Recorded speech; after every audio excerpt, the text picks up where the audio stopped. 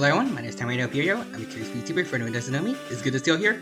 Hope you're all doing well, and welcome to the Pokémon Infinite Fusion stream of the week. Hello. Good to see you all here, and hope you're all doing well today. And I see right off the bat we got John Rice who redeemed first. Congrats on getting first, John Rice. Good to see ya. Hope you're doing well. And I see we also got... we got a lot of messages actually today. Nice. Let's see. Guanlong is here, yo. Hello there, Guanlong. Welcome. It's good to see you. Hope you're doing good, and hope you have a good time here at the Infinite Fusion stream. Same thing to Nixter. Chaos has returned. Indeed it has. And who knows what Chaos I will cause today? No. Looking forward to it though, and Guanlong also asked. Oh, that was John Rice. Yeah, also to Nixter too. Yeah, John did it. See, you guys might get it next time though. We'll see. John Rice already said that he did it, my bad. You see, Screaming Chicken is also here also. What's up? Hello there, Screaming Chicken. Welcome. Good to see ya. Hope you're doing good. And hope you have a good time here at the Infinite Fusion stream. Welcome. Hope you're doing well, and I hope that you enjoy your time here with us. Also, Nixer says, I am the bringer of chaos. This will be fun. I hope it will be. Okay, Guanlong too. John Rice says, so who are we training up today? Basically everyone. It's what I do normally when I'm streaming, well, when I'm training off stream. So far, the level cap I have for myself is level 70, so we might be here for a while. But yeah. And Guanlong says, hopefully, also Quadra is here, my bad. I can't talk today, but it's good to see you here, Quadra. Hope you're doing well, and I hope you have a good time here. And hello, Dino, I am here, that is good. And I've been cleaning for hours, I need a break. I'm sure you do. And I hope that all the cleaning is going well. John also says, we'll be playing Eye of the Tiger in the background. Heck yeah. Well, I mean, you will. I can't because copyright, I'm pretty sure. Also, Nixter says, that Horsey Electabuzz fusion just looks wrong. Wait, which one?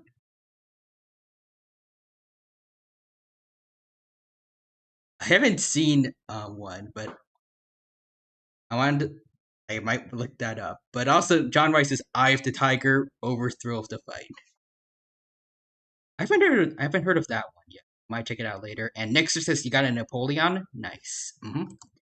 Thanks to Quadra, last stream, I discovered something called the Secret Garden, or I think. I don't know, but there were a lot of starters there and a Mew, which I got last time.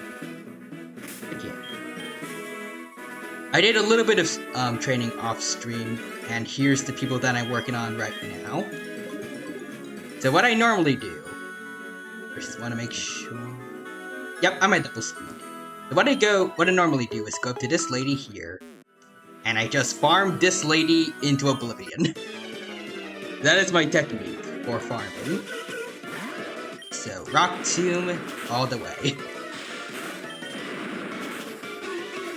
And I always have the super effective move on the Manazard up front, so literally all I have to do is just click enter, and I win.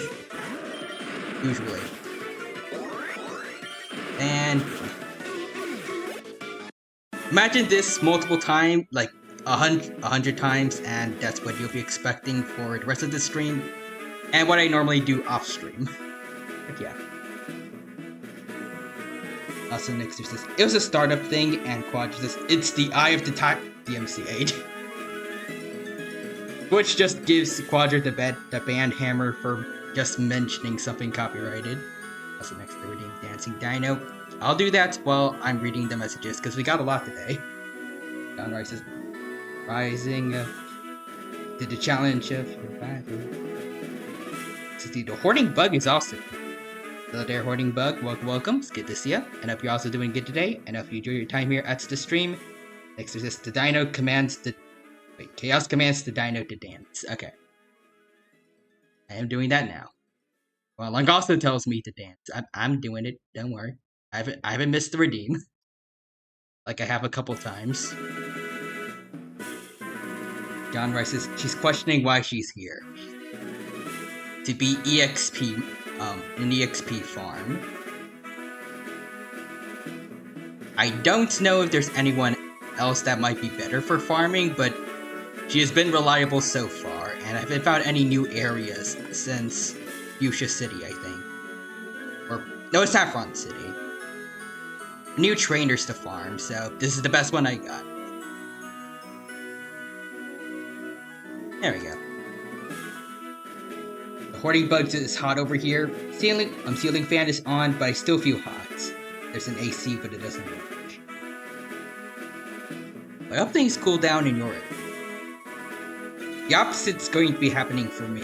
I think it's going to be warmer since spring is somewhat around the corner now. Reaching the end of February. Coming into March. Yeah. Also, Bonlux is because I didn't get first. Okay. They're demanding a dad joke from me. Alright, I can try. It's very early though, so I don't know if my brain can come up with one, but I'll try my best.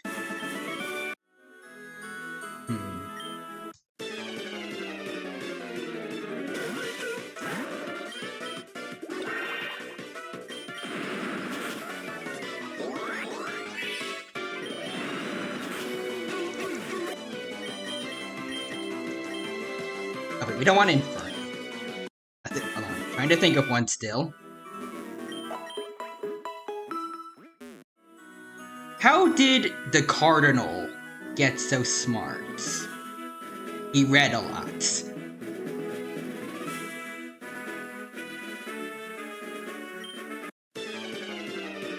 Get it? One likes his papa. There, see, someone gets it. Don't like the joke. It's funny because Cardinal saw a red bird, and I said read a lot.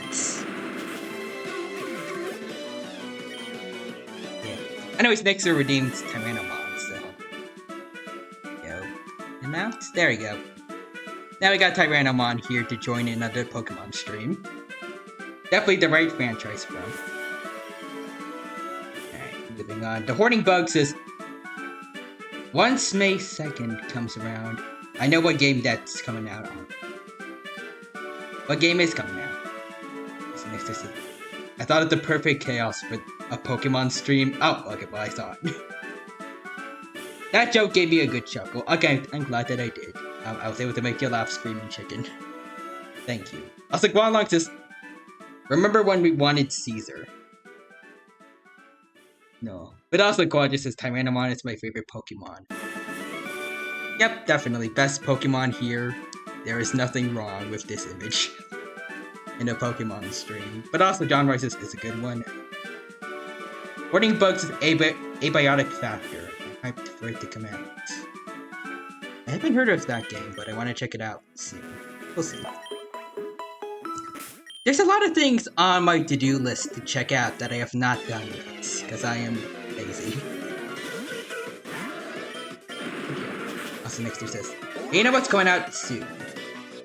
Princess Peach Showtime. I have not heard of that. I'll see what it is later on. Also, Guanlong redeemed Upside Down Deck, so hold on. And when we get Big O.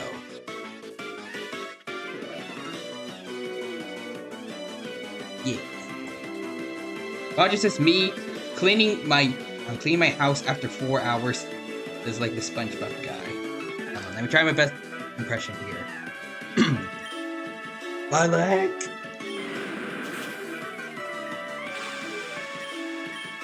That was terrible, but I tried. So next there's the Guanlong. I like how last stream I was here for every time someone did the upside down redeem. You flipped them back, and now you're the one flipping them. I think everyone just likes the upside down redeem for some reason. Very simplistic, but everyone seems to be a big fan of it.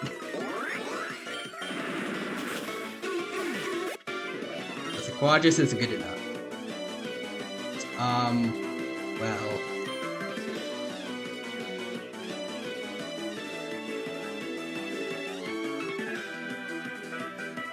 Well, while we're waiting on that, I still have messages to read. So, joke as Roger Smith says, Big O Showtime. I need the context for that later. But also, well, there's this. You should do upside down dino, but your hair as a beard and your balls. A true upside down dino. I don't like the idea of. Actually, maybe. Sounds cursed, but I might be able to do it. Oh, also wait. Quadrus mount. I discard Solar Beam. Got it. Wallong says I have 700 points, so you could do a lot with that. John White is from Joe called Big L. Not only do I think it's great, I think it's enough points to flip him. Well, also redeem the bread. Bread. There you go. John White says I have 45.2 points.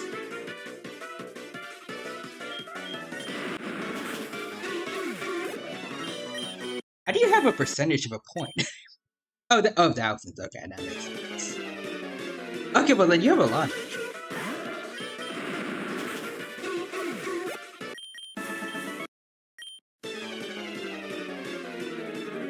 Maybe you can do something with them at some point within the stream. Who knows? Up to you. And Gualong says, get Ultimate Dino. Wait, can he do it? I think he might be able to. Oh yeah, he can do it twice.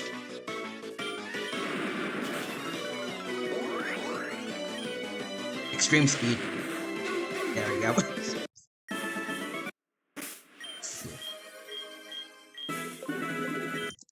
Just Lucario's getting close, and oh, there we go. Alright, now we just get through this. Should not take too long. And I'll get the redeem out for you guys. He has not been seen for a very long time. He shall now come out today.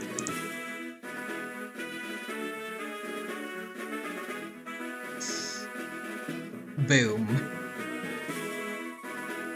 Behold, Ultimate Tyranno. He's a bit small, hold on. There we go. Yeah, now you guys can see him better. Kinda wonder if I should add, like, the Pokemon cap.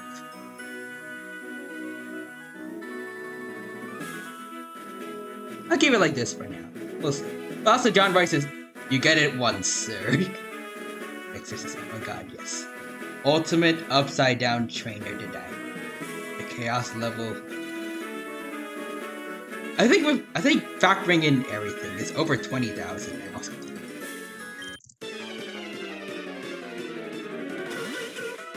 Also, the Hoarding Bug says sus. Very sus. But Gonlong says next up Mustache, but that's already part of the redeem, or like for the ultimate time now. It's kind of hard to see, but we got the yellow mustache underneath everything. Unless we can give Tyrannomon a mustache.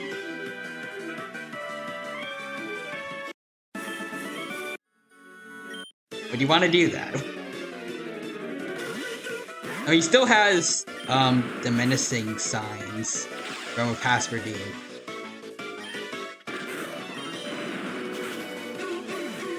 As Gualong said, okay. The next is still over 9,000, which is technically a mistranslation. Then technically, a lot of any number that's over 9,000 is also over 8,000, so not entirely wrong. But yeah, original line was over 8,000. I know because I watch a lot of random Dragon Ball trivia on YouTube, especially stuff from Carthew's Dojo. He's really good when it comes to, I guess, learning stuff about Dragon Ball.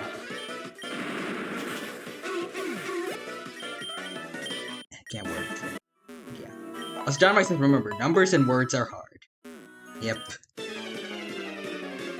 I've said it before, but I literally only speak English fluently, and I am still somehow bad at it. I don't know. Speaking is difficult for me. Like says, yeah, that's why I said technically.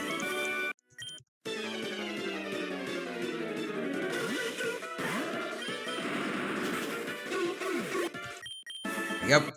We almost got like Ari up to level 70.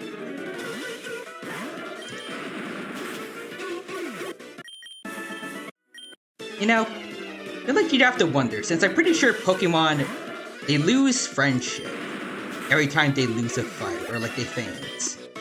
Which is the same thing, I don't know why I had to say that, but at this point, how low must this lady's Manazard's friendship be?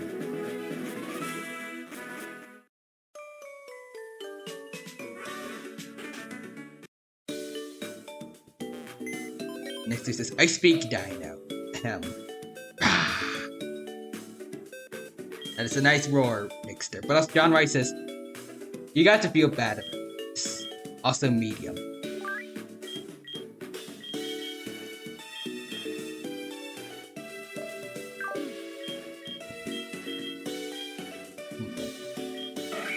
If anything, no, we have nothing good for you.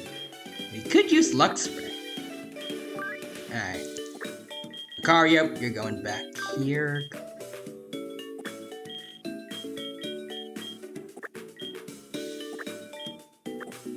Yep, okay, there we go. I tried to organize the boxes also, in case, after last stream. I don't know if it's the best, but... Oh, also wait, Quadra says, Dino be like, Dino Queen, bites the nuggets. Shows it to Lady. You've seen Dino Queen. Dino Queen has already touched the doorknob. Speaking of which, we really need to get back to doing JoJo watch-alongs. I don't know when was the last time I did that. But anyways, for box 1, we got all starters.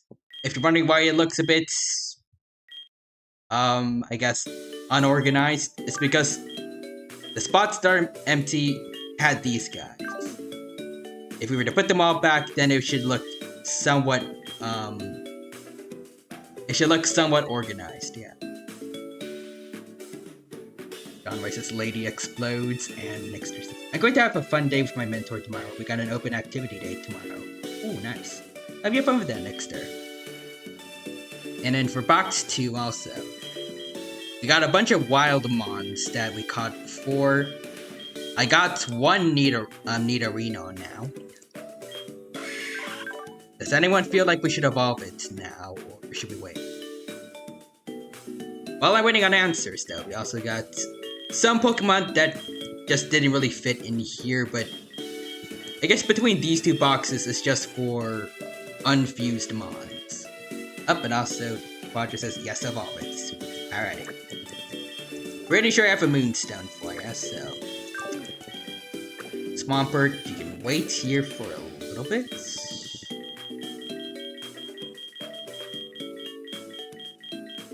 Yep, there we go. Moonstone. Nidorino. Bum, bum, bum, bum, bum, bum.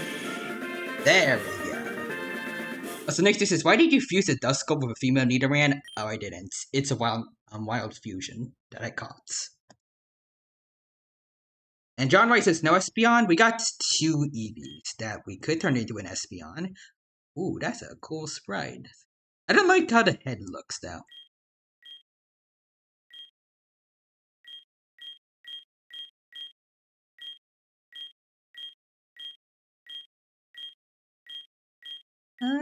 I think we'll just go with the Game Freak one. There we go. Now we got a Nido King. Boom. Yeah, all these ones up here are wild mons. And hold on. John Rice is Freddie Mercury. I don't know what that is, but also Quadris, one of them looks like he tripped. Hold on, I want to see that. Wait. I am bad at navigating. View Pokedex, sprites. I can kind of see it. Oh wait, no, this one definitely looks like he tripped. This one looks like... I think that's the one you were talking about. Also, missing more messages. I was just thinking, you know, What it would be funny if he asked us if he should evolve Nidorino, and then he didn't have a Moonstone anyways. That would be hilarious. I hype up everyone, I get ready to do it, and then I'm like, oh. I don't have the stone. Anyways, it would have been hilarious. Yep. Very embarrassing on my behalf. I'm glad I got plenty of them. As a quad, Charizard plus Nidoking is really cool. I think that's what we planned to have, eventually. Wait. We have Charizard and Nidoking right now. Do we do it? Roger says yes, 60. And John Rice says, lead singer of Queen. You're making me date myself now, sir. Do not make me date. What?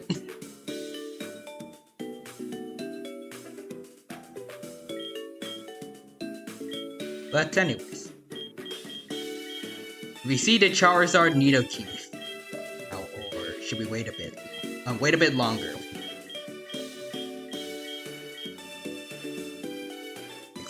Hey to John Rice, do you remember the hamster? The joke that Nidoking looks a bit like Freddy, and yes, okay. Let's fuse with the Super Splicers. I think they deserve it.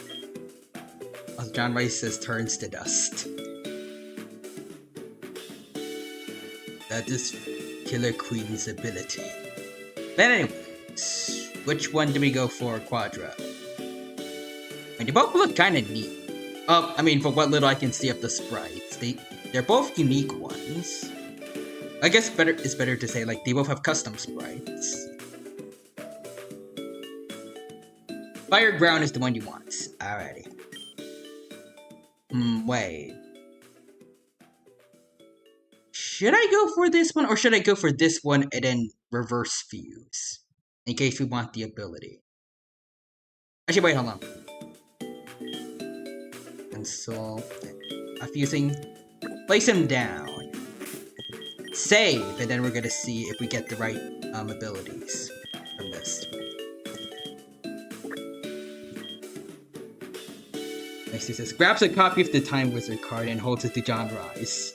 Time Roulette School. And he's restored it. I don't know what that's from. I want to assume Yu-Gi-Oh! Anyway. There we go. Oh! Actually, that looks kind of sick. Interesting. Alright, let's see what the others look like, if there are others. Oh! Ooh! Mega Charizard! That's inspiration. Okay, I like that.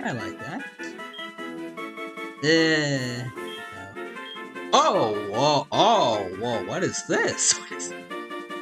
Ooh. I feel like this is a reference to something, but I don't know what. It looks like something out of, like, Monster Hunter. That looks neat. And, yeah, okay, nothing else compares. I'm taking this. Oh, wait, the joy is a reference to Monster. Oh, it is! Oh, nice. Also, anyways, back to some other messages that I missed. Nixter says, it is a Yu-Gi-Oh card. Also, lucky it worked. There's a 50-50 chance I would have been turned to dust instead.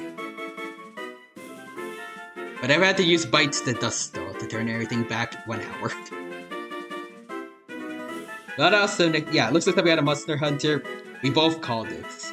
Watch this. Fun fact, that's your starter in Monster Hunter Stories. Oh, that's the game you showed me recently, the trailer for it. That's gonna be on Steam. Ooh. I gotta look forward to seeing this guy then. Maybe I should name it Char King as a reference, but anyways. Pokédex entry. Char King's thick tail packs enormous destructive power, capable of toppling a metal transmission tower. I mean, it's also on fire, so it can also do more to the tower than just that. It also breathes intense flames that can melt any material, and we actually have a Pokédex entry that doesn't stop halfway. Let's go. Just barely, I think. Any more and it will probably go out of the box again, but I'll take it. Okay, so let's see. We're definitely going with adamants and ability. I want to say poison points. What do you guys say, poison points or? Also, Real Human is also here. Hello, Dino. Hello there, Real Human. Welcome. Thank you for stopping by. It's good to see ya. Hope you're doing well, and hope you have a good time here at the Pokémon Infinite Fusion stream. Right now, we've just fused Charizard and Nidoking together. I'll show you what it looks like soon once we decide on an ability. Also, Nick's saying hi.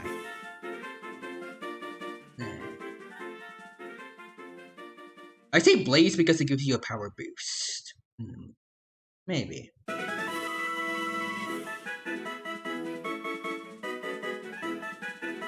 Depends on what moves are good.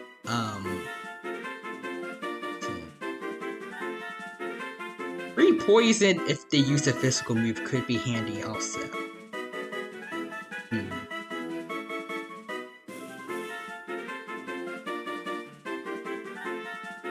Alright, Real Human saying wheels. Alright, well, I think I can go for that. So let's go into Chrome real quick. Also, next to redeem stretch. Alright, hold on.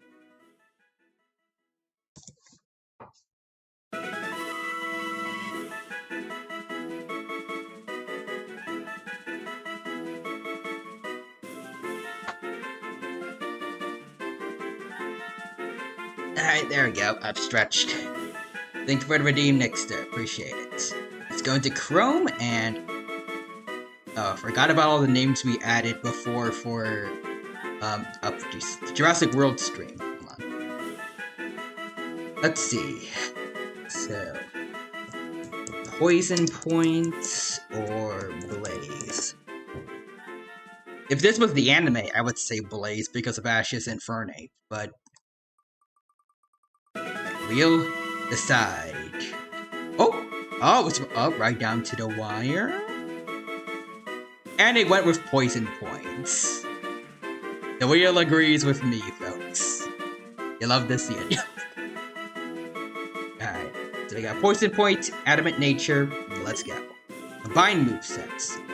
Flamethrower. I guess get rid of Horn Attack. Rock Tomb, we don't really need anymore. Plus, it's got a TM. But we have it as a TM. We can always give it back if we want it. So, we don't need Flame Burst when we got Flamethrower. Dragon Rage is kind of useless at this point. Also, the Chaos Knot you needed to get stretched. Thank you, Nixter. Oh, is that it? Okay. Yeah, here you go, Real Human. Here's what the Char King looks like, and... Oh! Apparently its special attack is better than physical. Okay. That's unfortunate, but... Even though it's not my style, I guess maybe we can make it like a mixed attacker? Maybe? Heck yeah. Anyways...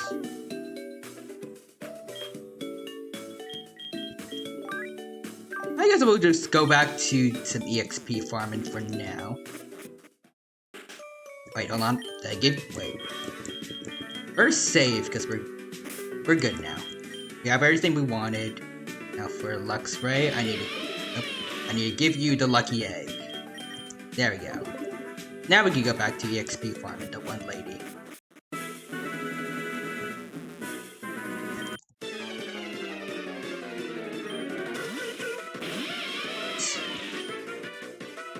Yeah, Thunder... Oh.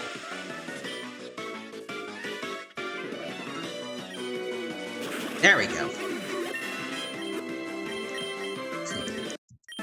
What's your speed at?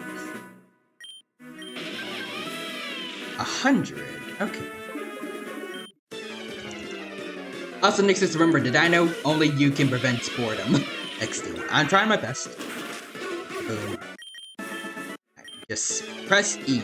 Well, just keep pressing enter. Just spam all the way. Come on. Always with the bounce.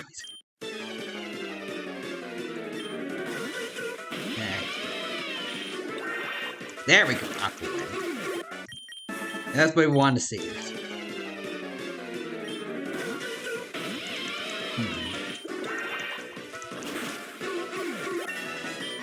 Does anyone have any good suggestions for Luxray to feud with? Because we had him on the team for quite a while as like half Gardevoir. But then we defused him. I kind of want to give him on the fusion again.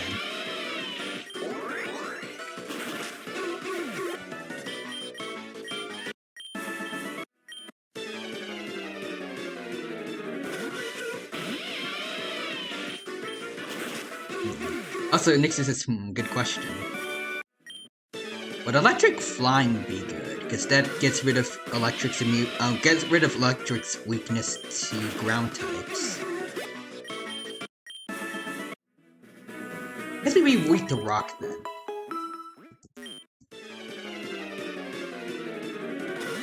I guess that would make us basically a Zapdos, kind of. It's electric flying. Ooh, wild charge.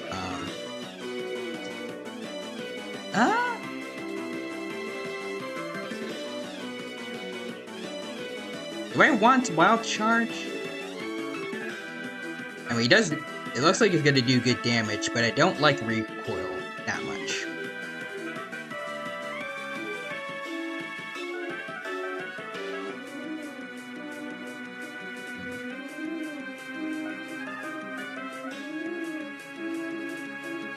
Could get rid of Crunch, maybe?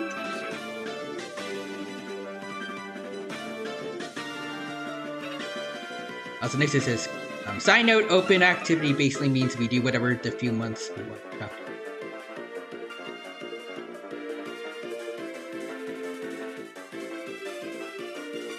I guess I'll get rid of Crunch. I don't know if that's the best idea. I want to keep Swagger because they, you know, just in case I want to, I guess, mess around with the enemies, confuse them a bit. That's the next to redeem Hydrate, thank you. Hydrate while pressing enter, so I can still keep farming.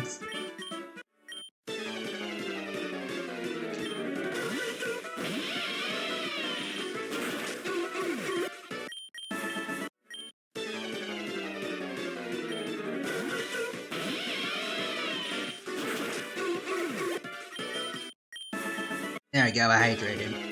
Thank you for the redeem, Nexter. Also, you said, I was supposed to say the last few months. Let's see. Side notes, open activity basically means we do whatever.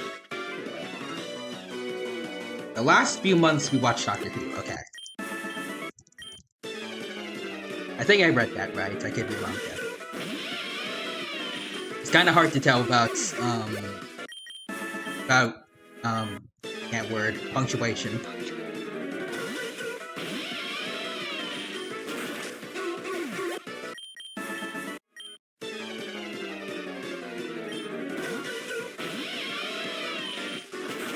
Thunder Thing? Thunder Fan.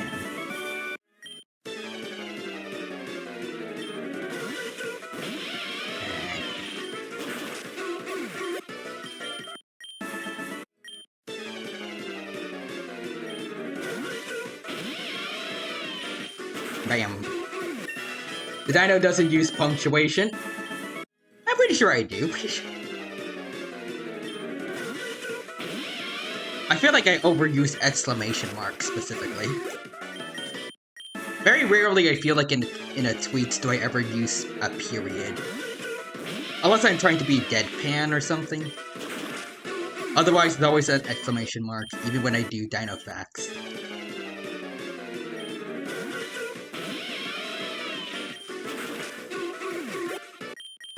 Oh, wait, my bad. I read that. That says the chaos, not the dino. My bad. I can't read, in spite of being an English major. My bad. Yeah, the chaos doesn't use punctuation.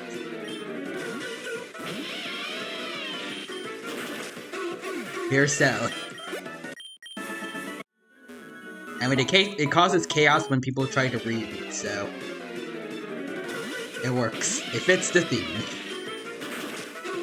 Also, Quadri says, I mean, I'm a psych major and I can't read either. Fair enough. let alone type well.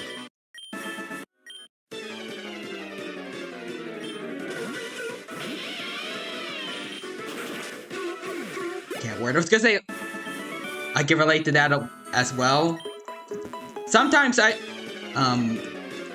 would take forever to write to write a text to someone, and it's only a few sentences long, but I'm just double checking to make sure I didn't make any spelling mistakes. Plus, sometimes I also go on long rants, so I just send them a paragraph that I would hope to God actually was coherent. Ooh, electric terrain. No longer fall asleep? I don't know if that's necessarily that good. So next it says, you need a new tutor to Dino. I don't even have a tutor.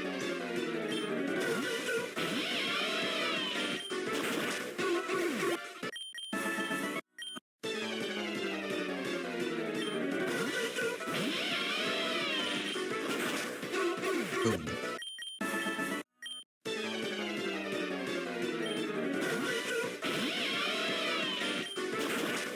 Oh, that's a joke, XD. You know, maybe I should get maybe I should get my own, can't word. I should get a tutor, maybe, one day. Gonna cut into, time I have for content creation now, so I don't know.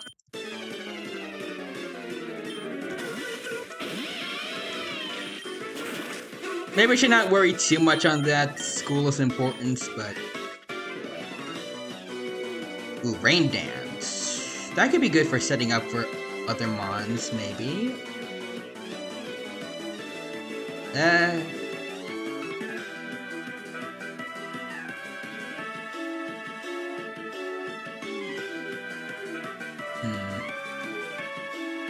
Do you guys say Rain Dance is worth it or not?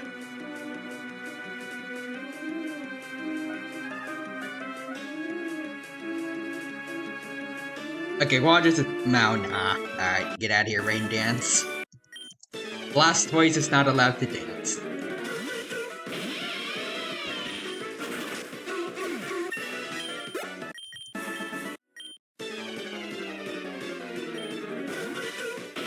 Nice. Another Thunderfang. There we go. It's cathartic being this strong. Oh, okay, never mind. You're also kind of dumb, Luxray. Miss that, and also let them use bounce. Also next to the Chaos sends the dino something adorable on Twitter. Ooh. I'll check it out later. Actually, I could look at it right now. Give me a sec. I just don't want to be too distracted from the farming because we got a lot to do today. But oh, I see it. That's from Dinosaur King. Love that show as a kid.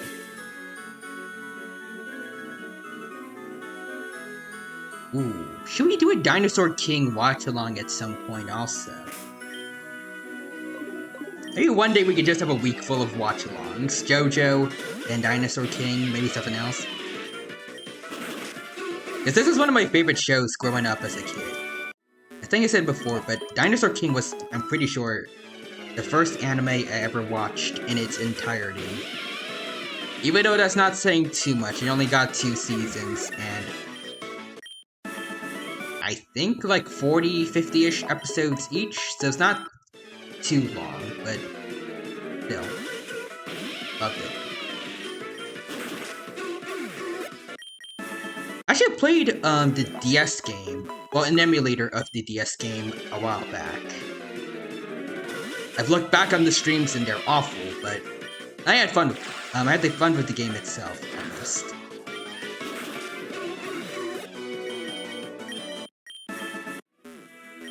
Also, next to says definitely Dino Slash.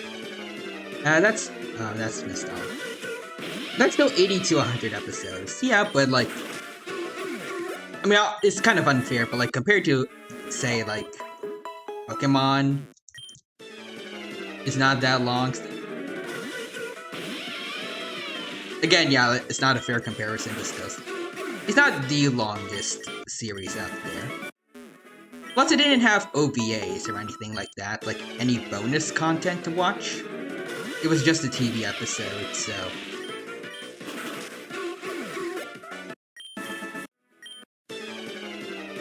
So John Rice says, how was everything while I was dust? Things have been going well. We used a Charizard and a Nidoking, if you want to see that. Also, Mixer says, you missed more chaos. And also, John Rice's One Piece is aiming for that. Speaking of Pokemon, Pokemon Horizon starts this weekend here on regular TV. Ooh. Actually, while we're talking about Pokemon, isn't Pokemon Day coming up soon? I think tomorrow might be Pokemon Day, right?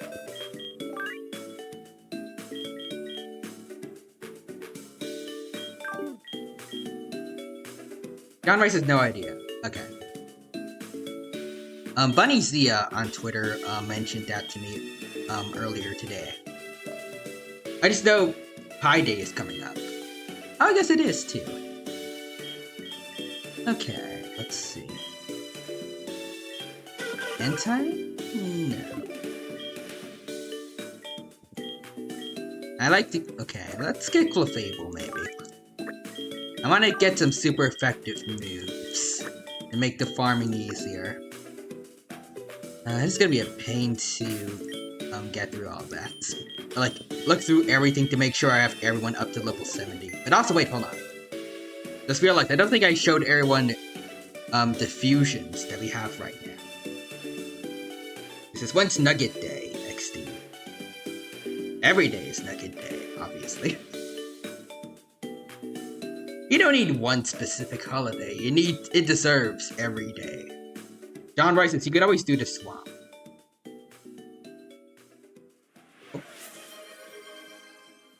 Oh, well, we got a Persona reference here now. Every day is great at your Junes. There. I hope you are happy, John Rice. Oh jeez, well now that I think about it. How long has it been since we played Persona 3 Golden? You get back to that one. Also, John Rice says they serve the nuggets at Junes. Me looking at evil Walmarts, just like perhaps I treated you too harshly. Anyways, what a fusions? And Quadra says maybe like 2 weeks. Okay, yeah, I mean, compared to some other games, that's probably not too long, but still, I'm gonna go back to it soon. It's been a hot second since I played it, at least. Anyways, for anyone who hasn't been here during the last few streams, or I think there's a few new additions also. We got Great Days, the Bibarel Gyarados, Aggron Bastodion here for this fella. I want to see him in action soon. We got the Mega Aggron, aka a double fusion. We got Mega Gyarados here, Yanmega, and Gliscor. The only Godzilla-related fusion I have currently. I'm proud of them. Also, Guardians, speaking of Persona, I can't believe I'm almost done with P3. I was gonna say, like, that does sound insane, but knowing you've probably played the game a lot. So, reaching the end game already kind of seems plausible. Also, next to redeem the bread, so... Bread. There you go. We also got, the fusion for Real Human here. Oh, wait, that's too far. Caesar Salad here. The Salamence Galaxy.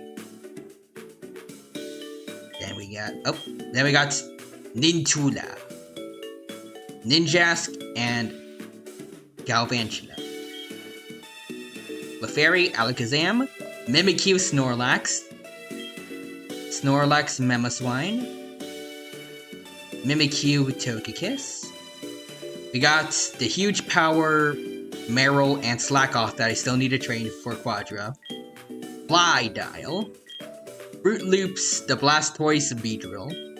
Arlos, the Sandslash Tyranitar. I don't know that name, but it's a Golurk and Rampardos fusion. Cornflake, who I love here, who I think is Shedinja and Amistar. He looks so... Quadra called him high earlier, I think last stream.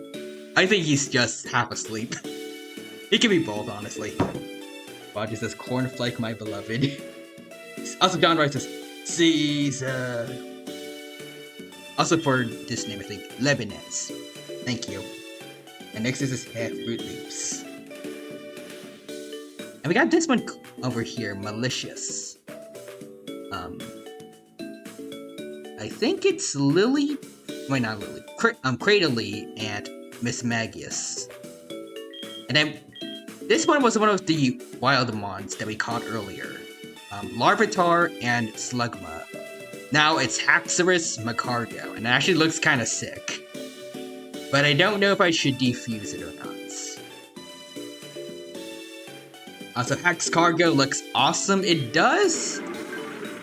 Its stats are not the worst, but I feel like we could probably do better with like Haxorus and Macargo also. Like I feel like they could do better than each other. Maybe. It's up to you guys. Do you think we should defuse them or?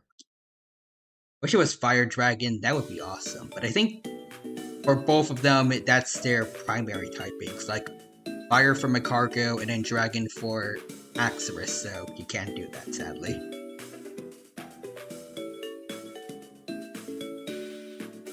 It is what it is, though. We also got this cool fella here. Spiritomb, and Shedinja. And we got the main cast here. Crocodrum, Sam, or Firefly, Gardevoir, Master Sword, the Aegislash Gardevoir Fusion, Double Donphan Elmer, and the Pillarman, aka a Champs and a Diglets. Oh, Doug Trio, my bad. Plus, we also have over here in box 5, the box of shame, basically. With this fella here, Nevada, Fido, and enemy stand user. He has very much fallen from grace from when I first gave him his name. So he belongs here now. But yeah. Anyways, let's get back to farming. Yeah, okay. Okay, we'll just make sure. Yep, you have the lucky egg. Okay, we're good. And Nexter said earlier, you know what's funny about Master Sword? Fairy types are weak to steel type attacks. I think. Actually, no, I was gonna say. Maybe that was why we did it, but no. I think Quadra anticipated we would get that Sprite, which looks sick, by the way. I guess that's a funny coincidence, because I'm pretty sure that does negate the steel type weakness. I'm pretty sure steel, like, resists itself, but I'm not sure. Anyways. Life Able, Thunderbolt him. So, hold on. I need to rearrange the moveset real quick, make it a little easier for me.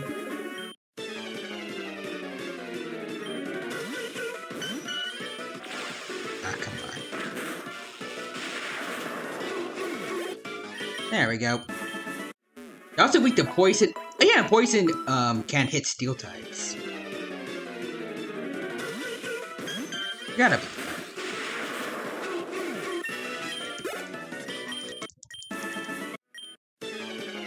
And I forgot if it's.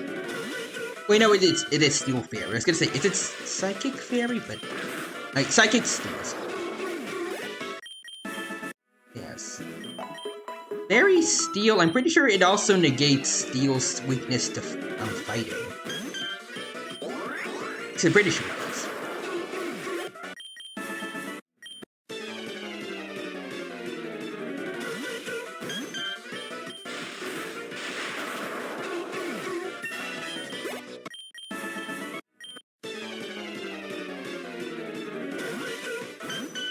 What is it weak to, actually?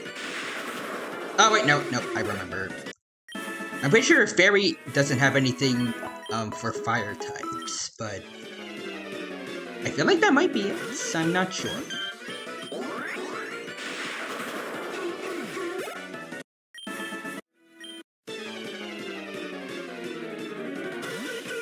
I guess ground types also. Since Steel's weak to ground, and Fairy doesn't have anything to persist ground. Oh, remember. Bounce again. Dawnrise is fighting lady. Why? Why am I here? Just to suffer. Reunites. Forgot the rest of the lines for that, but... Ma'am, you are here to make my mon stronger. I mean, she does say herself, do you want to fight me again? She wants this.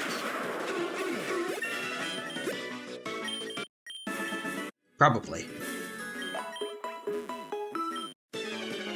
Unless the devs are blackmailing her to say this.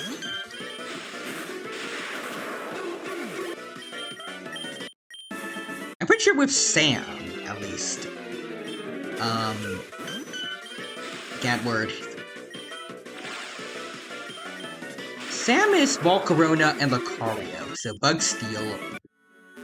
I'm pretty sure with her, it is only fire that she is weak to, right? Like Scizor? I think Quadra said that. Is that the only weakness that they have?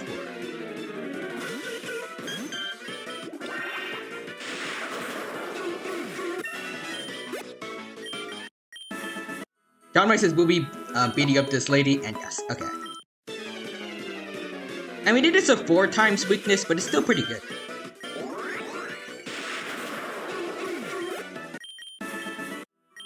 I do have a bad habit of not switching her out when I see a fire type. I get into the zone of using Quiver Dance, and then she's dead.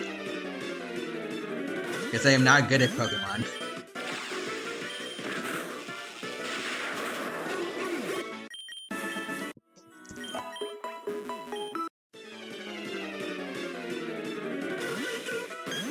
I understand I'm getting better at, like, setting up, at least.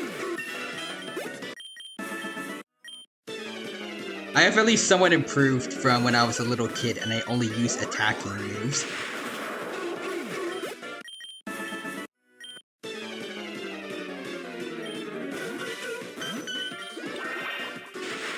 Oh. Actually, speaking of... I'm pretty sure the Haxorus Macargo Fusion does have Dragon Dance now. So, maybe, like, I was gonna say, I kind of really want to defuse those two now, because Haxorus with something else, with Dragon Dance, sounds like it's gonna be a lot of fun. We do have 2 Dinos, so we could get a Hydreigon and a Haxorus Fusion. Like 2 pseudo-legendaries, I'm pretty sure. I feel like that's gonna be good.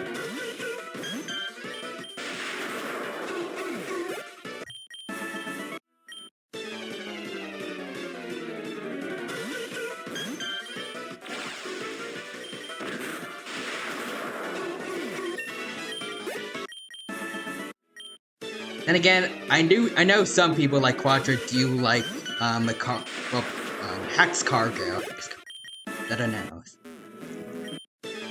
I don't like the sprite does look neat, but the mon itself, I feel like could be better made.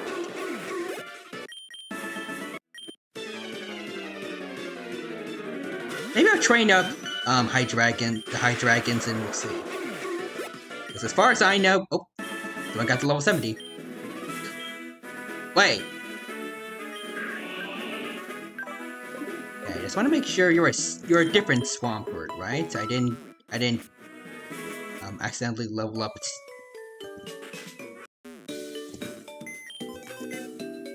Make sure I didn't level you up too much. Oh, wait. Hold on.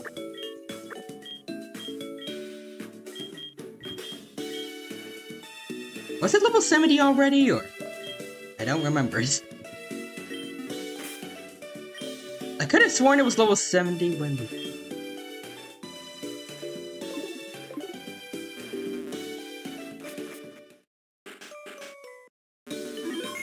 Okay, never mind. Just hit it. Wait, John Rice just hit it, I believe. Alright. Anyways, we got an empty slot now, so let's get one of the Dinos out. Naive. Or quirky. Okay, those natures are not good.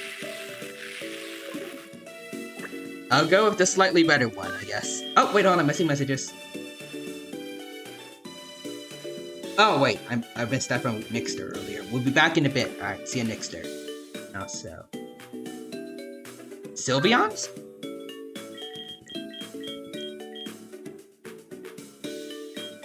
Actually, wait, how do we get Sylveon in this game? There's a lot of evolution methods they're replaced with something else in this game. I don't know if what you need for Sylveon is available like in the normal games. John Rice's friendship. I'm pretty sure we have their friendship maxed out. Maybe. I mean, I haven't accidentally evolved them into Umbreon or Espeon, and in this game, at least, what you need for them to evolve is a Sunstone or a Moonstone, respectively. It's a little different in this game. Ultimate friendship. But also, Screaming Chicken is here. Gotta go, have a nice stream. Alright. See you then, Screaming Chicken. Thank you for stopping by. It was good to see you here. Have a good rest of your day, and bye for now. Alright. Let's go farm this lady again. Thunderbolt. Thunderbolts. Love me a bunch of Thunderbolts. You don't need one.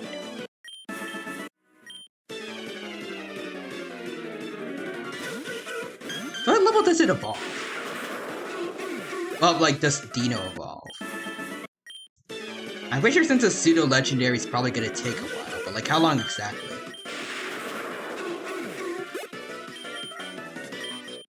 I'd imagine maybe like level 50 we're gonna get Hydreigon, but possibly later. I forgot the exact details, even though it's one of my favorite pseudos.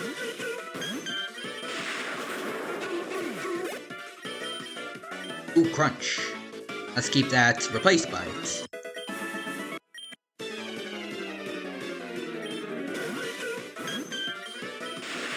Boom. Nice. Heal up. We got Clefairy. Wait, not Clefairy. Clefable. To level 70 now. Up. Come on. Remove the egg. Who do we want next?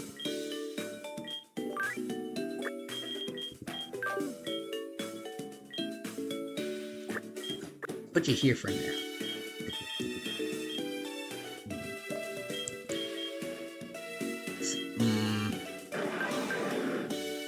They're pretty fast.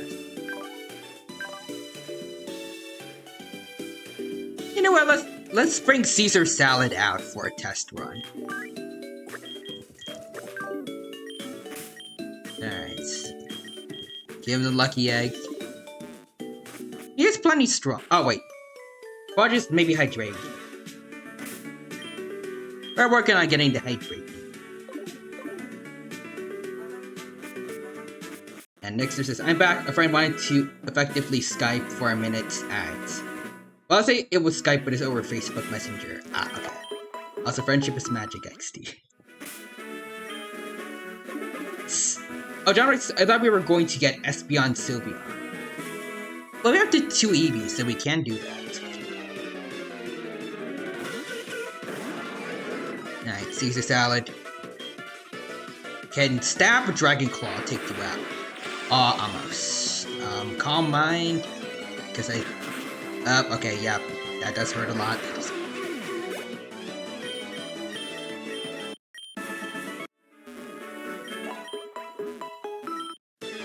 To look up their evolution methods for this game, at least. Alright, come on, Caesar salad, you got this. Oh, there we go. Slam. That's horrible accuracy. Yeah, no, do not go for slam. And Nick says, long story short, behind that joke, friend and I have been writing stories together for a while, and I was really bored, so. Okay. Oh. Punch him. Then we got to binge My Little Pony Friendship's Magic. I think I got a friend once to. I had a friend once that wanted me to watch it. I said nah.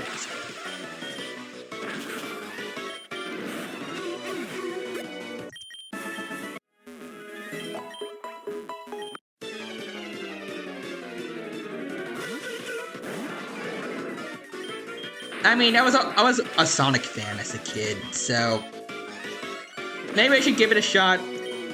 It cannot be worse than anything I saw in the Sonic fan base. And next, it was a good show with a few exceptions in some episodes. Alright.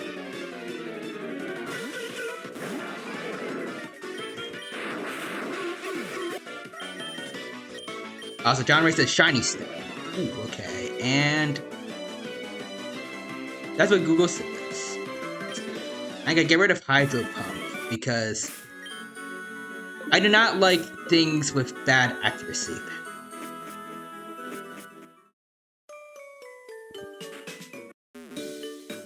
Unless there's some kind of workaround, like thunder being better in rain. Anyways, hold on. Dodrio, there you are, buddy. I'm gonna need to borrow you for a bit. Empoleon, you can go wait in the box. I will be right back.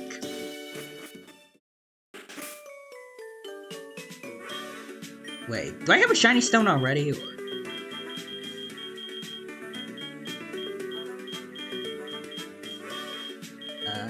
let me check. I have the Sunstone for Espeon.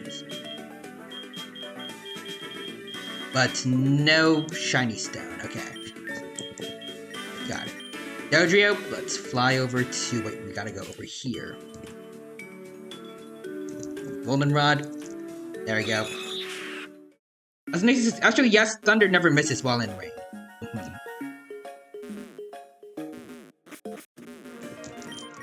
Boom. Oh.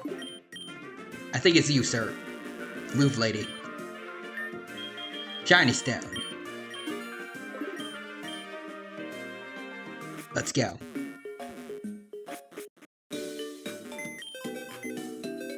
Alright. So they got the two EVs. Let's see. Adamant Nature, I don't know if that's going to be necessarily the best for this, but... Probably gotta go for Adamant over Relaxed Nature.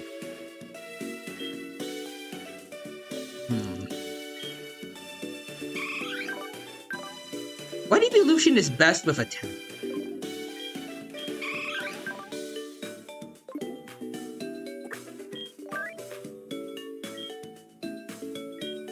Let's see, I'm gonna put the Dino in for a bit. And John Rice has no idea. Okay. Actually, hold on. EV. Okay, no, I was gonna say, special defense is, I'm pretty sure, is Espeon's strong suit, so this works anyways, but no. Oh well. Let's get our Sylveon, though. Oh, yep, I can see from the sprite. There we go. Aw. What sprites do we get for you? Show us, or... Okay, there we go.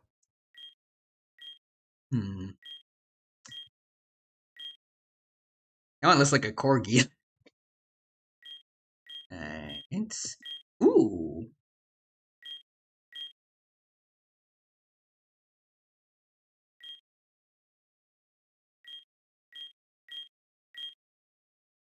I think I like this one with it sitting down. There we go. Ooh, Fairy Wind. Let's get rid of Quick Attack, I guess. There we go. Let's see what are your stats like, Sylveon. Oh, your special attack is pretty good. Okay. Also, John has no idea. And yeah. Oh, wait. Hold on. I got a move for you. Draining Kiss. Let's go. Oh, you can't learn Draining Kiss. Okay, my bad. Play Rough? Also, no. Okay, then. Alright. I got this Eevee left, but we want to make use of the animate nature, I'm pretty sure. Also, next is Sylveon. I am awesome and you will love me. I already love every evolution. They're adorable.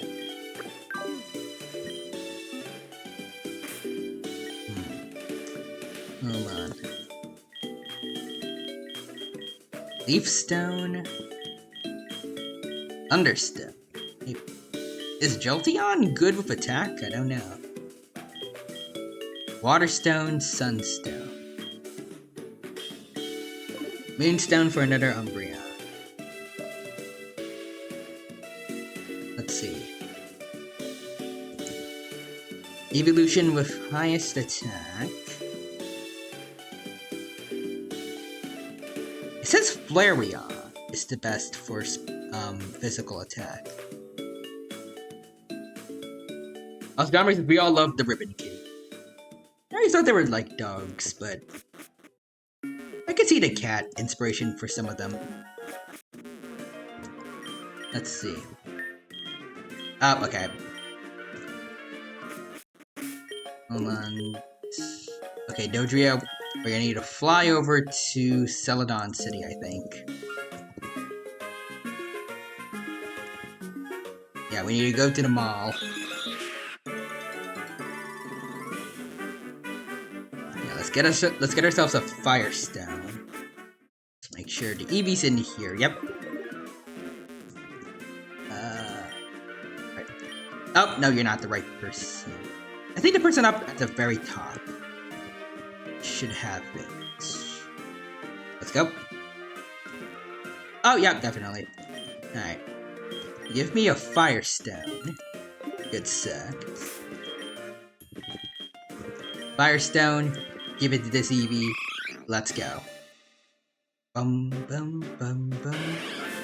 There we go. Nice standard sprite. And this one looks like an Eevee.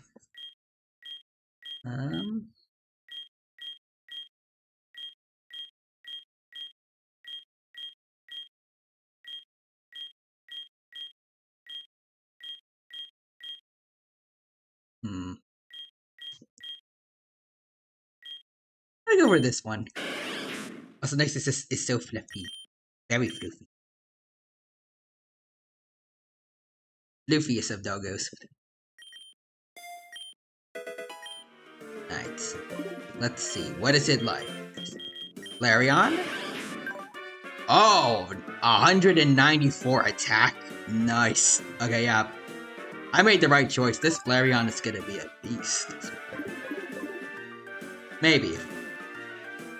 If we fuse it with the right thing. Alright, let's go. And next is Flareon is like my favorite Eevee. That's cool. I think I mentioned this before. When I was a kid, I loved Umbreon. Mainly for the design, but then when I got older and I learned about Pokemon in terms of gameplay, I think it's best in special defense, which I am not a big fan of. I am all about the attack and power.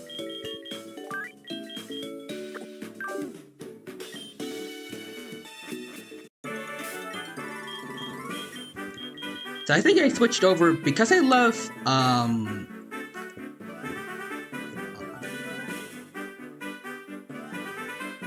Fuchsia City, I think.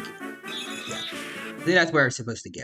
But, oh yeah, this is it. I was gonna say, because I like special attackers more, I then switched from Umbreon to Glaceon. But then, I think, not Espeon, Sylveon came out, loved that one's design a lot.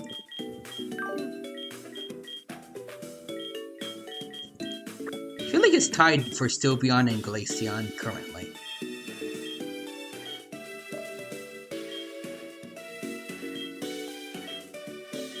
Let's see, I think, yeah, Empoleon, you need to come back.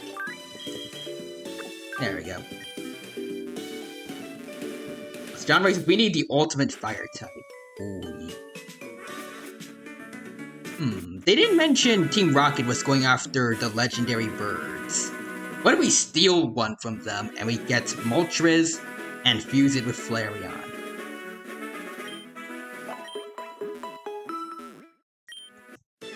That could be fun. But also next there's this fun fact, Umbreon's rings glow in the dark. I saw that a lot in the anime, and I always thought that was so cool every time that they made use of that.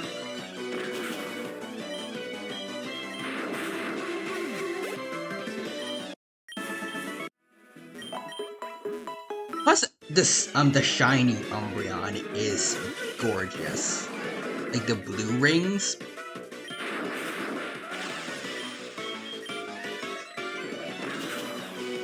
Also, funny thing about the rings, or I don't know if it's the rings necessarily, but like Umbreon itself.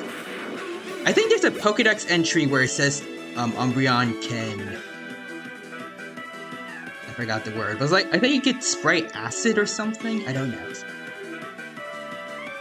Ooh, but we got Dragon Pulse for, Dino.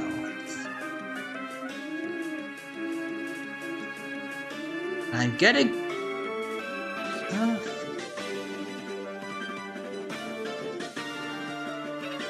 I want to get rid of Focus Energy in case I want to be able to paralyze someone or use more damage between Dragon Breath and Dragon Pulse.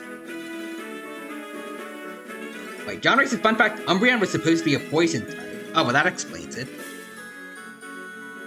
What I said earlier. It was spraying acid, right? Or let me look it up.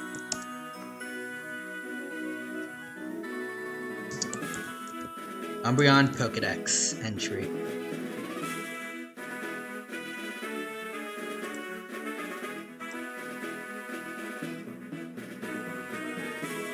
Yep, found it in the game data, or...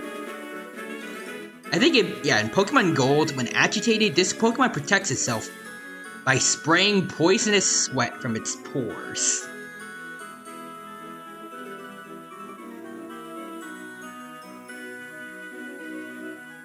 I don't know what pores they're talking about, but... Oh yeah, also Pokemon Sun says when this Pokemon becomes angry, its pores secrete a poisonous sweat, which it sprays at the opponent's eyes.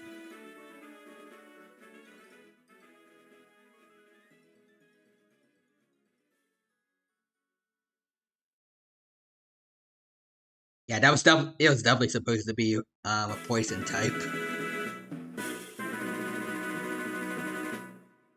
I kind of prefer it now as a dark type. Next is so I can make an actual poison type eventually, can it?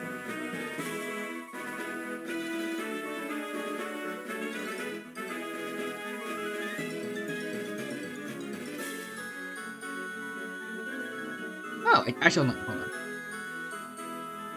I see in the Bulbapedia trivia, apparently it was a poison type in the demo for Gold and Silver. That's interesting. Then they changed it, I guess.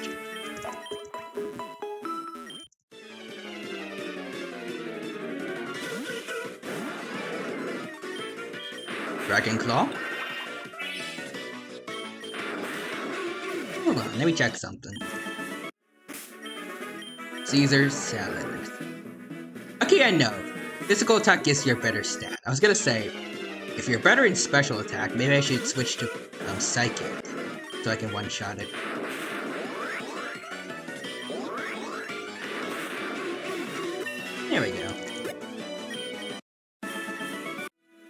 I mean, it gets close. I think just a couple more level ups and we can one-shot.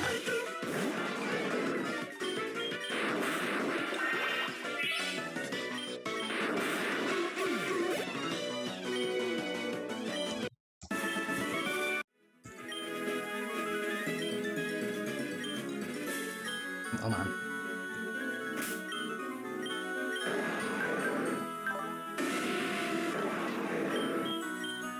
There we go. That can help with training a bit.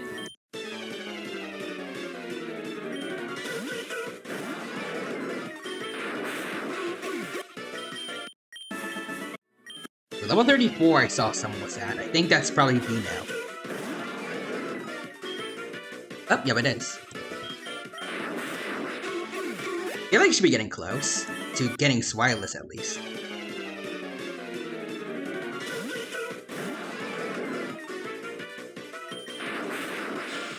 Ooh, almost one shot. Hold on.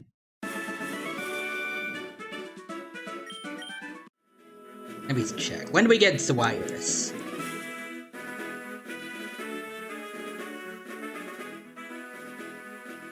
Oh. Okay, so I was wrong. I anticipated we would get Hydreigon at level 50, but no, that's when we had Swilus. We get Hydreigon at level 64.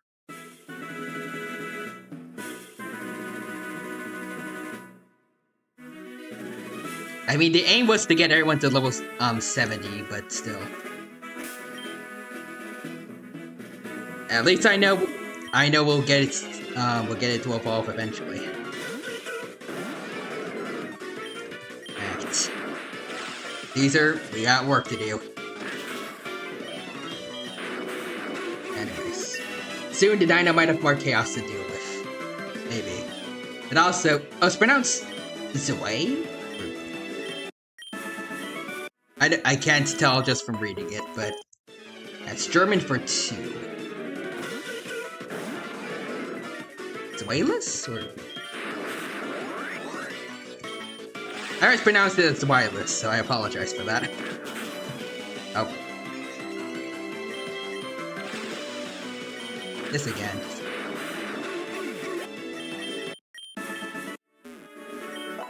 Yeah. That Pokemon's name is 1, 2, and...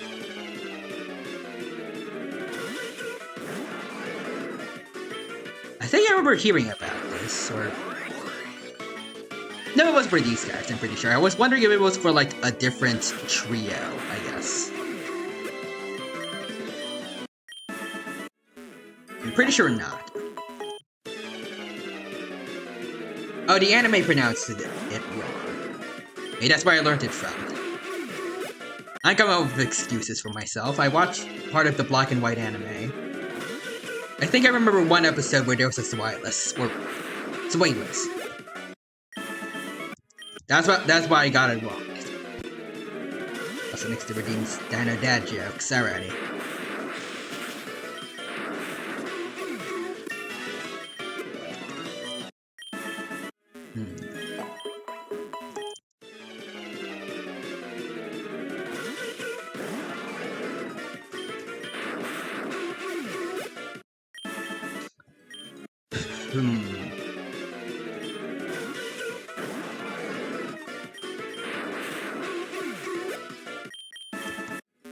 What's Godzilla's favorite song?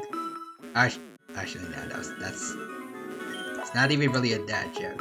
It's just dumb. It's just my bad. Ignore that. I'm coming up with another one.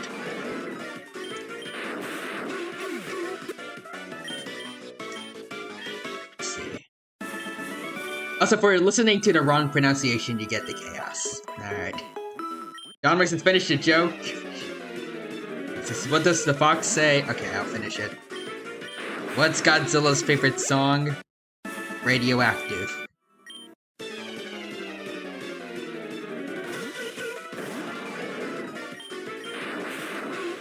John Rice is nice. Okay. I mean, maybe for a dad joke it works. I was gonna say, like, most dad jokes are supposed to be puns, but... It might be a joke that a dad would say, maybe. Potentially. You guys were the ones that made me finish it, if you don't like it. You got only yourselves to blame.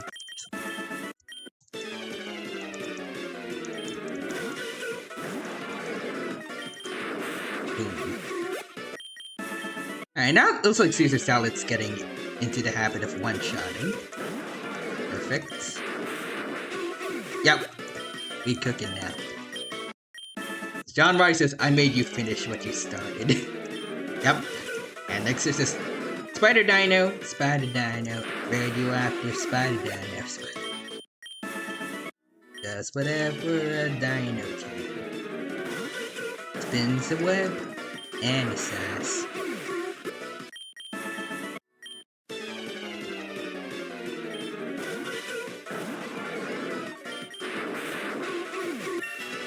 There we go.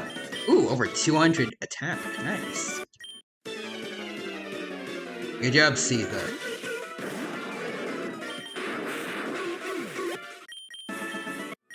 After Caesar, I think I'm gonna try to give the Agron and Bastodion fusion a try.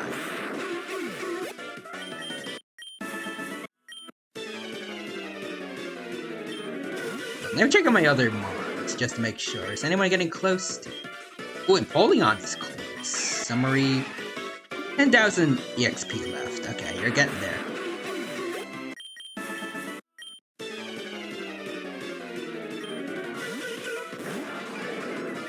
You know what to do, Caesar.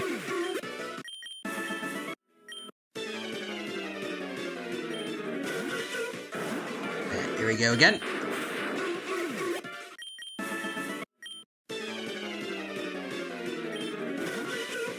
So yeah, in case anyone's wondering how I'm able to get every Pokemon leveled up, like during off-stream farming. This is how.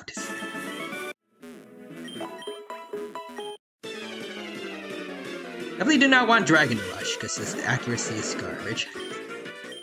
Dragon Claw again.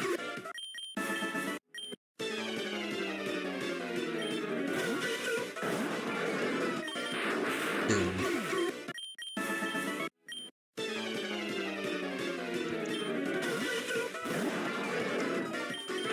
Boom. I feel like I'm starting to run out of things to talk about. I want to fix that.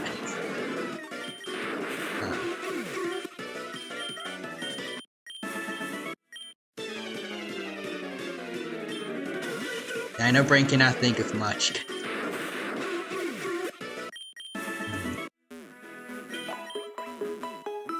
What random things does anyone want to talk about today? While we're doing this. You know, just do a bit of small talk while we're wiping the floor with this lady's Pokemon. Over and over again.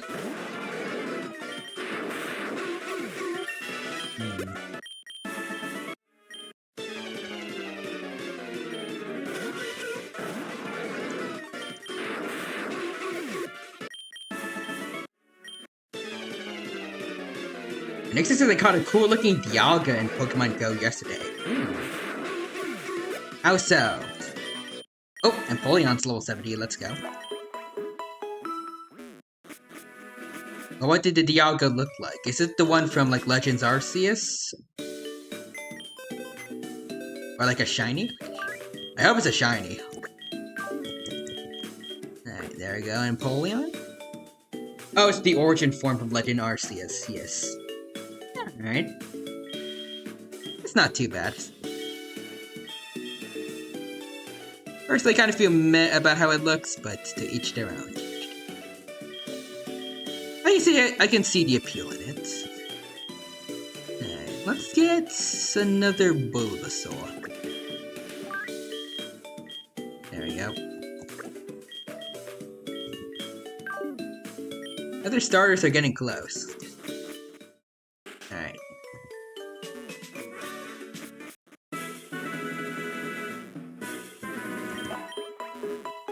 I think someone I'm friends with on Pokemon Go has a shiny origin form, though. Also, I feel like I've made this joke before, but I'll say it again. I feel like at this rate, Pokemon Go is going to have all the Pokemon before, or like all the current Pokemon before any main series Pokemon game does.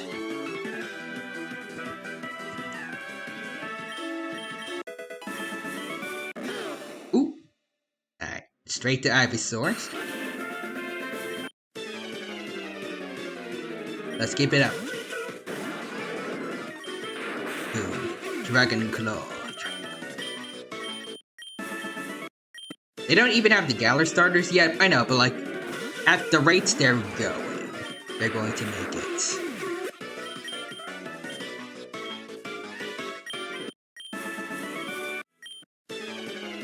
So next is, yeah, for some reason they skipped a lot of Galar and went to Paldea. That's weird.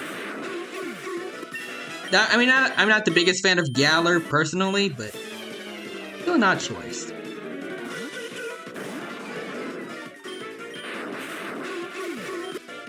But still, like, it's better than the current main series games, which, I mean, maybe things have changed with Scarlet and Violet, but the National Dex, as far as I know, it's still cut quite a bit.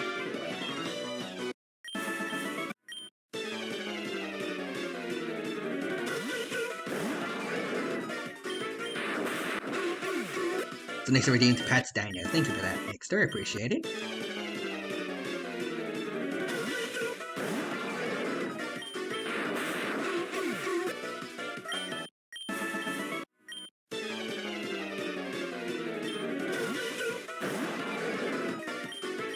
I guess we got... I forgot. I don't know the name of it, but I think there was like a recent DLC that added some Pokemon from Unova or something. I don't know the exact details. I guess that's something.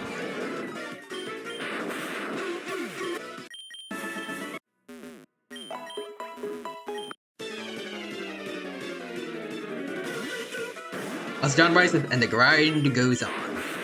Indeed it does. Almost over for Caesar though. Oh, we got Venusaur. Petal Dance. Let's get rid of Razor Leaf for that. Let's see. Do you have the right nature for that? I mean, you don't have one that lowers special attack, so might as well. Next. Last Farm and Caesar Salad has reached the goal. Take the lucky egg. Venusaur used Tickle on the... Oh no, my attack has been lowered.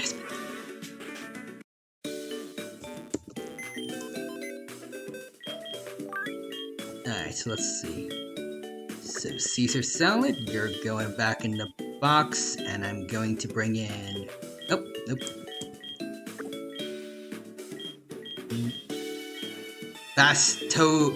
Bastiogron. There we go. To get you your lucky egg also. And now you check your summary. Okay, very slow but decent attack. Okay, hold on.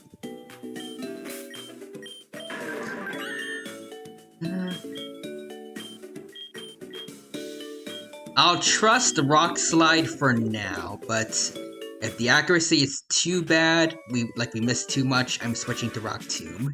At least for me, it's more reliable. So I legit forgot that's what that attack did. I was trying to make you laugh. Thanks, Steve. You laughed, now whatever that was. Oh, okay. Come on. In that case, I guess my attack is fine. It did not get lowered.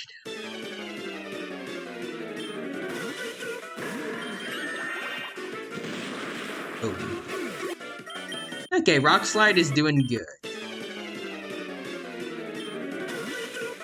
I thought it was going to be missing a lot, but... Oh, okay, we flinch. I won't count that against it, so...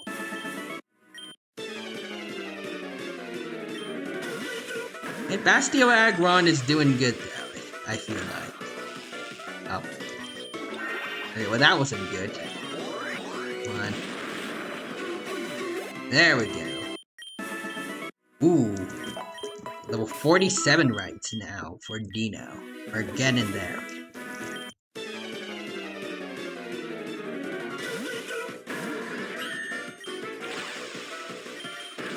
Ow. I just healed you and you're paralyzed again. Alright.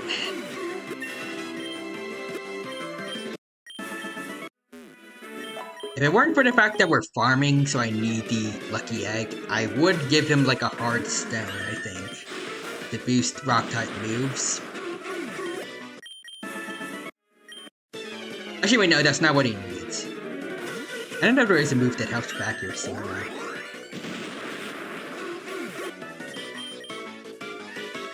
Oh, double edge, we do not need that.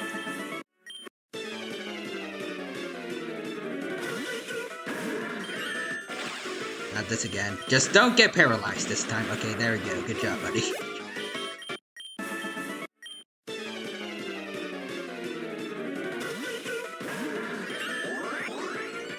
Oh, missed again. There we go.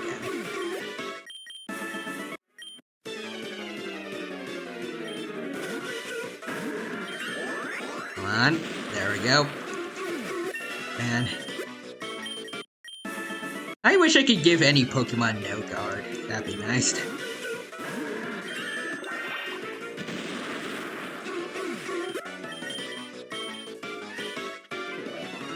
Body Slam.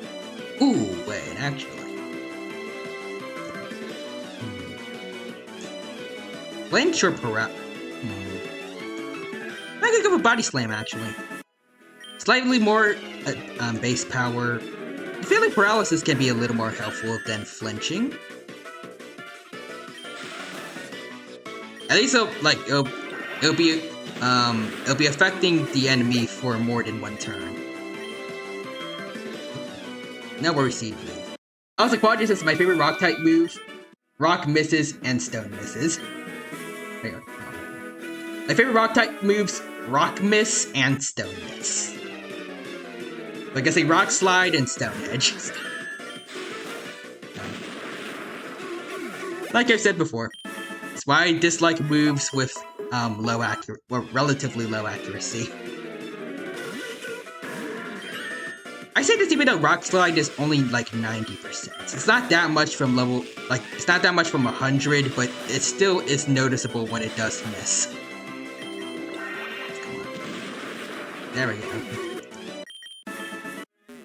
Focus Miss is another favorite of mine. I think Focus Blast. Focus Punch, I forgot what it's like, but...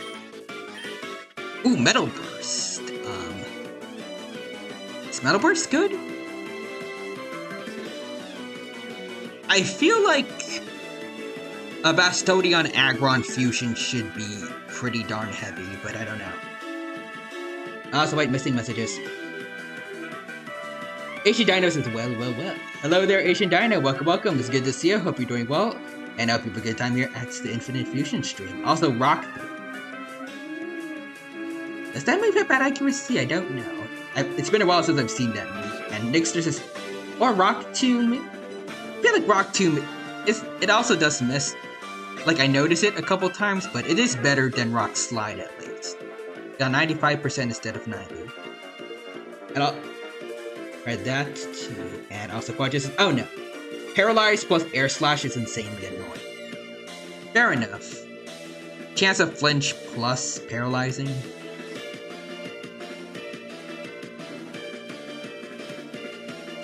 Actually, speaking of flinching,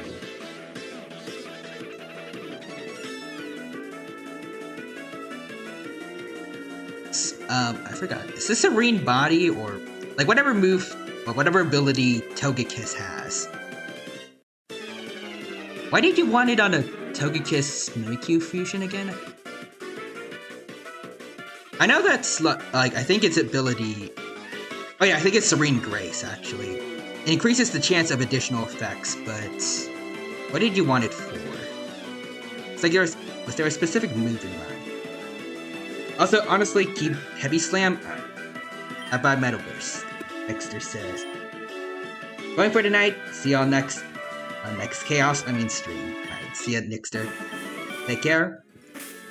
Hope you had a good time, and see you next time. Ooh, Typhlosion is getting close. Also, Asian Dino says, wait, was that a Dino? Yes, it is. At level 48 too, so it's on its way to becoming a Swateless, I think. That's literally me. E. Well, sort of. I think the E and I are in different places for your names, but basically the same, yeah.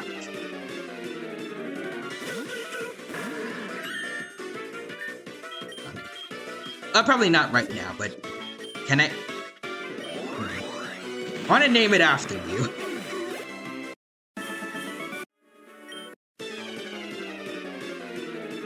Here we go. Oh, wait, I just realized I could have done it just now. My bad. Rock Slide? Ooh, 49, okay. Rename. There you go. Now it really has your name, Asian Dino Friend. Enjoy. Alright, hold on. I want to go back and check the Toga Mimikyu. Hold on. Serene Grace. Yeah, boosts likelihood of added effects appearing. Oh, wait. If that applies to Ancient Power, okay. That could be it. I think there's probably other moves too that was Air Slash. Actually, in general, these moves are actually good with Serene Grace. Yeah, Serene Grace applies to everything. Okay. I was wondering if there was a specific move you had in mind, like how I think for the what's his name? For the Breloom, you wanted Spore and Prankster, I think. Which I have, by the way. I raised the second Breloom who has Spore this time. We can make the fusion you want. In due time. Actually, wait, I can do it right now. Hold on. Wait, missing messages. I'll set. Let's see. Just with Asian Dino on a Dino is perfect. Let's go. Rex emotes. And Eldritch's Pokemon already has a rocky ethical situation. Now they're splicing Pokemon together. This is some grim dark. I'm having fun with it though. I don't care about the morality. It's good to see you here, Eldritch. Hope you're doing well, and I hope you have a good time here with us. Alright, so now we are. I did get the right one to level 70. Yep, we got Spore. And if we use the Super Splicers, doesn't matter that Whimsicott's is level 60, it'll be level 70 because it'll go to the stronger level, I think. It's not gonna average out. We can do it right now. Also, just yeah. Even Flamethrower with a 30 chance burn instead of 15. Oh, that is sick. Actually, Dino says that ability is actually great. Yeah. Breloom, Whimsicott, Prankster, and Spore. Well, we got that. Oh, wait.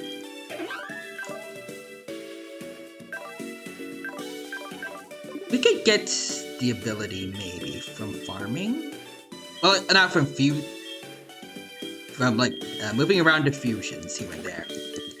I'd use some reversers, but I think we can do it. Save. Also, the Gentleman Eldritch and Quadra says to him, every day we stray further from Arceus' lights. And Giratina is he's just having a ball of a time here.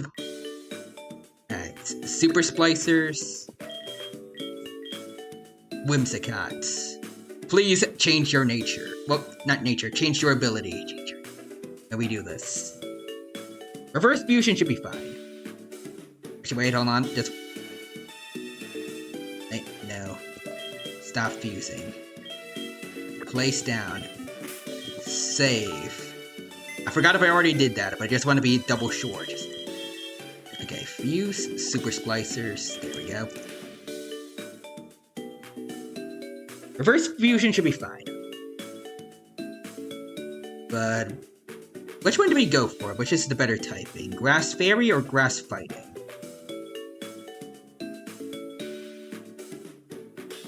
Grass Fairy, okay. Let's go with it. I hope that the sprite looks good. They both look like unique ones, probably. Oh, that's actually kind of cute. It's like Whimsicott cosplayed a little bit as a Breloom. Alright, let's see. Riding whirlwinds, they appear. It loves warm and humid climates. It feeds on trees and plants in fields and forests. That Pokédex entry actually sounds like a normal Pokemon. And also, Quadrus' Brecots. Behold my hair. It's the most floofy Super Saiyan 3 ever. As the Ishidina saying, "Aw, it's very cute." Let's go. We got Prankster. We got Prankster from the Fusion. Okay, and a Lonely. I'm guessing we'll go. Yep, going for Lonely. Alright. And confirm, unless anyone says otherwise. I think this is good, but I just want to make sure I don't mess up. Yeah, I don't think I want Sassy. So you now have the best sleep Pokemon in the game. Let's go. Okay, wait. Dynamic Punch.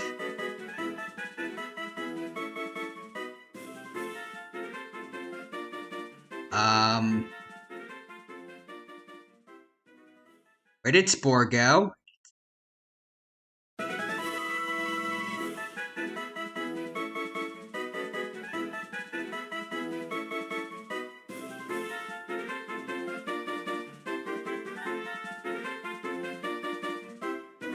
Should we go to the move relearner or watch us at Spore? Wait, what happened? 70 emotes? I don't know. Oh, its accuracy is trash. Yeah, definitely not that. Oh, wait, Seed Bomb. We're still in this. Oh, wait, I think we're learning, I think this is Whimsicott's moveset. We're learning Breloom stuff, so we're good, I think.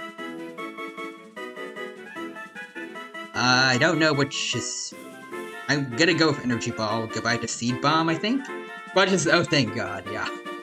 Shidan says, oops, we still have a chance. Indeed we do. And also, Gentleman Eldritch says, you need that Gogeta of Pokemon. Okay. Toxic? Actually, Toxic works with Prankster, right? Because it's a status move, but... Our goal is to get Spores. And you can't have two status effects.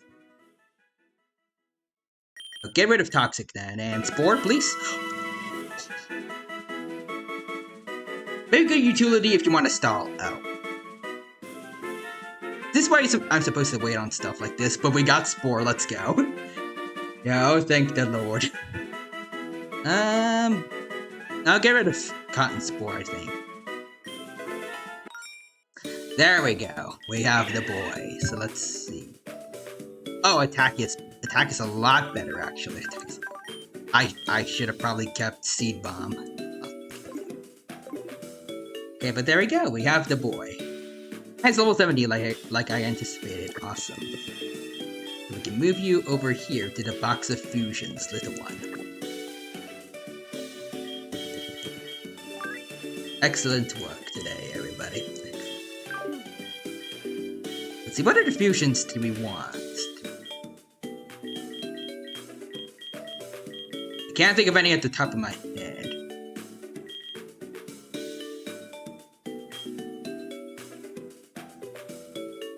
Also, Bricot is now your best friend to catch Pokemon. Oh yeah, because we can just put everyone to sleep automatically. Let's see, wait. Yeah, it gives priority to a status move. Oh, this is gonna be fun to use on legendaries, probably.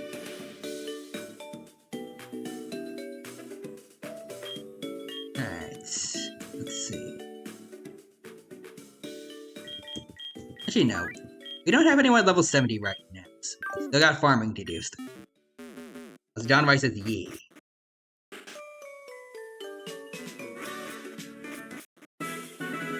Alright. Let's keep at it then. I kind of wonder which of, if any, which of these should I replace? Like, should I replace some teammates on for the main team?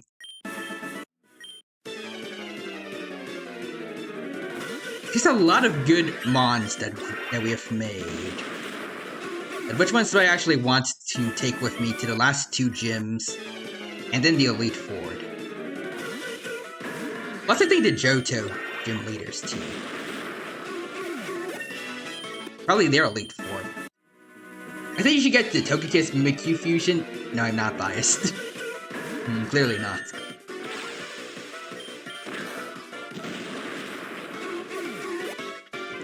Even though I love them a lot, I do feel like probably the Pillarmen are the most replaceable. Maybe. We didn't realize our whole plan with them in the first place. With No Guard Fisher, it didn't work out.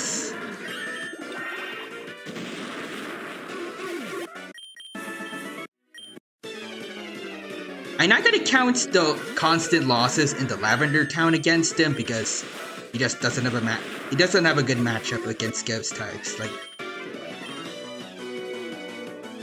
I don't know. Oh, Dino, you're evolving.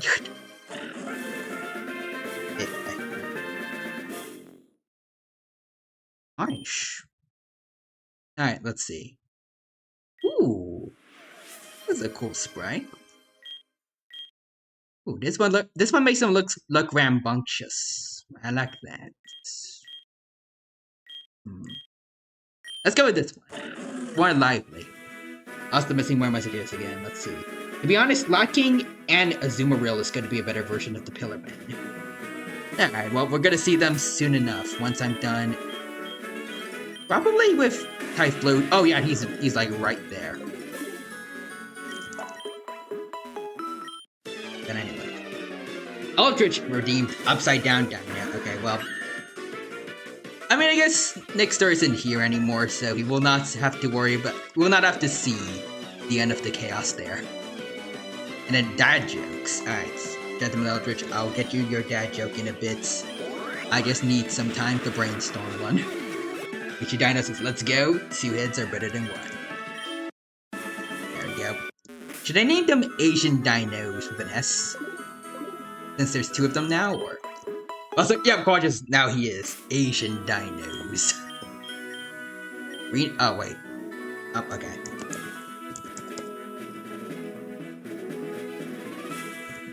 Do I have, like, parentheses in here, or? Yeah, now there are 2 of me. Is it funnier with the parentheses, or should I get rid of them?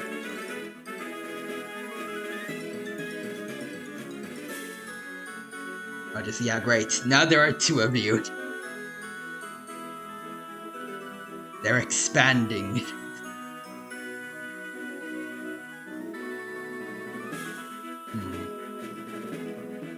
We're gonna go with this one for now. Until there are any objections.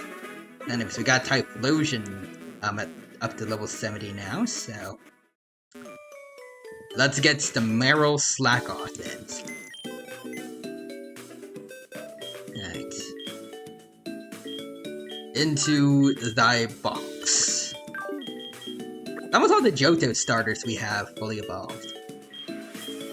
Alright. Also, the Hoarding Bug redeemed the Big Dino type. Alrighty.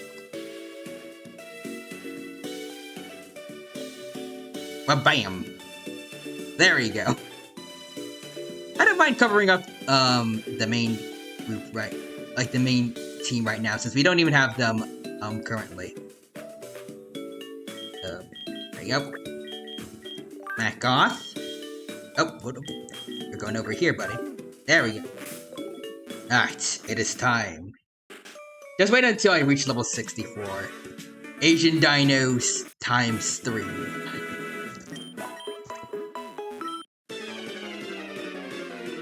Also, question. Do we get, will you get Dragon Dance naturally? As I was gonna say, I was gonna fuse you with a Haxorus that I currently have fused with a Macargo, but if you learn Dragon Dance yourself, then it might be better for both Hydreigon and Haxorus to get different buddies to fuse with. I don't think Hydreigon gets Dragon Dance naturally. Okay, then I think it should work, right? I mean, it sounds like a cool fusion idea. Haxorus and then Hydreigon. I'm pretty sure it's like the two Unova pseudo-legendaries, right? Also, the Hoarding Bugs is the Dino became a giant. That I have. Also, are you going to primarily be a physical attacker? Because in that case, we probably should get Cuppets. So, place Bubble Beam, maybe? But also, honestly, I like Volcarona Hydreigon for Equipments. Ooh, that could... Actually, wait, I was gonna say, I'm not gonna get rid of Sam, but we have a second Volcarona that I can use for this, actually. And yes, okay. Let's go. Okay, missing more messages. Oh, wait, I just realized I still need to get to Gen 1 Eldritch for his dad joke. I forgot about that. Also, Pat's to Dino. Thank you for that redeem. I appreciate it. Oh, both halves of Makoth are ready to evolve. Which one do we go for first, guys? Which one do you want to see?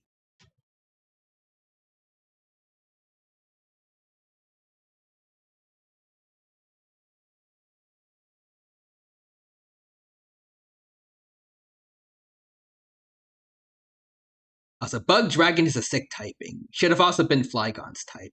Oh, that would fit him perfectly. And head. Okay. So a Zuma Arth? Alright. Oh no. Please evolve soon. Please evolve. Oh god. Watch this cursed. Yep. I just want to say, you were the one that suggested that. What have I done? What have you done to the poor thing? Alright, Bastodion, get some more EXP in there. Alright, we're getting the other half now. There we go. Oh god, I feel like this one's gonna be cursed. Oh no, this is worse. Oh, Vigoroth did not help. Oh, good lord. See the emote there, and I know what his science done. Oh, it's worse. Oh god. Oh god. When do we get slacking? Please tell me we get slacking soon. Oh no. Slacking, please get here soon. Please. I do not like this. Okay, come on, please. Level 25? Oh, good lord, wait. I need to look it up when we get slacking, please.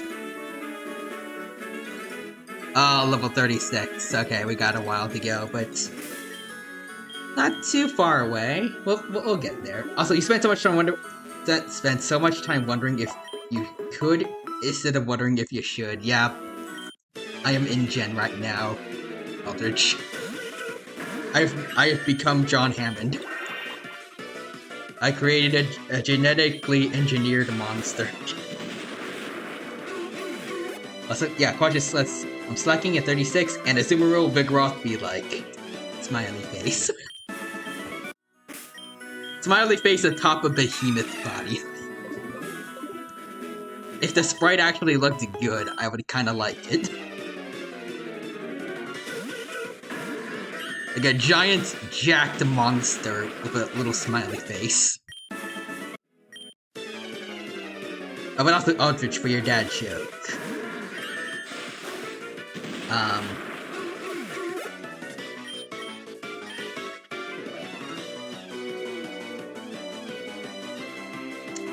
Slash is better, because it has a higher crit ratio, or crit chance. Can't word. Alright, but also Eldritch. I actually got one, and this one's actually from something fairly... Something that recently got a Netflix adaptation, I think. What did the cabbage merchant use to fix his carts? A cabbage patch.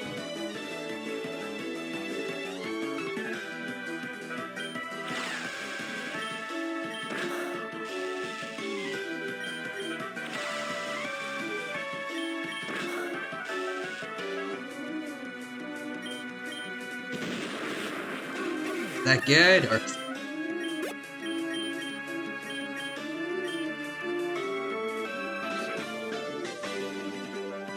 what else the Quadra says? Yeah, Slash is better. Okay. Alright, Synthesis. We got Leech Seed. Alright. 28. Just 8 more levels to go.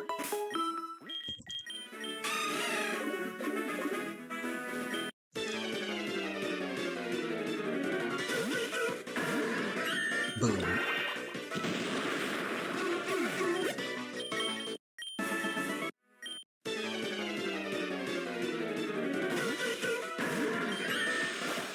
That's a Quadra.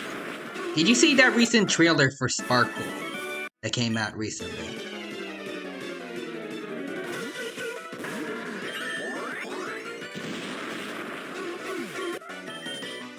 Oop. That level... oh, yep, level 30. Let's go. We're getting there.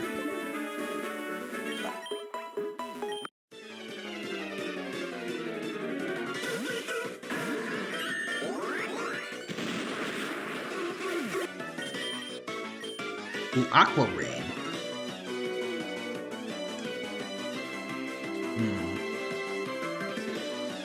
Do we want Aqua Ring or...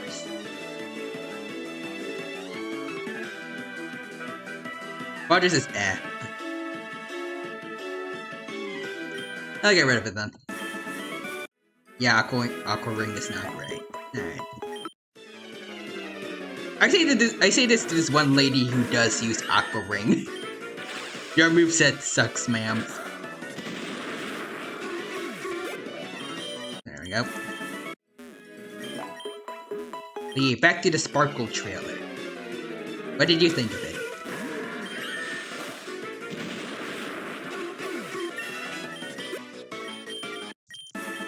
Nation Dino says laundry is done, BRB. Alright. Good luck with getting the laundry, Nation Dino. So, to be honest, all you need is Play Rough. Okay, we already got that. Waterfall or Liquidation plus Quick Attack. I don't know when we get Waterfall, but maybe eventually. Or worst case scenario, we can get him. We can try to find its TM eventually. We can go look on the wiki for it. Okay.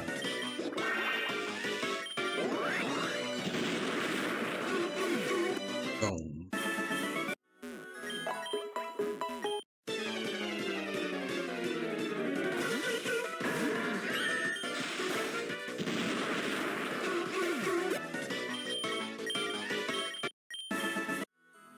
So Waterfall, if I recall correctly, is after the 7th or 8th gym. Alright. Oh, then we're very close to it then.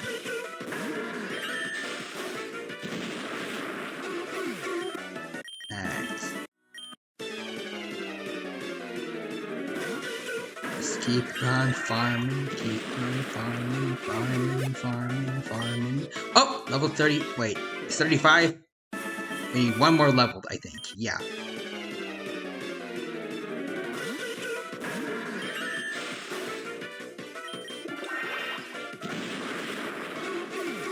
Boom. Alright. I think after this one, we're gonna get the fusion that we want. Oh, nope. Okay. There we go. How much more do you need? Assume the rough. Okay. This next battle will do it. And let's slow down also afterwards, so we can actually appreciate the evolution. There we go. Level 36. Okay, here we go. Alright, assume a moth. Alright. Oh, okay. It looks like a custom sprite. Bum, bum, bum. Okay.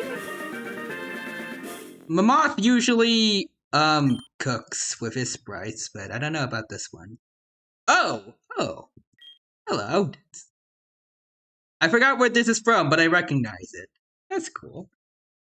Quadrant, here we go. I love him. Wait. Doraemon? Is that what this guy's called? Oh, Doraemon. Yeah, Digimon? Get him. Okay, I'll look at the others though. Okay, yeah. This one looks like a Yeti. I kind of like it, but we're going with this one, made by Triceratops. I love that name. Also, Desmond Aldrich, just look at that fear and hunger Pokemon. I get him. And I'll use the sprite then. Lazy Rabbit. Hordes of Azuma King gather around trees when fruits come into season. Its body color and pattern act as camouflage that makes it tough for enemies to spot in blank. I think it's because the Pokedex creators realized, oh yeah, this thing literally cannot camouflage anywhere outside of like a merchandise shop for that for Doraemon. Swagger. We do not want swagger. Okay, well that's kind of neat. There we go. There's the right sprite now. Let's see. 96 attack. I mean, it's only level 36, though. Actually pretty good for its current level. I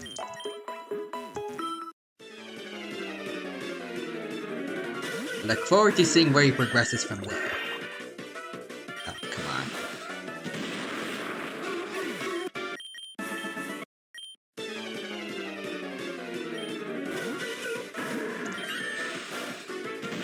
Just keep rock sliding. Yeah, because somebody does a level 96 attack times 2 at level 36. And we're getting everyone to level 70, so...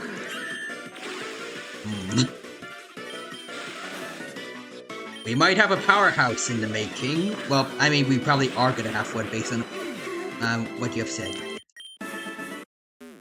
And I trust your judgment.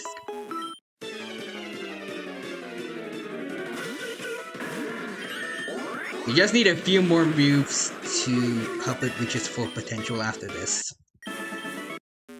Actually, you mentioned Quick Attack earlier. Can we teach it Aqua Jet also? Actually. Oh, it's Water Normal. Okay, yeah. Quick Attack also works, but... Could Quick Attack and Aqua Jet, would that be, like, basically unbeatable? Because it's gonna have super high attack, and it's going to go first. I don't know if it does get Aqua Jet, but that would be sick. Also, for context, it's higher than the Gallade Salamance's attack at 36.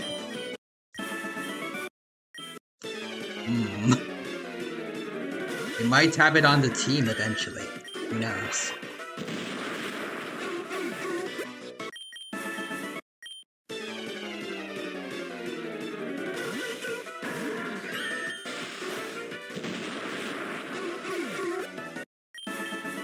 Actually, I don't know if it has a higher attack right now. I think Gallade Salamence has over 200 now that it's level 70, but it's already super close at 36, which is still pretty impressive.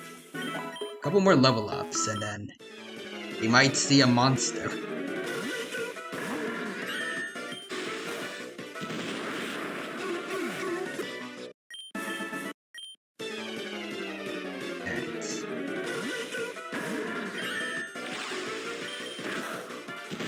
Rock Slide? Is this the last one for okay, one more for Bastodia. Petal Blizzard, just...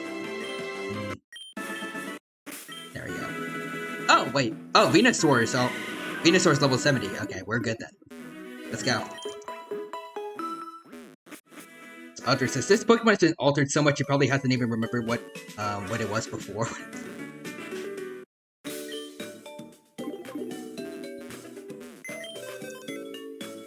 Let's not think about that stuff. Anyways. Venusaur, you're going back in here. And let's get...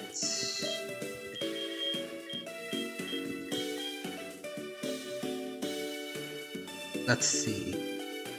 Might as well get the other Volcarona to level 60 then, sure. By the way, anyone wondering how I got Stu, the one that I have attached to Sam, I got as a Larvesta back in Pewter Forest, I think. This one, though, I got from the Safari Zone in a temple place.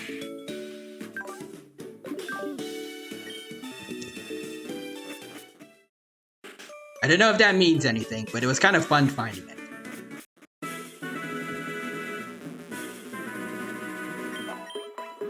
Alright. One more fight for Bastodion to be done, and then... Who else should I have as, like, the head of the team? Figure it out later. Also, Eldritch, also I got my own joke.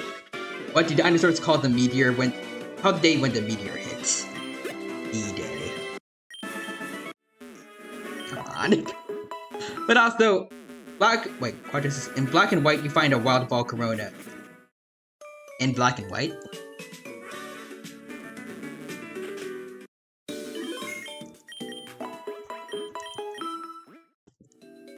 Oh, in the temple, okay. Oh, it's probably a reference to that then. Neat. Let's take this. Okay. Let's get Carlos in. Let's see, which of the fusions have we not gotten to level 60? Well, level 80. It's Snorswine. Okay, Mimax, Spirit, and Jasper. Oh, that's it. Okay. Just those two. Actually, wait, my bad. Wait, no, wait. I forgot. You're already level 70 too. Okay. Also, Archidinosis, was that Doraemon? Yeah, Azuma King. Yeah. Also, Archidinosis returned. It's a derp. It's okay. But yeah. We fused, well, we got the evolution for Azumarill and Slacking, and we got, Doraemon. Is he beautiful? Also, sorry T. Carlos, but I'm gonna have to take your smooth rock. I'm gonna give you, instead, a lucky egg. Let's go. Archidinosis whale.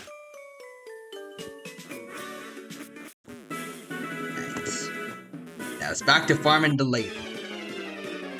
Doraemon says it's a popular Japanese mascot for kids. Let's see. Alright, Stone Edge. Okay, never mind.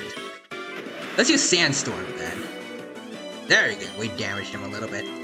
Sword Stance. Boom. Oh, I forgot since you're traded, you got a boost too. Nice. I visited Doraemon a bit while I visited Japan. Ooh, that's cool. How was it? And also, General Literacy, yeah, Doraemon's Japan. I've seen it before, I just don't know the context to what it is.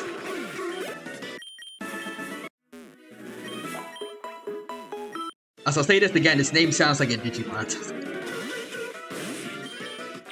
Oh. Alright, Swords Dance. You're about to get what's coming to you soon. Come on. Carlos. There we go.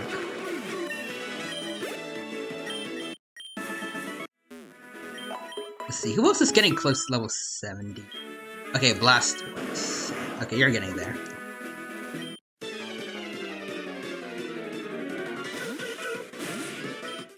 Stone Edge. There we go.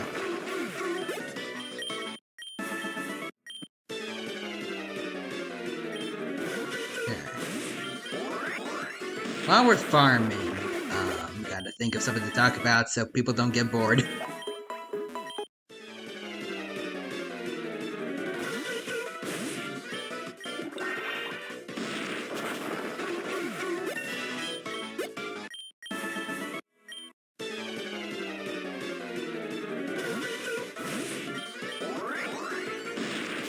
Okay, I think you mentioned Sparkle's new trailer recently. We can talk about that. Oh, I don't want scary face, but also, John Rice, what have you been up to? Mostly just studying for some things. School stuff plus farming as per usual on games, especially Honkai Star Rail, because I am hyped as heck for Sparkle. Like, Rogers, are you excited for Sparkle? Damn right I am. I mean, did you see the recent trailer? I mentioned it already, I'm sorry, but the trailer for her, it is gorgeous.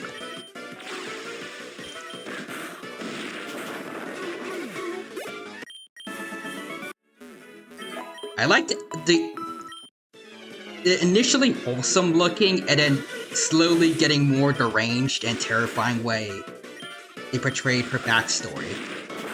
As she got more and more insane from playing her role.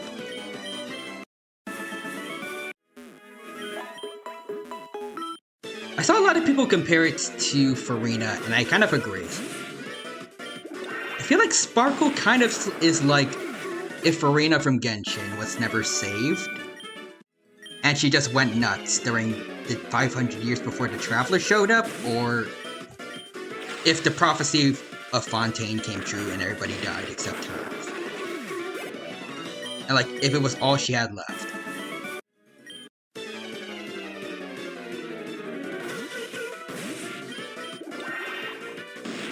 Also, Quadras' Sparkle in school clothes. I just want to say, she looks gorgeous in, like with her hair down and in glasses at the very beginning of the trailer. Bye, Aha, I'm gonna cause mischief. Aha. Not in that outfit, you aren't. Sparkle in her normal clothes. Better? Aha.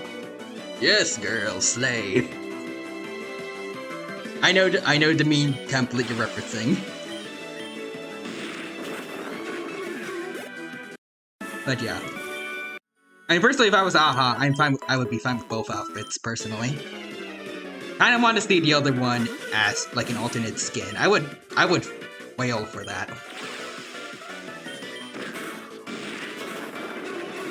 It'd be the first time I would use real money on a gacha game, and I would not regret it.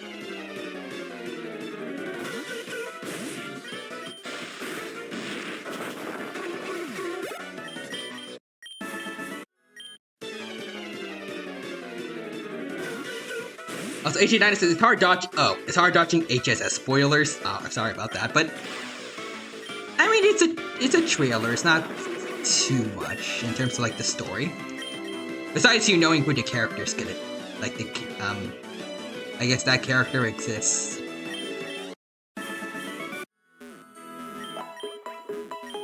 But geez. Yeah, don't worry. Trailers don't reveal story usually.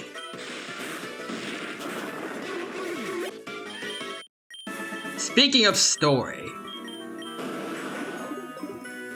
I need one where I can fix Sparkle, or maybe she can ruin me. One of those two. Fine with either. Ichidanis is alright, good for me. I need to reach equilibrium or something. Oh yeah. I forgot about that, because I've reached level 70 now, so I'm already maxed out, but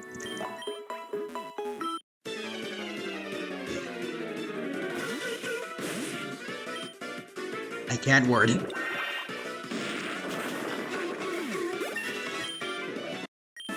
I guess I'll just say, like, just be consistent with logging in, doing the usual daily stuff, and eventually, like, in due time, you're going to get to max, to the max out one.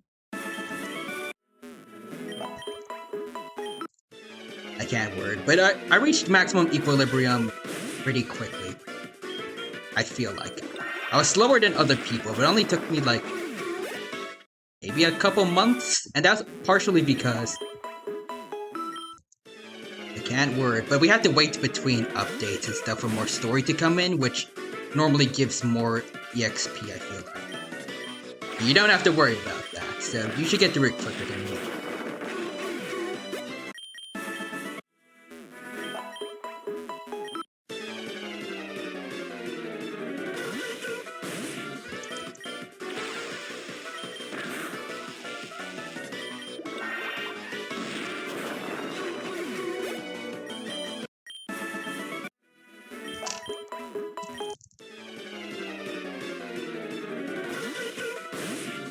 Another Stone Edge. Oh. Also, Quadrants. Honestly, Starreel's gotcha is pretty generous. Especially with the recent, this recent patch. Gave us basically 20 free pulls. And of those 20 pulls, half of them we normally get already, like with every other patch. Oh! Oh, we got wait. Oh wait, it lowers attack. We want superpower or no, Quadra? Oh yeah, also just in case, make sure you get ratio. Oh yes. Yeah, we got superpower. Oh, okay, yes. Oh, okay. And John Wright also says yes. Okay. Do I replace it with Feint Attack? Or do I replace Feint Attack? Okay. It hits hard. Okay. Alright. But doesn't... It said it lowers attack and defense. Doesn't that negate, huge power? Or...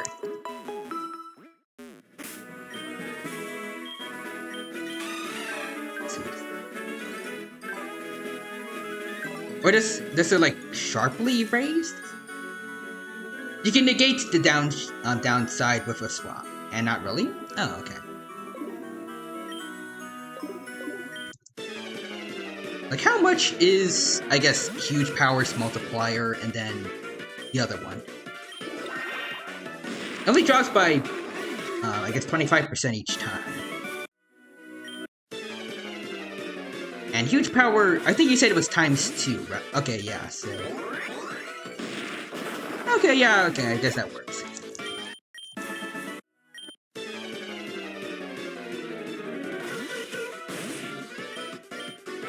So you can use it 4 times, I think, before it... Wait.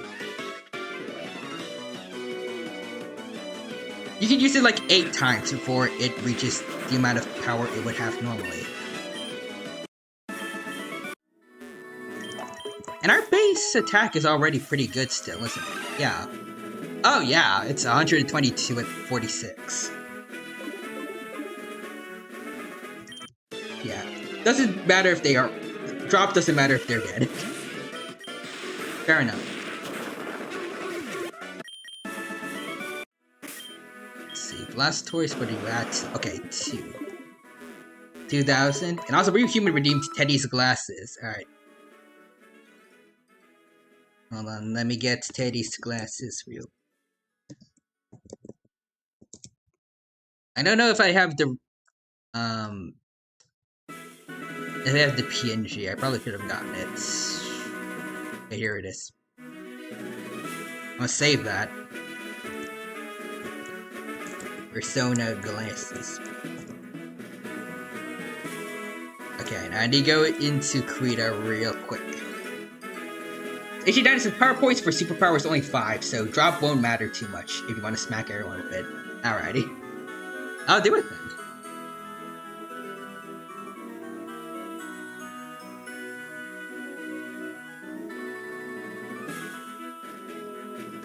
Right, so I need to add this to... I need to add this to the ultimate Tyranno things. Okay, there we go. And actually, the glasses color-wise work perfectly here. Okay. Boom. There you go to Chrome.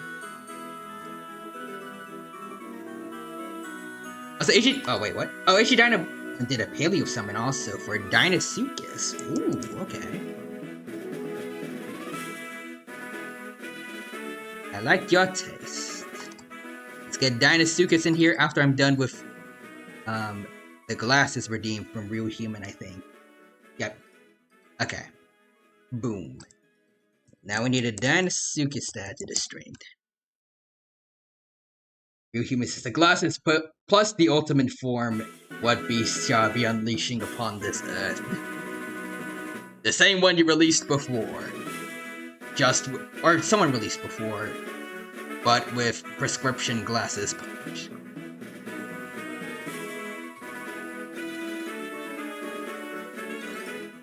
Alright, also HE Dino says more things that sound like me.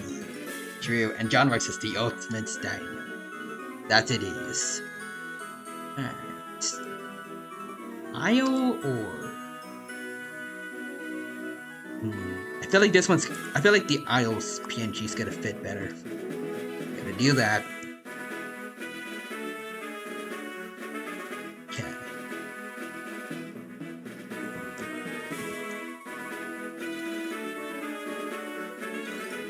Boom. We got a Dinosuchus. So I gotta put him over here. It's been a while since someone did the big dino time redeem, so maybe I want to shrunk myself a little bit now so people can see things. There we go. And then I think I want to stand on top of the dino. So, go. It's back. And Randomon can be on the head. Like we're riding it.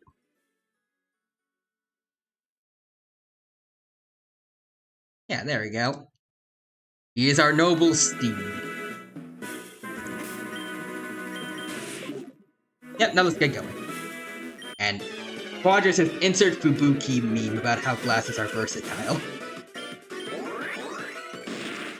Did I use Fubuki? Sage Dino says beautifully.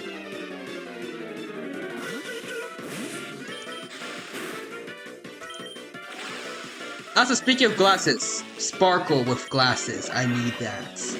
In Honkai Star Rail.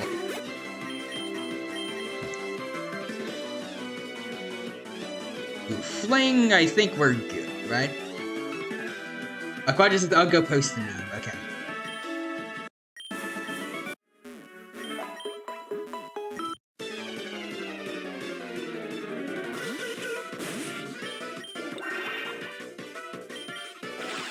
Also, Quadra, I don't know if they leaked the Eidolons yet. They probably have, but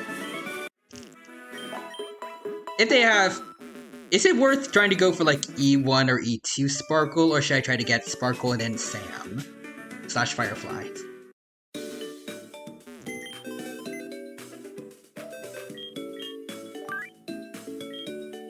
Because first I might need a spoiler on if they're the same person or not, because trying to go for 3 5 stars might be a bit much. I don't know. I don't want the spoiler though. I also need to plan ahead. Like, watch this wall of texting coming, alright.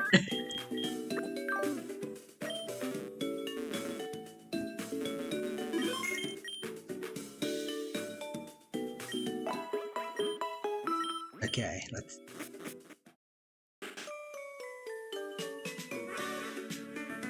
Oh boy, okay, I gotta read all of this. Glasses are really versatile. First, you can have glasses-wearing girls take them off and suddenly become beautiful. Or have girls wearing glasses, flashing those cute grins. And have girls stealing the protagonist's glasses and putting them on like, ah, I got your glasses. 2 of those are Sparkle, and the 3rd one is what Sparkle would be like. So let's see, that's way too much. That's just way too cute. Also, boys with glasses. They like when their glasses have that suspicious-looking gleam. It's amazing how it can look really cool or just be a joke. That's just Welt. Really like how it can fulfill all those abstract needs. Being able to switch up the styles and colors of glasses based on your mood is a lot of fun too. It's actually so much fun. You have those half rim glasses, or the thick frame glasses, everything. It's like you're enjoying all these kinds of glasses at a buffet. I really want Luna to try some on, or Marine to try some on. Replace her eye patch. Was this from? Oh wait. Oh, Fubuki. Oh wait. Like the White Wolf, or I think Fox from Hollow Alive. I forgot. I can't believe I forgot her name. Fubuki. Yeah. Marine to her eye patch. We really need some glasses to start becoming a thing in Hololive and start selling them at HoloCon. Don't you think we really need to officially give everyone glasses? I think Fauna has glasses in one of her outfits, right? I think. And Crony too. The glasses are spreading with some gens, I think. I don't remember any others.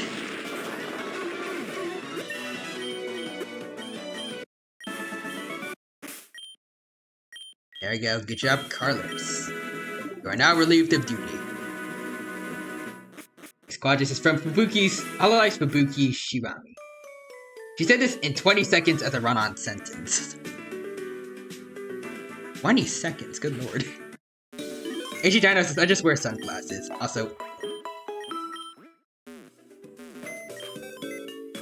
well, did her wish come true? I could be wrong. Maybe there are others who have worn glasses. Also, is Clara good in HSR? Clara is pretty good, I'd say. Her whole thing is that you actually want enemies to hit her, because then she'll do a counterattack with Svarog, and it is strong.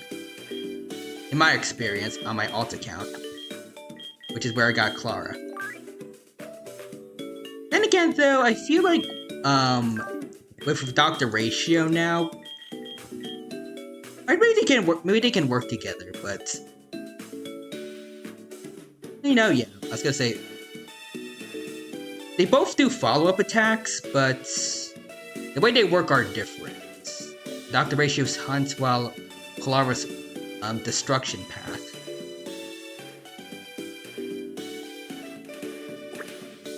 Actually, the two of them could probably be insane if you were to use Elation path in Simulated Universe. So anyway, yeah, I think Clara will be good for you. Also, wait. Messages. Quadris is the yes. Also, yeah, I'd recommend Topaz with her if you can get her, and her counterattack thing threw me off at first. I guess it's not something one might immediately expect, but yeah, it is a very cool thing. Topaz plus Clara was really fun and solid. I've unlocked Topaz. Is she like another 5-star? Yeah, she's got her own banner, so you got to wait a bit, but it'll be worth it. Oh, we already got the lucky egg. Okay, my bad.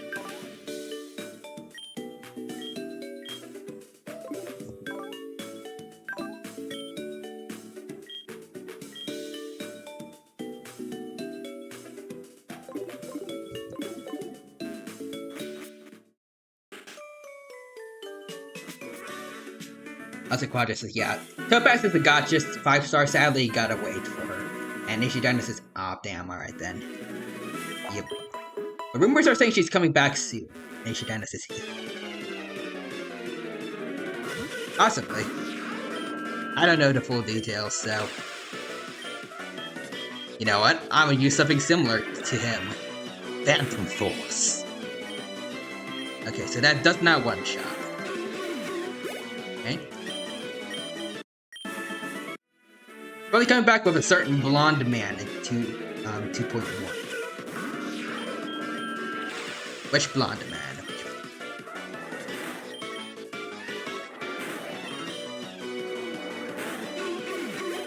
Watch out.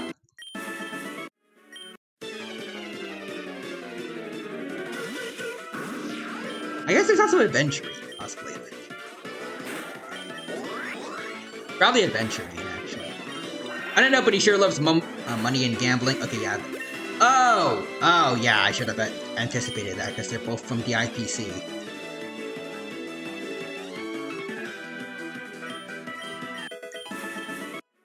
Okay, yeah, so Adventuring and Topaz.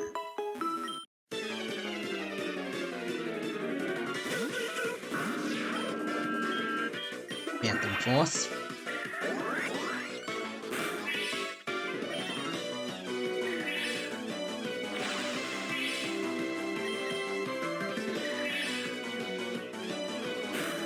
Boom. Also, Quadris Lord should be like, alright, I'm gonna head out, with his rerun taking the longest. Oh no. He's become Shenhua. Or Eula.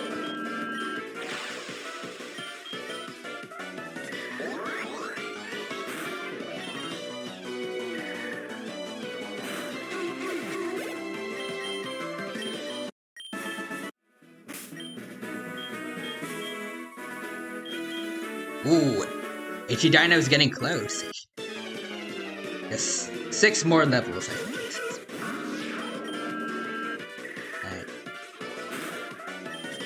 Feels nice being basically invincible with Spearinja.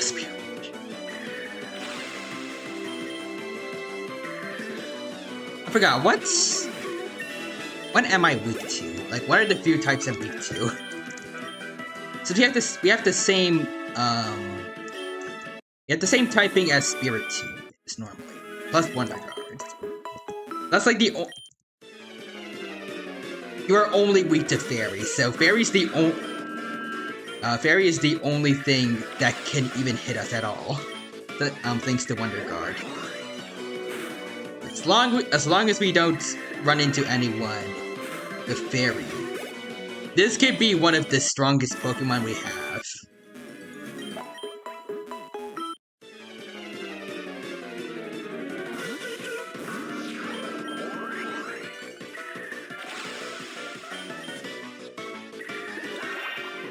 Boom. Oh, you did the same thing that I did. So it worked out for me. Also, Sandstorm and Hail can still kill you though. Oh, okay, fair enough. I did not think about that. Okay, but it's still fun to use on a Pokemon you know does not have any Fairy-type moves. Or access this thing to things like Hail or Sandstorm. We are literally invincible against this Manazard.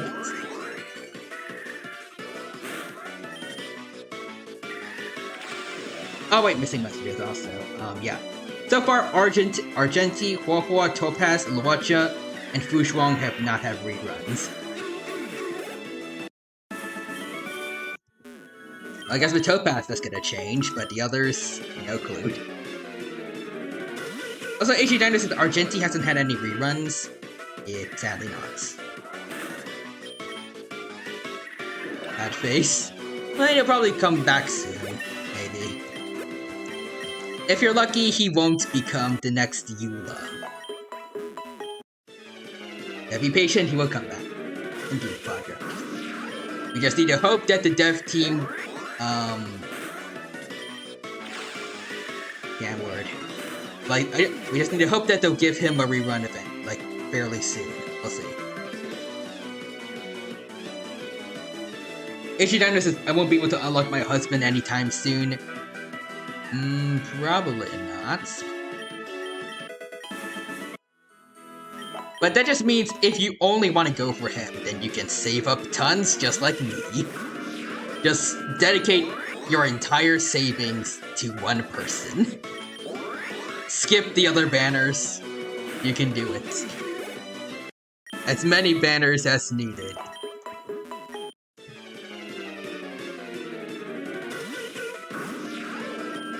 For the one husbando / waifu that you are dedicated to, it is worth it.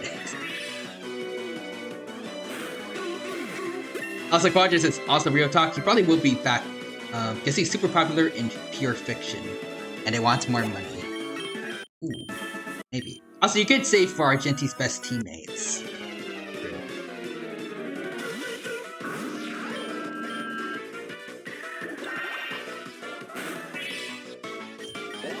Also, everything I said just now, I totally am not saying that from personal experience. But anyways. Who he pairs with best?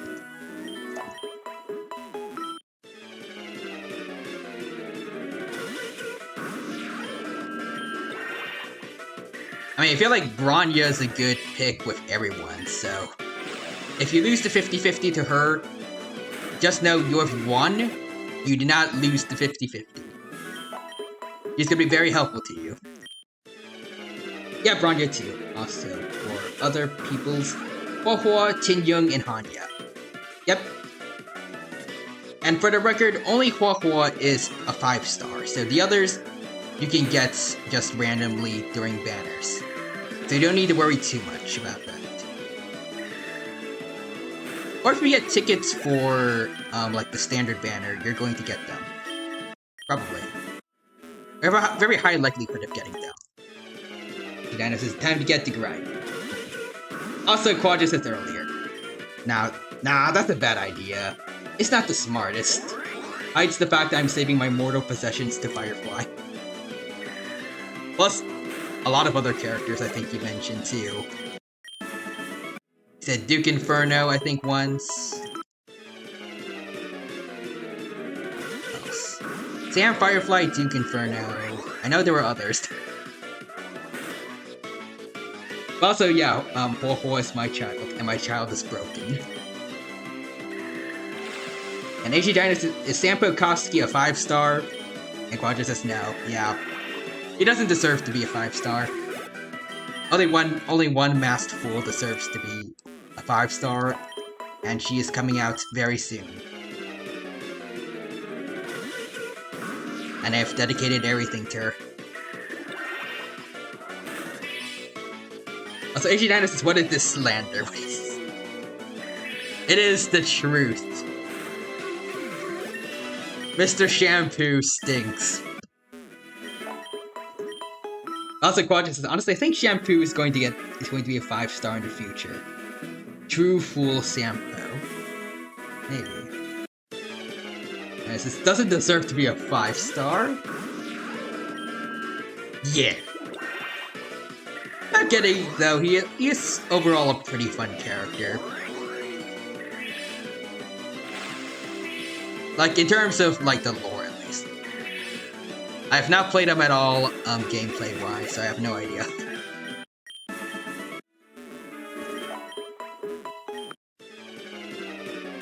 Also, Quantus, Shampoo for me is a character you love to hate. He's a very entertaining villain, I guess. Slash anti-hero. He's all about the money, but if it does suit his best interests, he will help you out.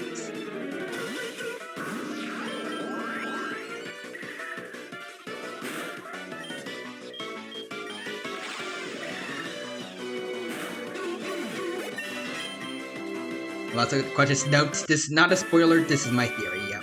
And I'll say, that's why I like him. That's not similar to Sparkle. I just feel like I've seen a lot of people on Twitter dislike Sparkle because of some stuff she said, but at the end of the day, she's supposed to be a villain. Like, she's supposed to do stuff people are not supposed to like.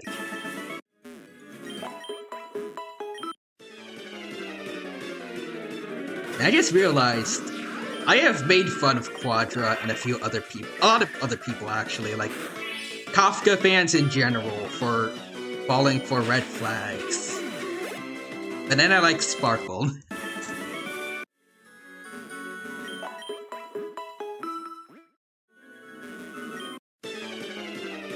I have fallen into the red flags hole. The red flags rabbit hole.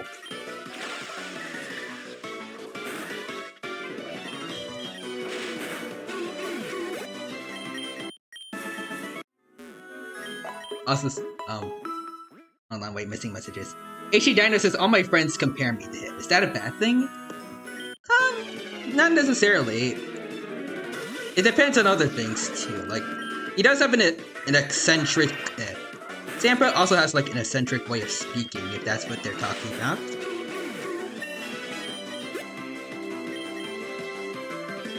Like, he says things like, Hello there, Trailblazer. It's your old friend Sampo Kuski. I don't know. You speak like that, IRL, like, that could be what they're talking about, maybe. Everything else, I don't know what to say about that. Anyways. They also compare it to Ito from Genshin. Oh, well, in that case, if it's Ito and Sampo, then probably Himbo Energy, then. That's what they both have.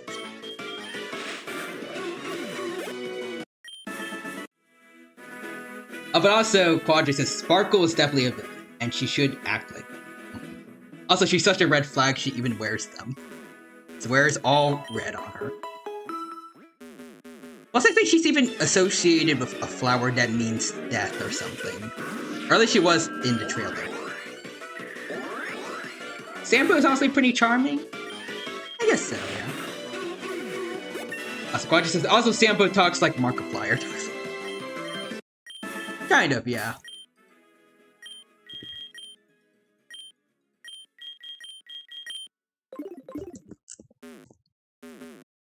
Also, Quadra says, yeah, yo, Ito is awesome.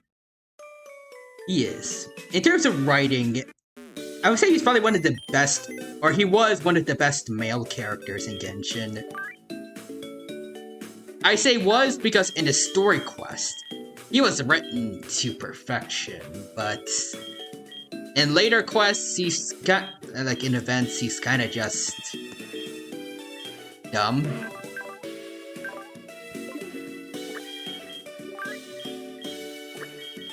Like in the story quest, well, his story quest, he was goofy, but he had emotional intelligence, definitely. And he does, like, he could be serious when he needs to be, but then other quests are kind of not quite like that.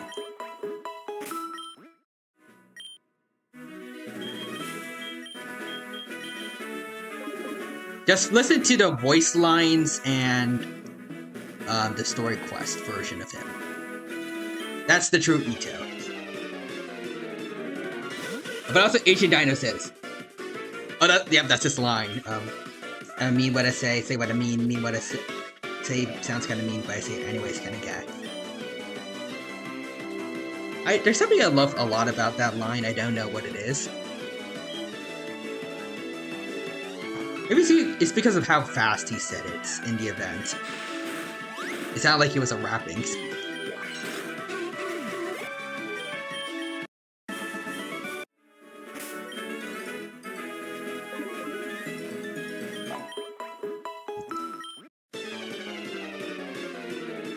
Because he does have some good moments outside the story, like outside the story quest, when the writers allow him to.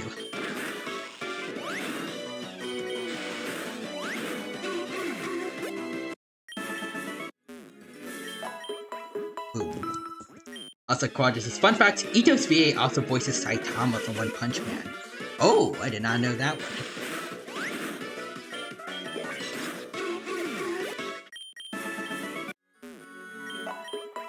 Also, speaking of Ito, and his story quest, because I keep mentioning it a lot, just because I love it a lot. We need a playable Takuya, eventually.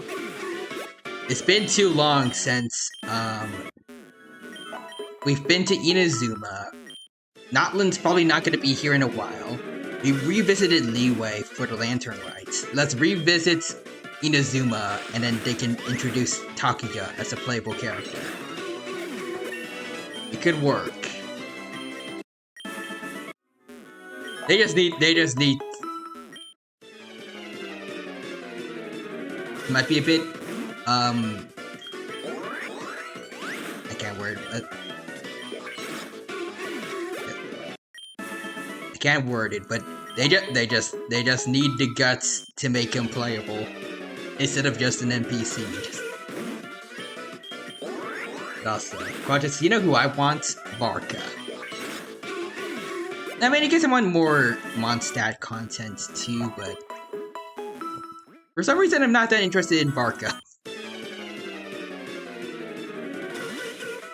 At least not as much as I'm interested in Taku.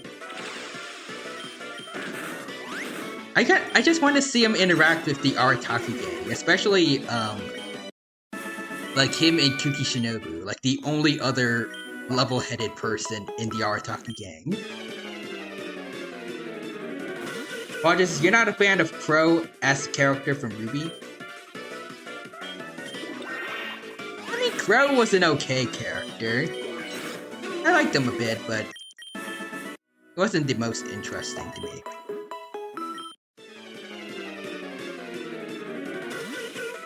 Is this what Walker is rumored to be?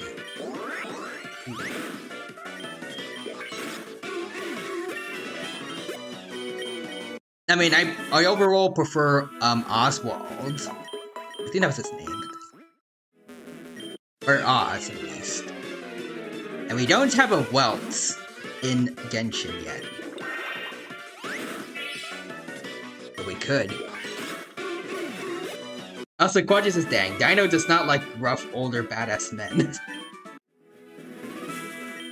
I mean, there are technically some that I do like a lot.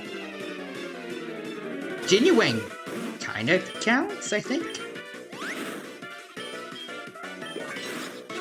He's an older man and a badass. Plus Wild also. Ooh, wait. Its attack increases. Is this good? Or punishments?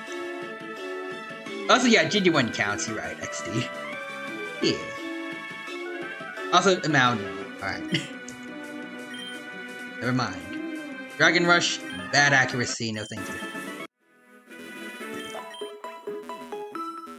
As for old men that give off similar, I guess more similar vibes to Crow, maybe? Also, Snoreswine looks funny. He does. And I like it.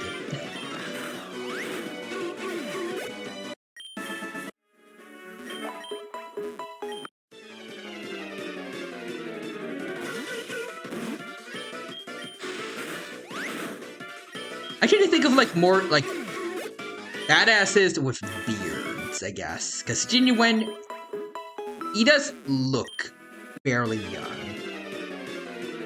Like we know he like in lore we know that he's old, but in terms of appearance, he looks like he could just be young and just has white hair naturally. So. Also, Snoreswine be like, smiley face.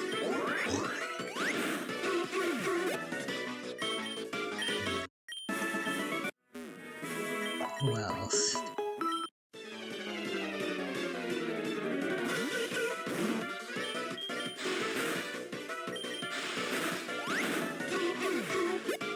There's a dragon-type gym leader from Unova. The guy with the Haxorus? Forgot his name? But he has a cool design.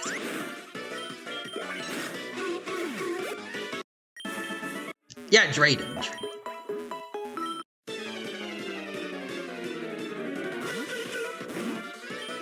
No, I don't know if he really does count as one, or he might just be a guy I remember that fits that description. I don't even remember his name. I don't know if I can think of any other relatively old badass men.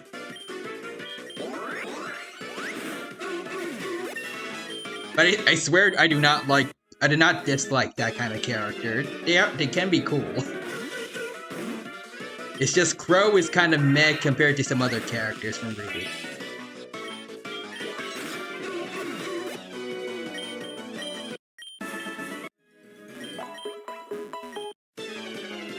Oh, do you like Deathstroke plus Slade? Oh, Slade was my favorite antagonist from the original Teen Titans. Crow was a menace in that show.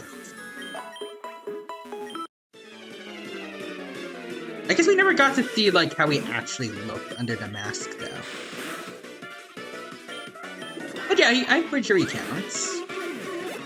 If you look into expanded DC lore, you know that he's an old, rugged man, so... I just, yeah, there you go, one badass old man. Yeah. I guess there's also Master Roshi, sort of. Yeah, there's moments. Just minus all the pervy stuff. Master Roshi's cool. And I guess Beerus is also very old. And strong and a badass. Also based Slade Enjoyer.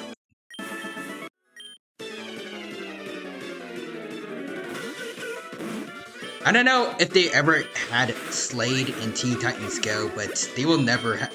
Whatever that version of Blade is like, well, Slade is like, if it does exist, never gonna be on par with Slade from the original Teen Titans. Then again, I feel like no character from Teen Titans Go can meet the original Teen Titans counterparts, but just throwing that out there. Deathstroke is who I mained in Injustice. Ooh. Isn't that the game where the Justice League goes evil?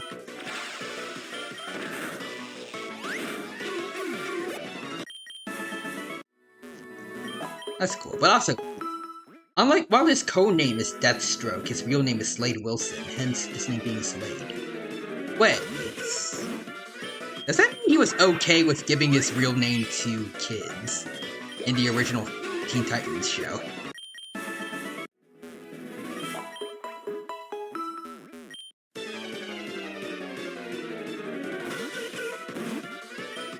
Then again, I feel like the name Deathstroke might be a bit too much for the kids watching at the time, but actually no, they had plenty of more mature stuff in the original Teen Titans.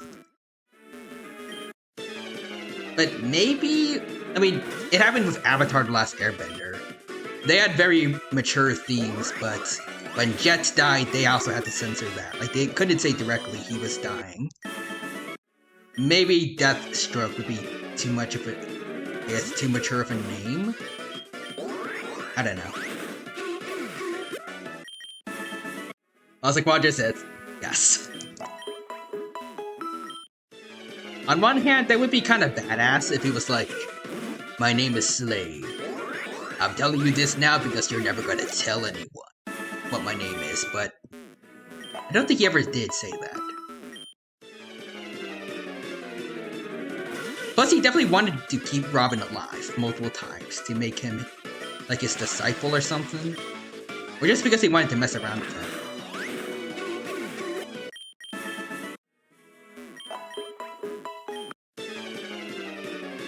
Also, Quadrix is not necessarily the Justice League, just Superman. Oh, okay.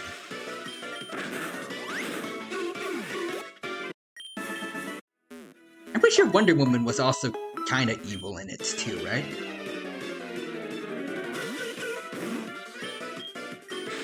I think the Flash was debatable. I don't know. He questioned the regime, I think, a lot. Also, yeah, Wonder Woman was evil.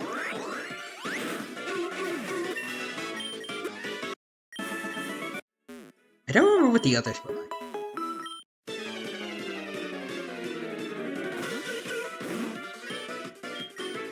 Yeah, the ones that weren't evil were Batman, and then Flash defected from Superman.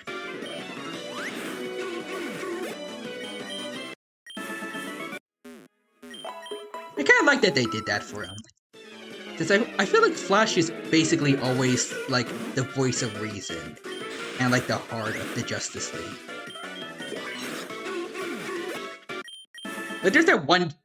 I don't know if it predated Justice League, well, predated Injustice even, but there's that one cartoon where there was an alternate timeline where I think Flash died, and then the Justice League became the Justice Lords, or something like that. Like, without Flash, they basically became dictators.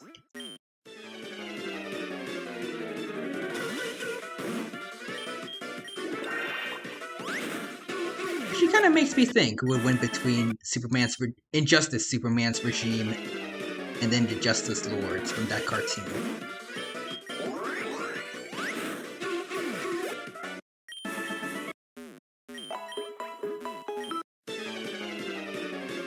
Also, Quadrix basically Flash gaslit himself into thinking Superman was right, But after Superman killed Shazam because he disobeyed him, oh. Flash realized Superman was wrongly defected. I mean, he killed a kid. I think that's definitely, yeah, turning points. Jeez. So, yeah, HD9 yeah, Shazam is a kid.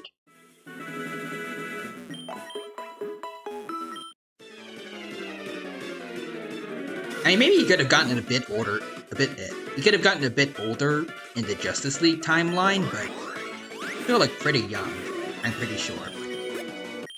A lot younger than the others. I don't know the exact, like, time frame for the Injustice timeline, like, it could be maybe like a decade or something after, I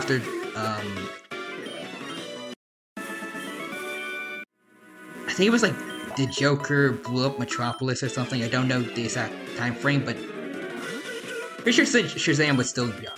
Also, yeah, even Black Adam was shocked that he decided to defect from Superman and just left to his own country, disturbing no one. You just noped out of there.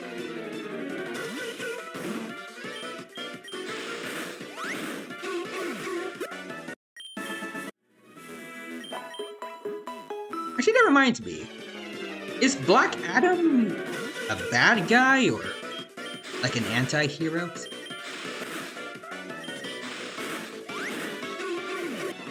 I feel like if I see him portrayed a lot as a bad person, but I feel like I've also heard that normally he's just kind of doing whatever for the sake of his country, specifically. Not necessarily evil? I don't know.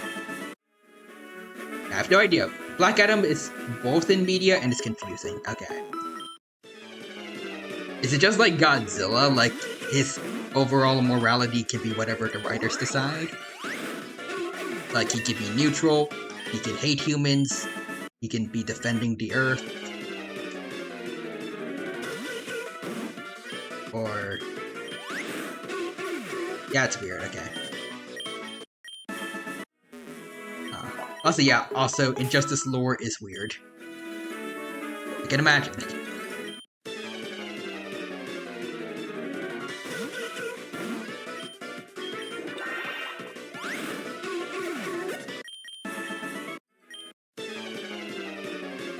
I mean, it does sound interesting still, at least. I don't know if I would ever play it myself, but... possibly. I do have a overall love for superheroes.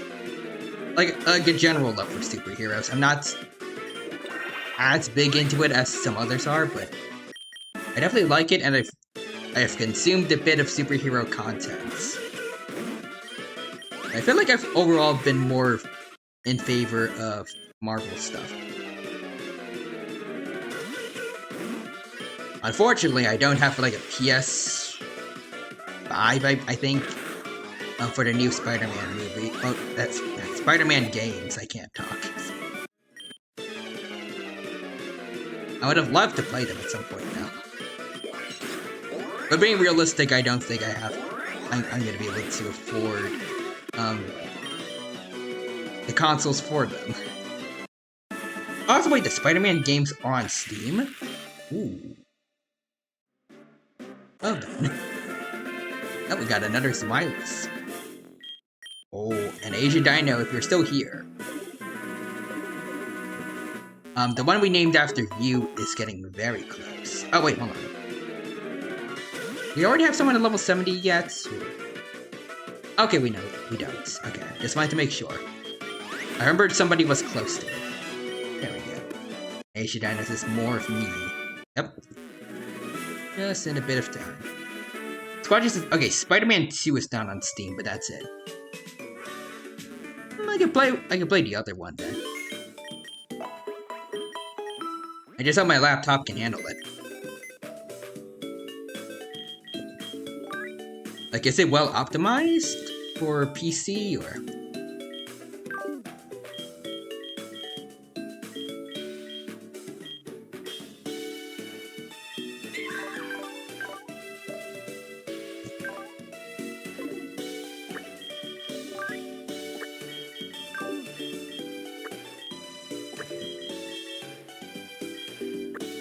Also, yeah, so Spider-Man and Miles Morales are on Steam, and also, yes, arguably the best version of Spider-Man is on Steam. Ah, sweet. Also, AC Dino says, does AC Dino's got good stats? Let me check. Oh, they're pretty good. It's not fully evolved yet, and its nature is unfortunately not the best, but if we were to fuse them with something, and we could just pick a good nature, I'd imagine there'd be some stellar stuff.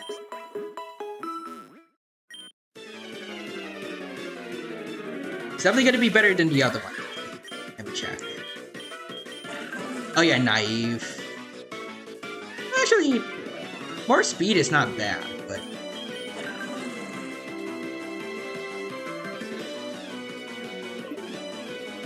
I don't know. I'll say, as long as it's cool, I'm down. Alright. Mimilax. Just body slam like the other one kept doing. Ooh, hyper voice.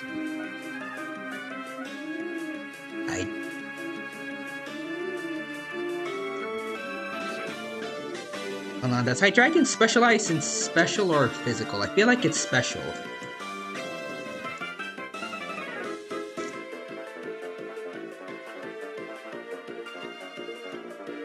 Oh yeah, oh, it's definitely special. Okay. Yeah, Quadrants is more special. Okay, so get rid of Body Slam for Hyper Voice. Oh, here we go.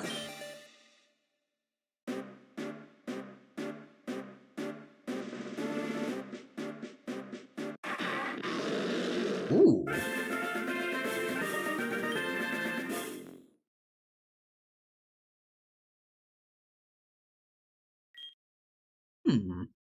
This one looks neat. Ooh.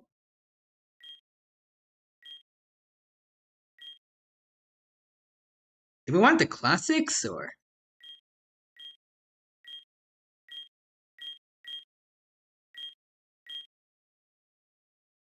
As John says, choose your form. Yes. Choose one. Alright. Hold on, missing more messages. Interestingly enough, Hydreigon is a great mix attacker. Yeah, now there are 3 of you. Which one has Asian Dino energy? And I see the email.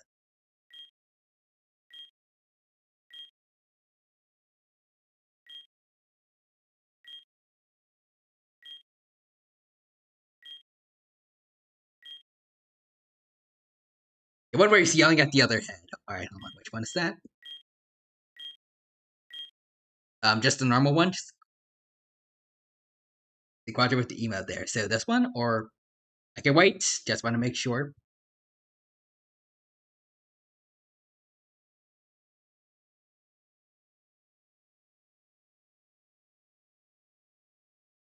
That's me. Alright. Alrighty. Let's go. As a side note, I did say before, I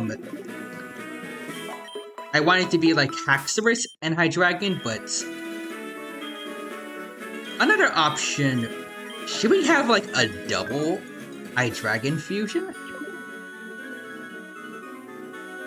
I'm kind of interested to see where that would go. Like, is it just gonna be like a full-on Hydra? With like a whole bunch of heads, or... Oh, Quadrus says... Wait, H9 says, I would yell at my other heads and make a King Ghidorah reference if I had 3 heads. Sounds better. Back slam.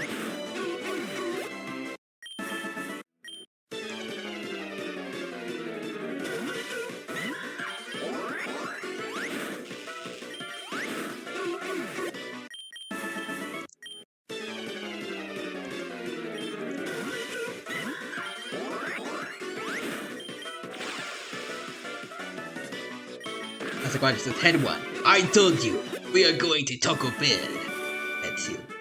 Nah, we're going to KFC. And head 3. Guys, there's a combo restaurant for both.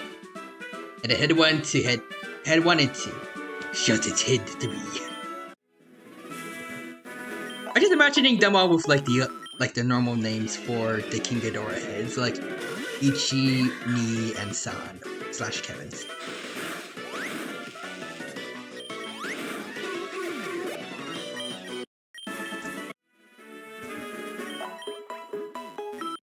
Also, I kind of love how the third head has the name Kevin. Like, the others have, like, names based on, I think,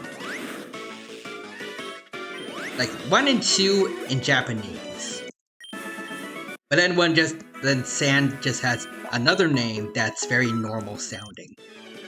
Well, actually, I don't know if that's weird to say, but like, it's like Ichi, Ni, and then San, or you call him Kevin. At least for American audiences, it's just like it's just a bland name you would not expect on like the head of a giant Hydra kaiju.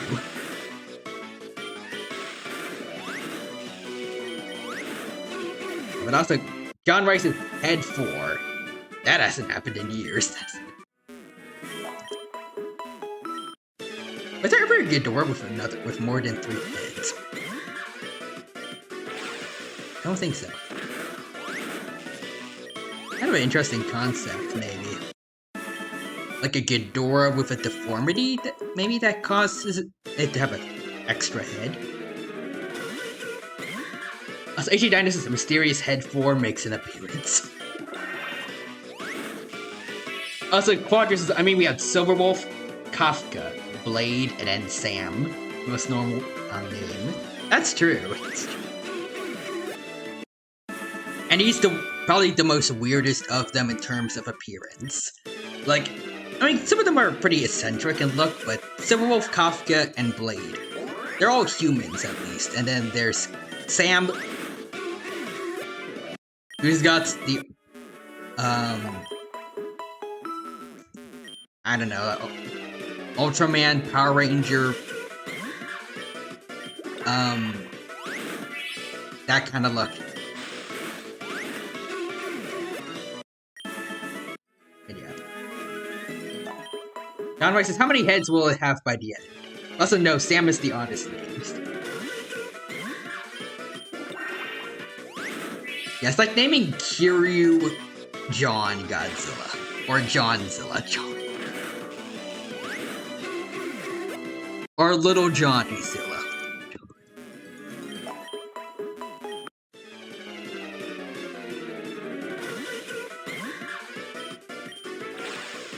Also, speaking of Sam and Firefly, I remember it actually. I think I looked it up the other day, and I saw that there was a fairy tale, I think, called Sam and the Firefly, right? Yeah, Sam and the Firefly. And I'm pretty sure that's, Hoyoverse does like taking inspiration from, like, other, like, older literature.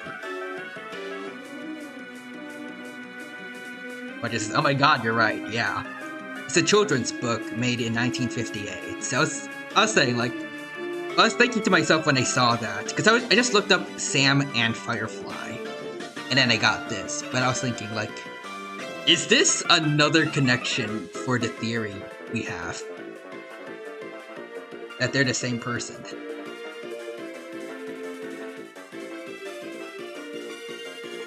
Also, Asia Dino says, will Sam give us green eggs and ham? Maybe. Now I'm trying to imagine, like, the same voice that's threatened to kill us, Archron, and Black Swan in that one cutscene, just being like, I am Sam. Sam, I am.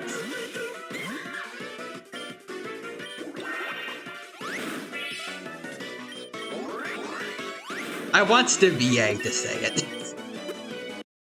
Can someone pay him to say it, please?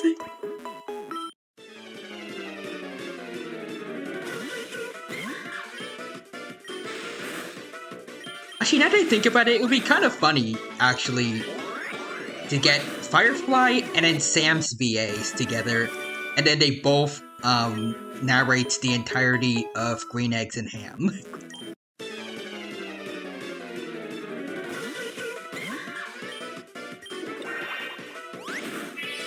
Like, Firefly can be Sam I Am, and then Sam's VA can be the guy that... Actually, no.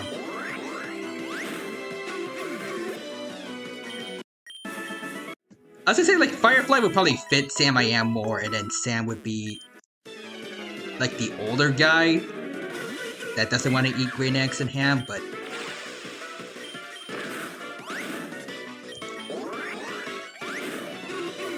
I feel like it might be more interesting to hear them, like, reversed, from what I said. Like, Sam is just trying to get Firefly to eat healthy.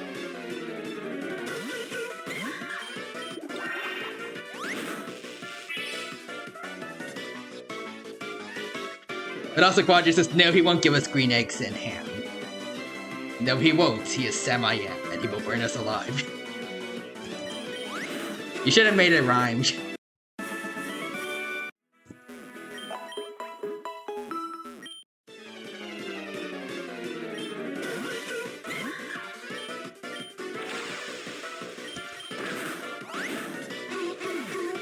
I'm trying to think of it.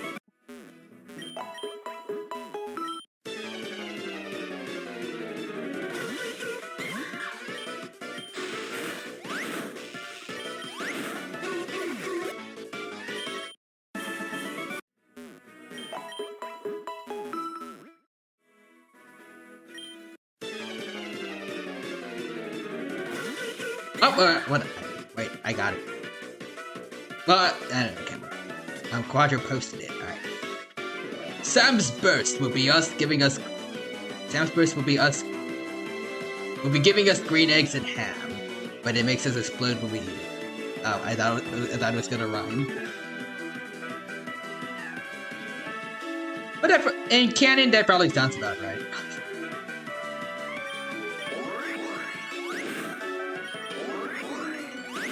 Hang on, got the rhyme in a second, okay. We're referencing Dr. Seuss, we gotta make sure there's a rhyme somewhere. Also, HG Dino's rhyming department working overtime right now. Yep.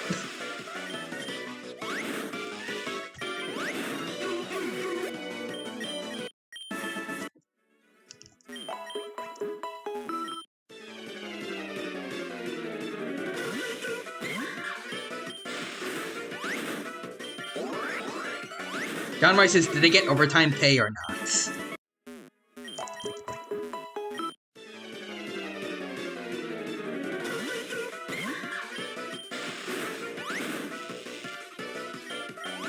They do not get overtime, I must say. If they insist on it, then they'll be fired with no pay. Mess that up.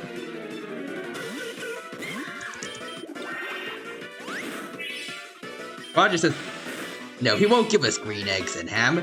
No, he isn't. No, he won't. He is Sam I Am. No, he won't lose to us in a fight. He will make us scared, dare we say. He will make us scream and fight.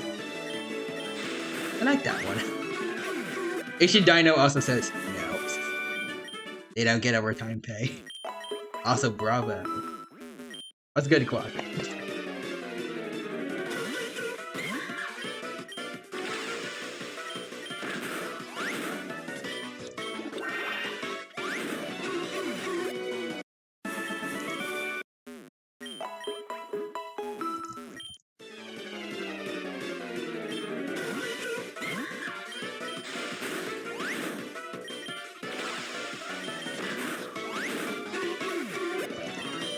Trying to think of one myself.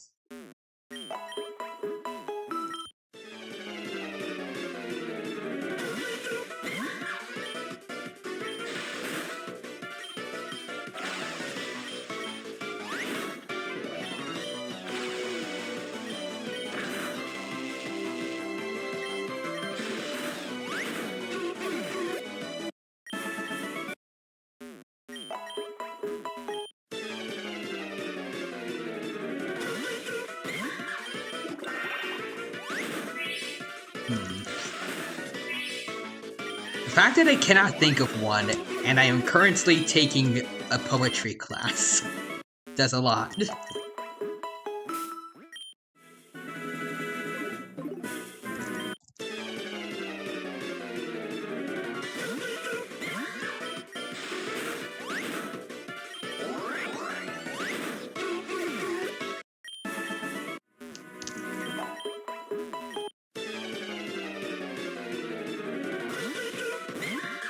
Also, John Rice did solid work.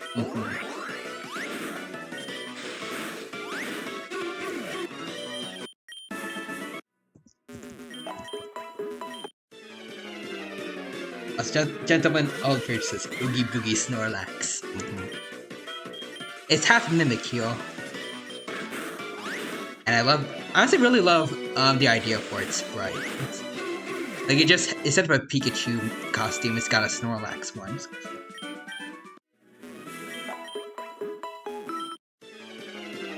Also, Ichi Dinosaur, I never even thought of that. I said, wait, that is Oogie Boogie Snorlax.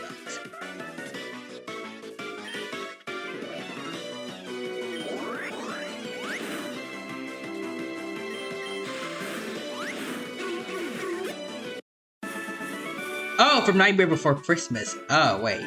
It's Oogie Boogie something. Like, I thought it was just like an adjective for like something scary. You see? Oh! It does look like this Oogie Boogie thing. Oh. What is it? Also, Ichi Dinosaurs love that movie. I feel like I mentioned this before, but unfortunately I have not seen it yet. I want to eventually, though. When I get the chance. So it's a bag of bugs, apparently. Huh. That's cool. Also, Ichi Dino's the most bizarre villain of all time. The Eldritch with the sad emotes. Ichi Dino says, wait, no. Roger said we should do a watch along on Halloween or Christmas. That's the idea. Eventually we'll do it. We just need to wait half a year. For both, I think. Well, over half a year.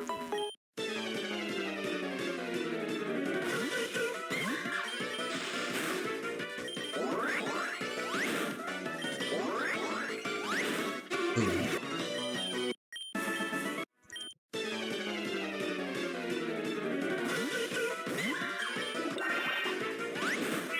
Boom. Come on. It's really just stalling us. Okay, there we go. Also, Ichi Dino redeems every day after your June. It's also whoops. Up didn't mean that. Oh well, I'll do it anyways. Every day is great as your June is. There, I did your redeem even if you didn't mean to do it. Unless you meant to do another redeem, but I don't know how to refund. Because I find out what it does now. Yeah. It's a Persona reference if you want to look that up.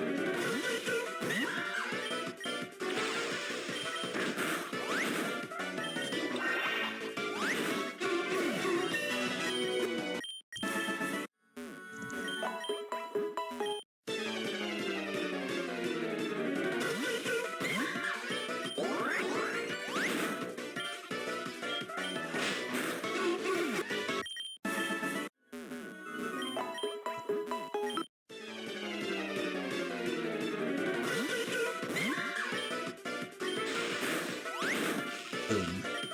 Shadow Sneak, there we go.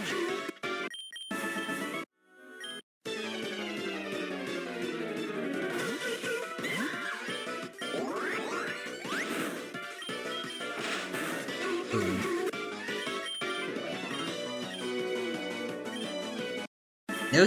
No scary face. We only got 9 levels to go until we get our second high dragon. Let's see. Oh, the other Volcarona is getting close.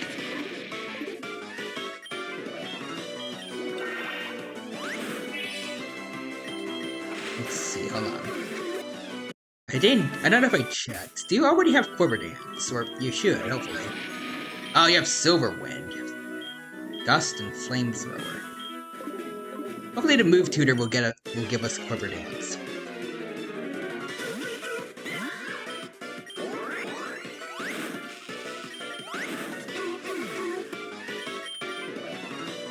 Ooh, Hammer Arm. Hammer Arm is not worth it compared to Superpower, right? It's got lower accuracy also. On top of lower power. Lower speed. I feel like I get rid of Hammer Arm.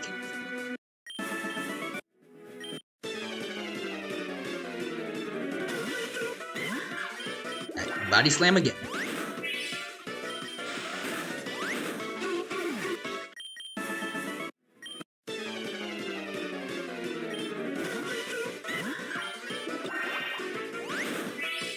Alright, Shadow Sneak. There we go. It really does come in handy.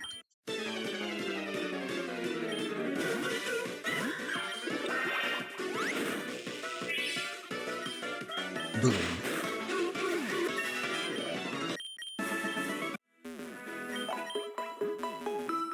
Oh, hold on.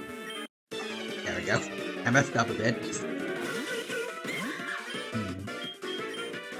Oh. There we go.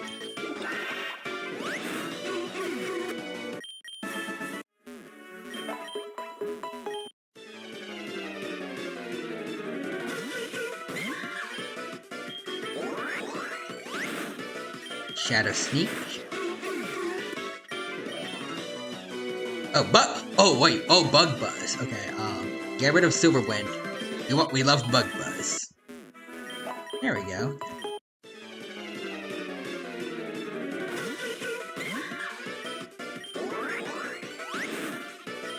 Shadow Sneak. There we go. Let me check on everyone. Oh, Volcarona is level 70. Okay, we're good.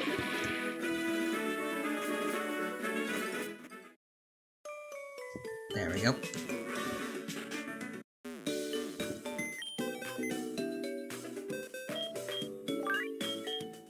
Alright.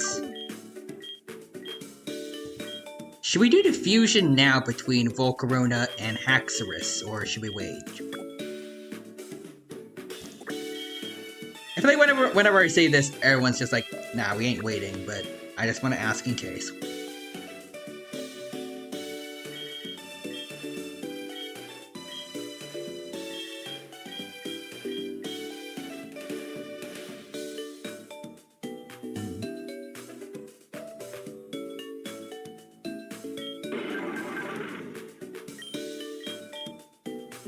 Oh wait, hold on, I just realized I forgot to regain Quiver Dance. Hold on, let's go back.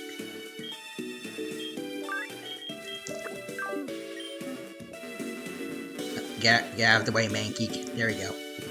Thank you.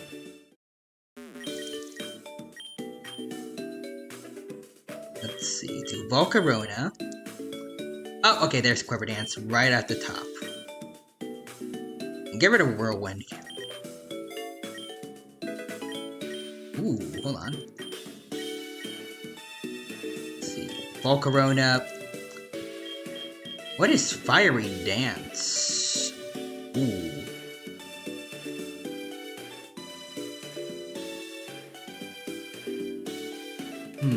80%, so it's less 80 power, so it's less than Flamethrower, but it does raise special attack. Is that better?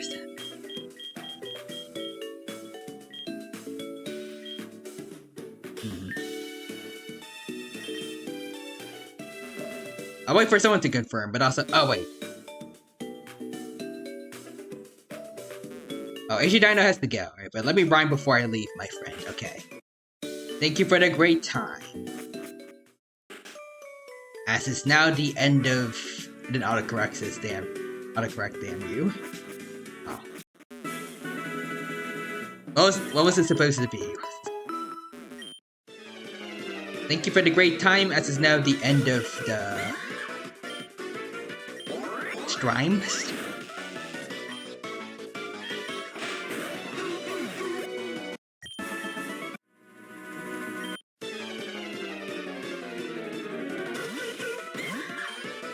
I'm trying to guess what it... Oh, it added... Oh, for no reason. Oh. Oh, okay, so it's... Let me rhyme before I leave, my friend. Thanks for the great time, as is now the end. Okay. That was good. Alright, well then, see you then, Asia Dino. Thank you for stopping by. Hope you had a good time here. Take care. And see ya. I guess you already said that you had a good time, but I'll just say it again, like in case you had second thoughts. During the 5 seconds after you're about to leave.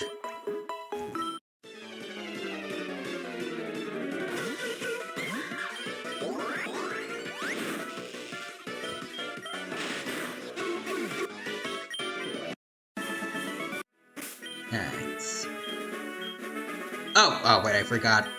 Volcarona's here still. Wait a minute. Wait, I was supposed to replace you since you're level 70 now.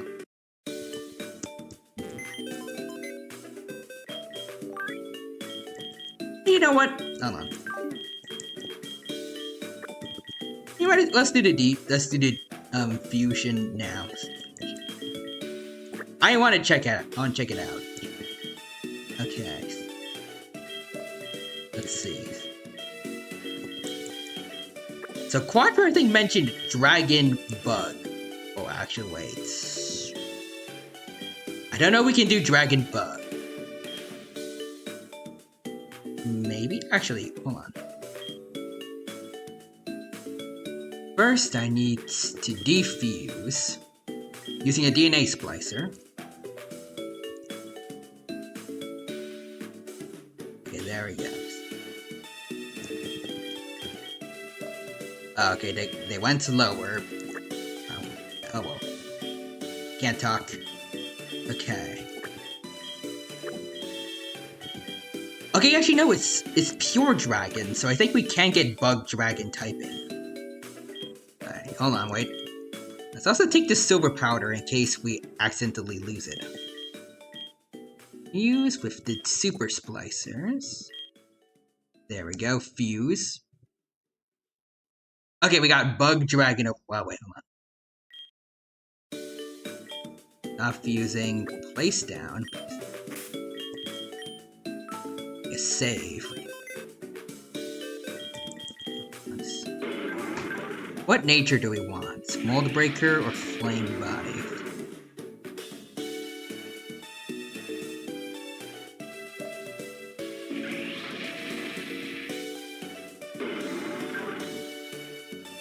I don't know which one.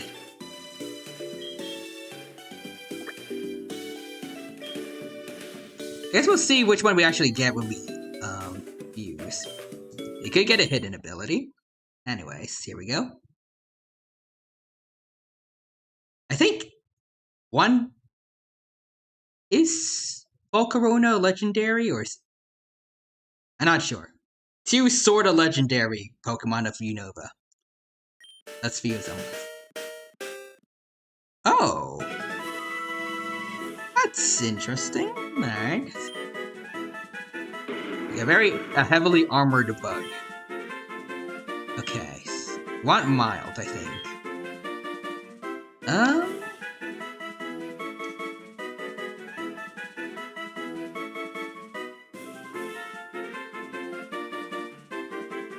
Mold Breaker means moves like Sturdy are not affected. Or like, it's not affected by moves like Sturdy, so I think that could be more helpful.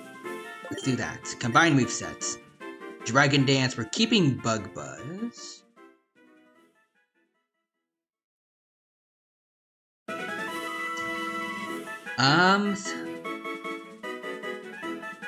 Hold on, let me check the fusion decks.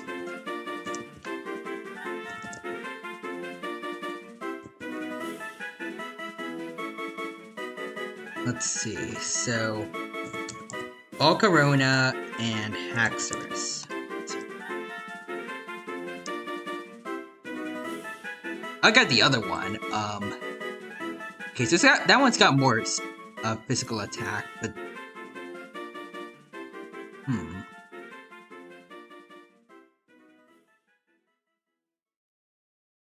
Okay, the other one has overall better like a lot better stats.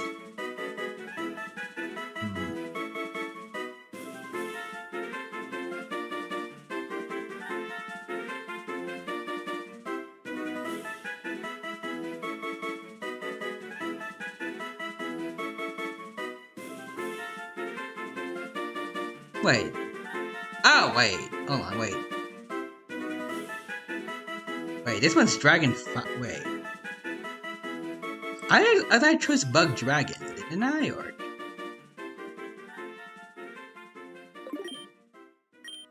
hold on. Let me close. I did save beforehand. Hold on.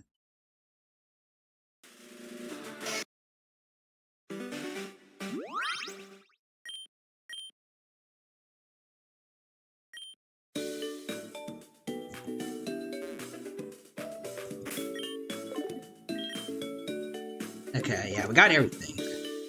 Now for the box. Okay, yeah, they're here. Okay. Use Super Splicers. Oh, I guess okay. I might have misclicked or something. Alright, so Bug Dragon.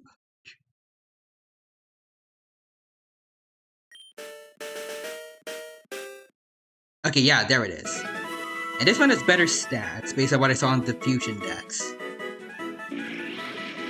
Yeah, this is the typing that Quadra won.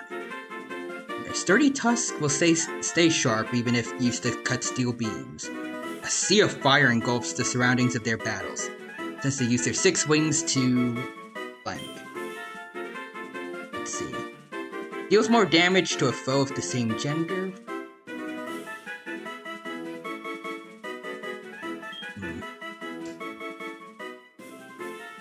Mild, and I guess Rivalry can be more helpful, maybe. Combined movesets. Bug Buzz. Get rid of Taunt. Gust, we don't really want that. Flamethrower, no stab damage. Plus Dragon Dance, Bug Buzz. Those already seem good. And then Quiver Dance we're using to replace Sword Stance, I think. There we go.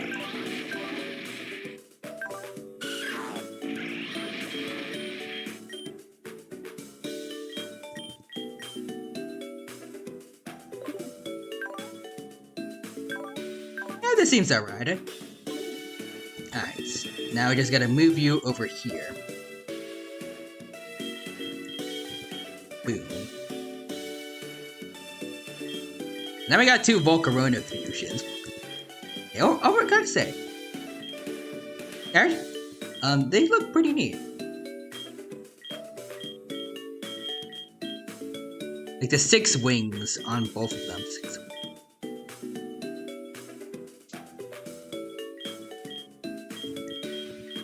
Alright. So, who's next I want to help train up?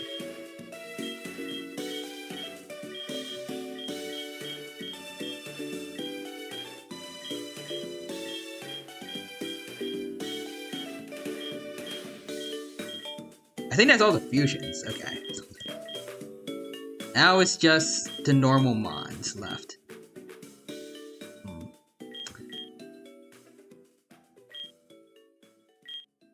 What's up, Pikachu? It's got the light ball now. I want to get it to a high enough level so it can actually be a good fusion partner for someone. So we can make good use of the light ball.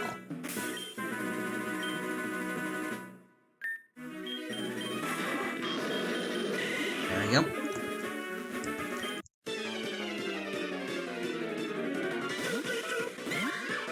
Boom. Body Slam. Shadow Sneak. There we go. Oh, so it's 9:38. I check to make sure that my post was scheduled. Hold on.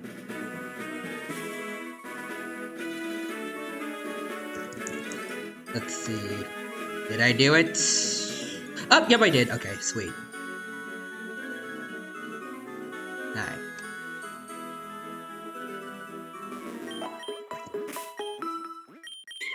I am on top of things for once.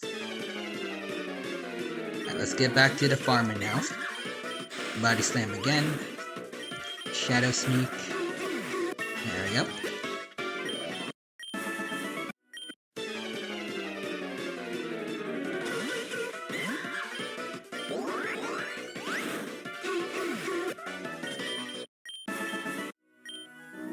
Yes, let's fight again. There we go. Body slam. Shadow sneak.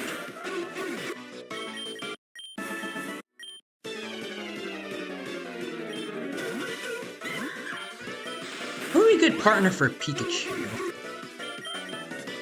Oh, discharge. Ooh, okay. Get rid of...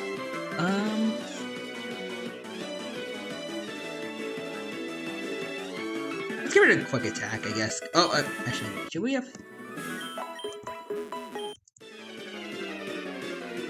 No, I think it should be fine until we... Unless we were going to fuse it with a normal type.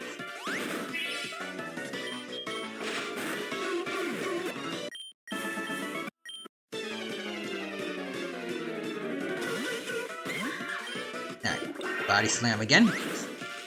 We got the paralysis off. Shadow sneak. There we go.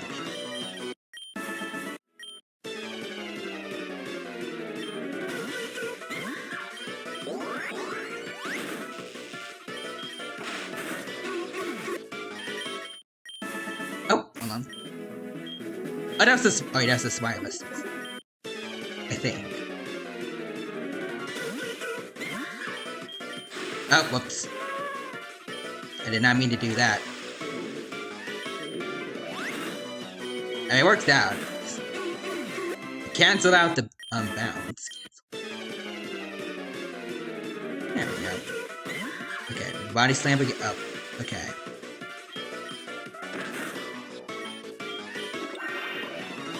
Body slam, there we go. Now shadow sneak.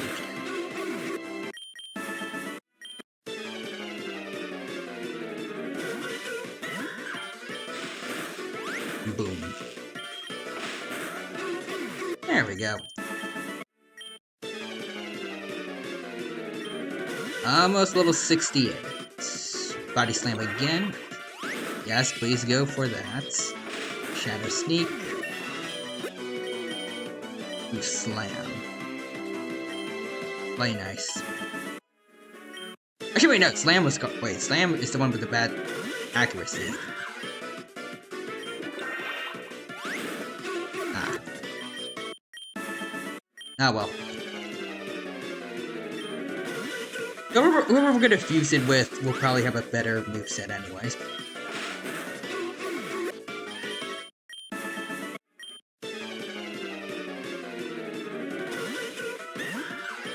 Nice. Body slam. Shadow sneak.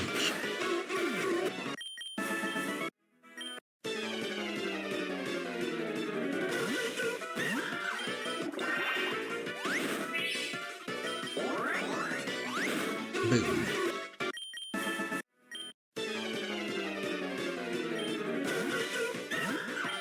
Oh, we got one power point left, alright.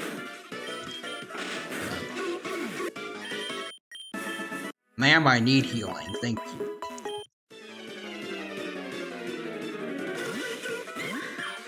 I feel like I need something else to talk about right now. It's getting a bit quiet.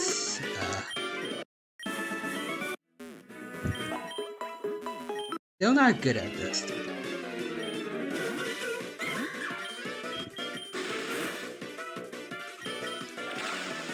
Nope. I'll just use a yawn. There we go. Oh. There we go. Ooh. A lot of mons leveled up there.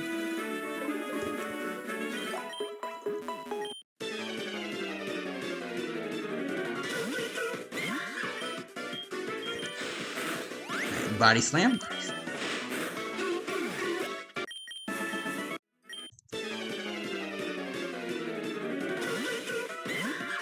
Alright, body slam again. And shadow slam. There we go.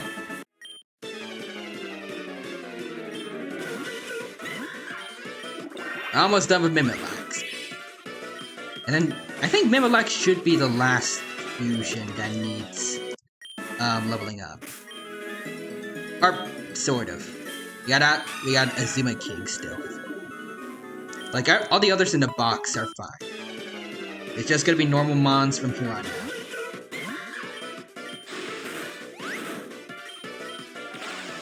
Nope.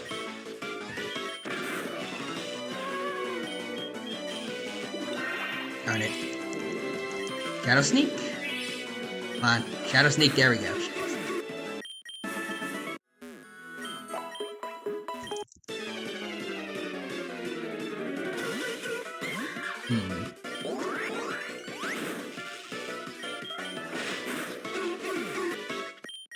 Yeah, I am not good with coming up with talking subjects. Hmm.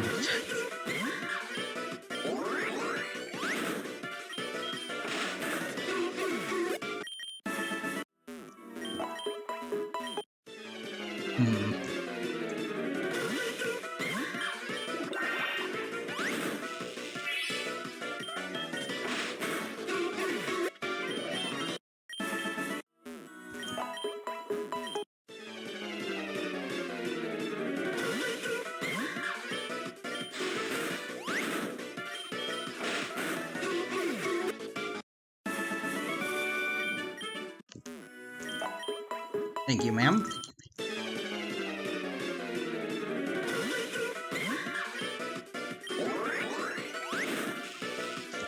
There we go.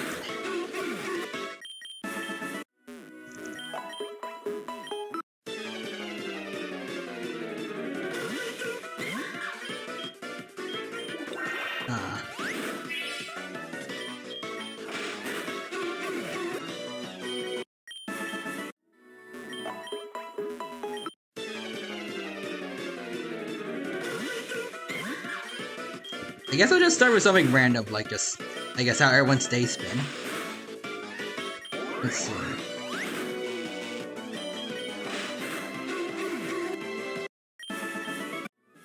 I had my classes early this morning.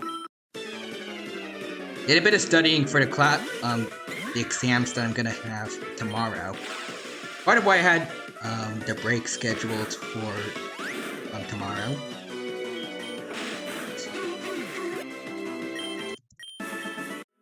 What else did I do?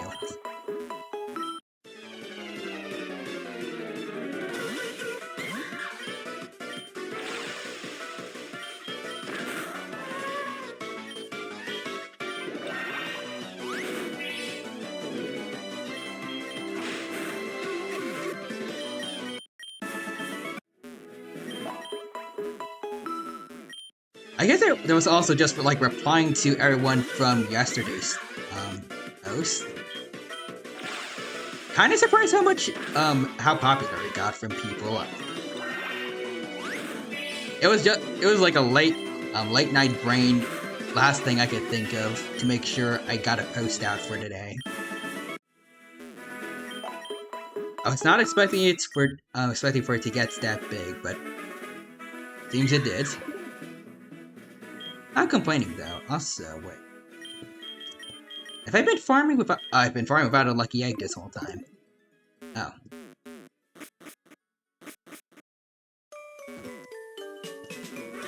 Alright then, hold on.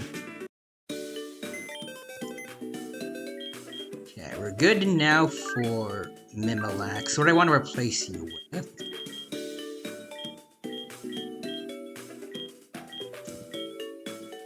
Chandelures? Relooms?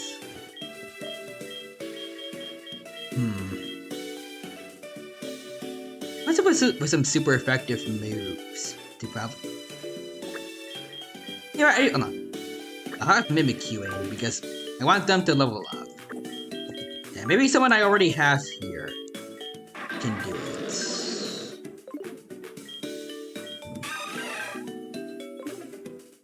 Actually, let's see.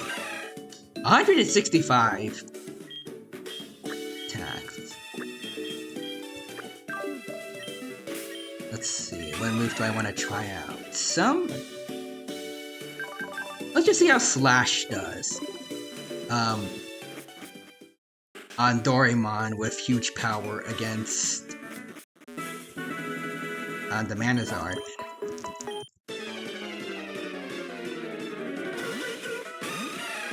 Oh, okay.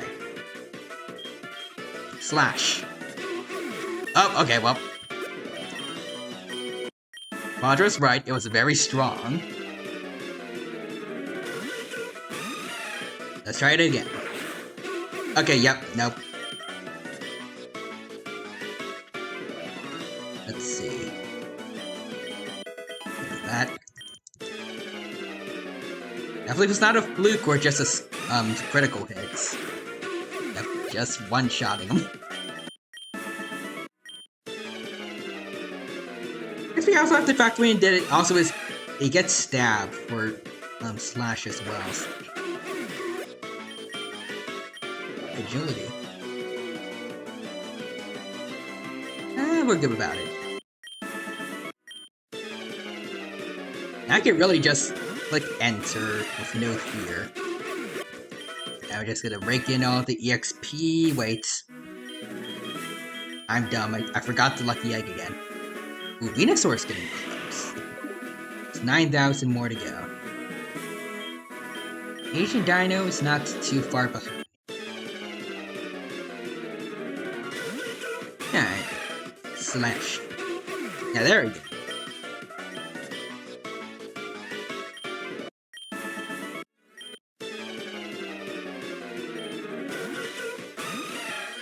Boom.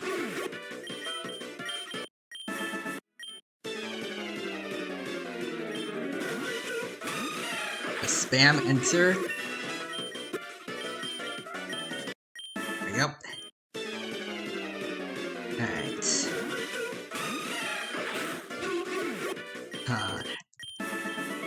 Now I have time to just, like, think of something to talk to everyone with so no one gets bored, even though you probably already have. I've been way too silent for the past few minutes, and I don't know what to talk about. Oh, Mimikyu wants to learn Slash. I'll get rid of Mimic, I guess. I don't think it's that good.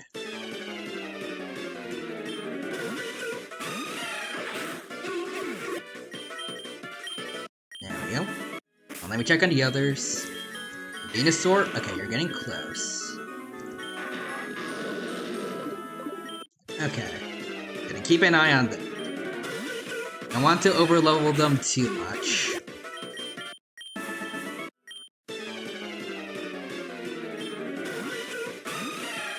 There we go.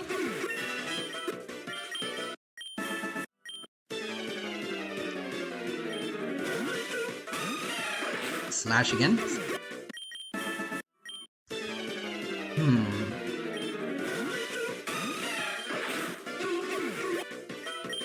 Oh, okay, wait, we got Venusaur. Okay. Heal. Now we're going back to the Pokemon Center. Boom. Box 1. There we go, Venusaur. Let's see. Who amongst here? Now let's get Heracross. I wanna make sure he gets leveled up. Okay, so Asian Dino, you got 9,000 more. Okay, so we'll be back here again pretty soon. Alright.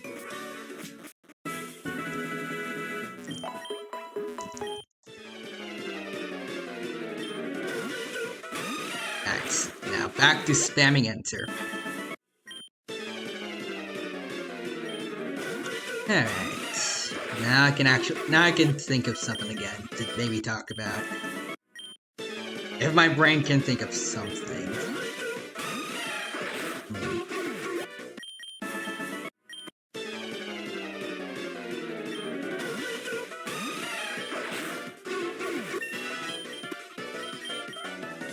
Ooh, Shadow Claw. I guess it's basically Shadow Claw for normal types, so, well, for ghost types, so, put that there. So we can get the stab damage.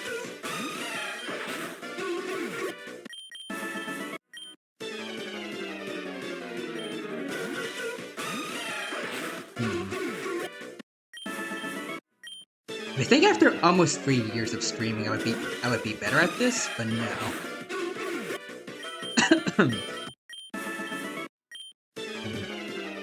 I need to come up with like a list of things to talk about when stuff like this happens.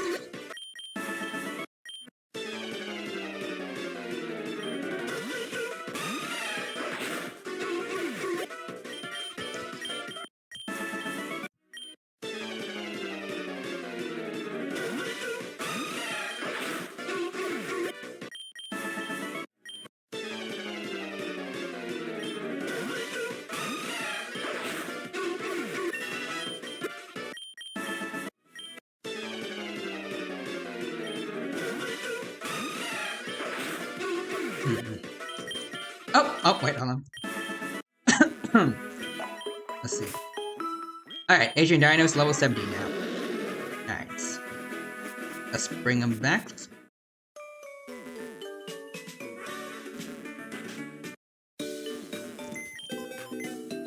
Alright. You go in here. Boom. Let's put low bunny also. Alright. Alright, now the closest is Azuma King. Alright. What do I use for farming afters?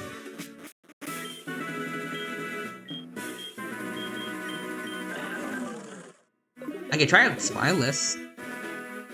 Hopefully it becomes a high dragon before. Alright. Now we just gotta keep slashing away. Ooh, Wild Charge. I didn't know Pikachu could learn that. Get rid of Slam Bounce. It does recoil damage, but at least it doesn't miss.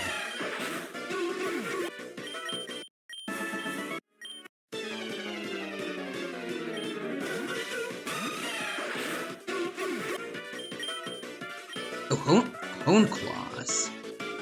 Boosts attack stat and accuracy. You don't really need that.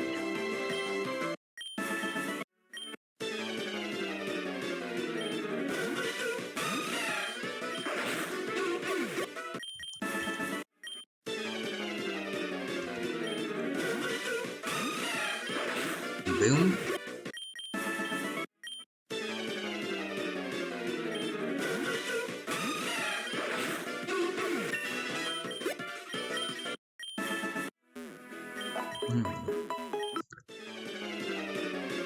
Still can't think of anything right now to talk about. Sorry.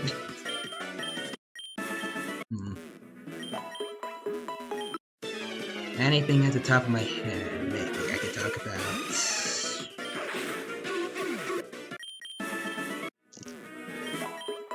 I guess Wuthering Waves, I think it's called? A new game that's similar to Genshin in gameplay that's gonna come out soon.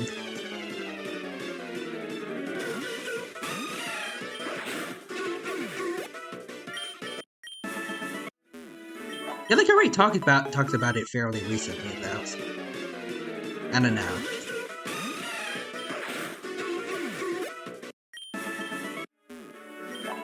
Yeah, I already talked about it a lot during the Honkai Star Rail stream, but I mean, I guess I can just recycle everything I said in case someone here didn't hear that.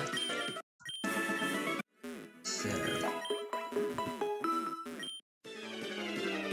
I think I remember just signing up for the beta test just because I was upset about Genshin not giving me Nahida after I reached soft pities.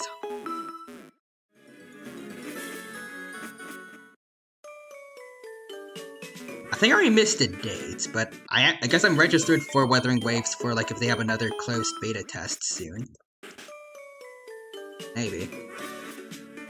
Either way, I still think I want to play the games. And it does come out.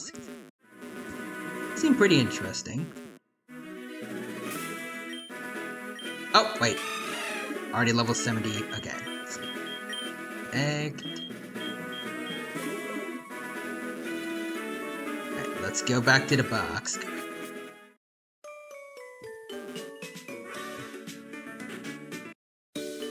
There we go.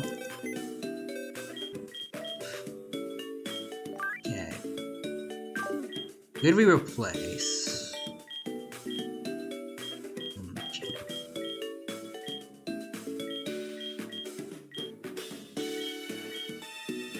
I'll give the Chandelures maybe a chance. Not super effective, but...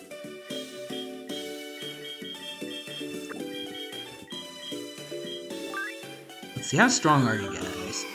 Oh, we got a lot of special attack, okay. Hopefully Flamethrower shall carry. We did good with the Mamoswine fusions and like the Snorlax fusions and Body Slam. I think Chandelure with some Flamethrowers can do it. Oh wait.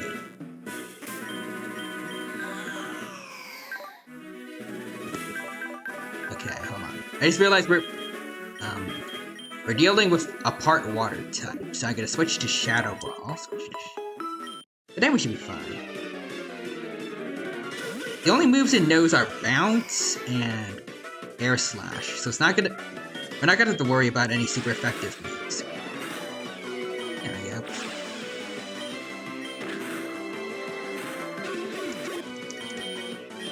We are not that durable though. There we go.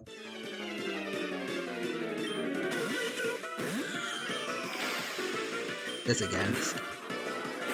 Alright. It takes over half HP. I think it's acceptable.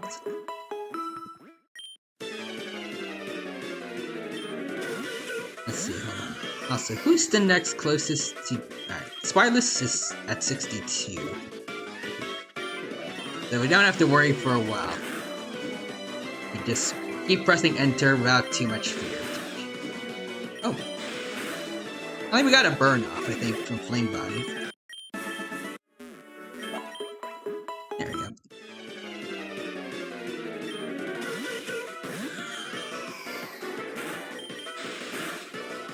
Boom.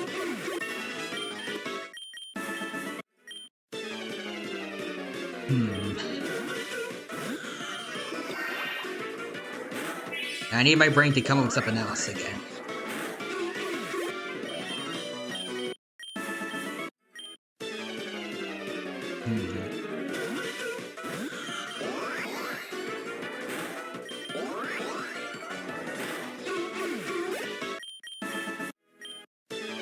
I guess. Another thing that came to mind was, I guess, Street Fighter 6. You know, well, since I played that after what happened last stream. Not too proud of how I was acting towards the end of the last stream, but I did take Quadra's advice that he sent me on Discord.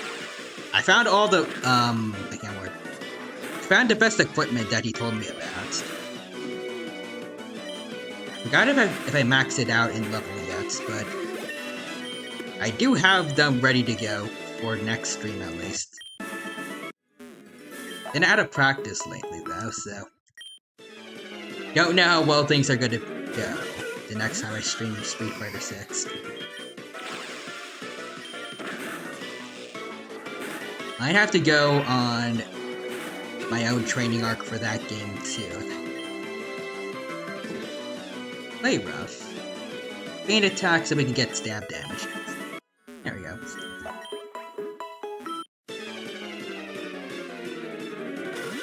It's also been a while since I played fighters also.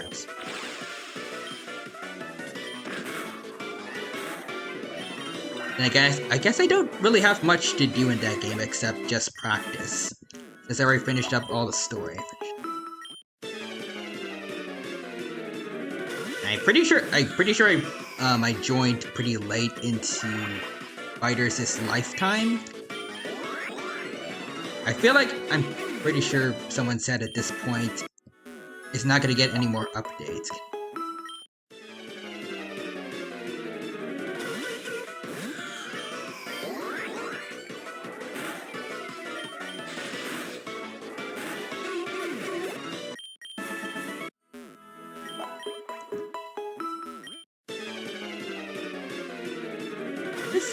Still try to have some fun with it.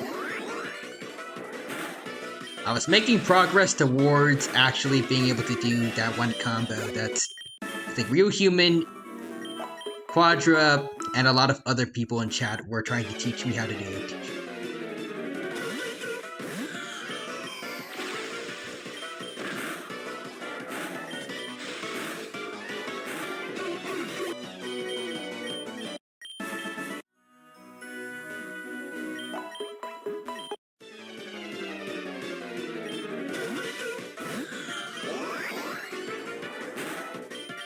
What else have I not played in a while?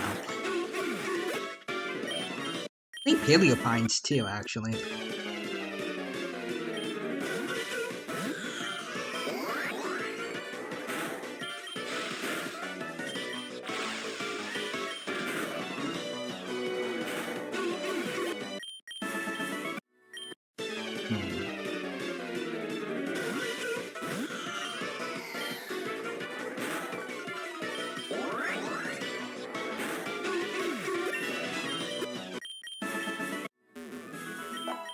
Actually, I don't remember if I did promise Big Quack, and I think a few others, maybe an art stream. During the Jurassic World Evolution 2 stream on Friday. Yeah, actually, I don't know if I necessarily promised it, but I did mention I wanted to do it. It's been a while since I've been working on that fan emoji I've been making. Maybe next week I can do it. And try not to forget. I liked where it was going so far. I think off stream I was working towards drawing to scales, but then kinda gave up. I could do it off stream when I got time. I'm kinda busy this week, so I don't know.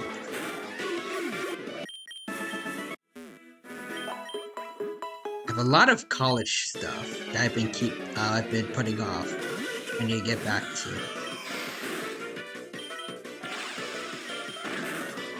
I did study for some of the more recent stuff, like the exams I'm going to have tomorrow. But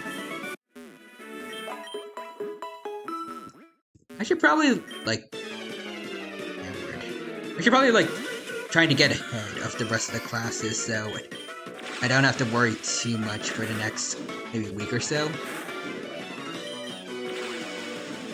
Rather than just always being behind.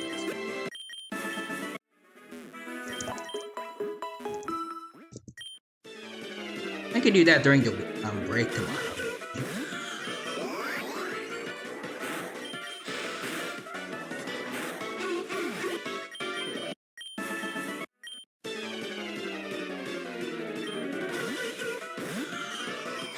Escape Shadow Ball and Chandelure.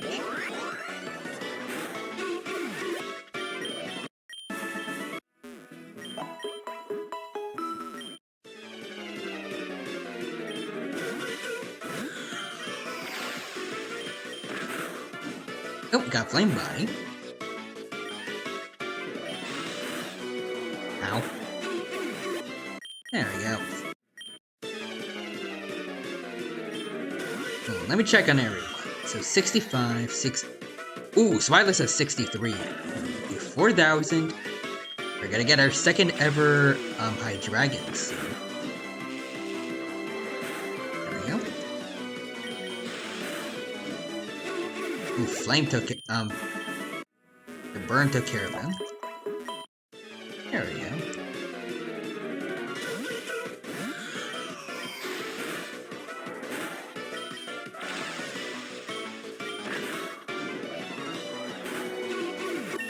There we go. And Chandelures can do it. After this, I'll just get the next one in, and then after that...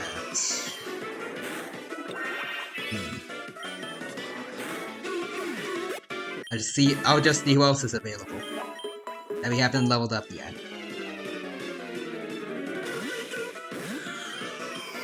I think we have made decent progress so far.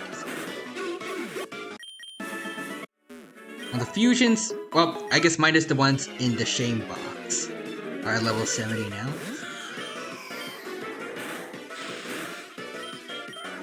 There's all the unfused ones I need to get through. Oh, Hyper Voice again. Ooh, wait, if it's Hyper Voice, then...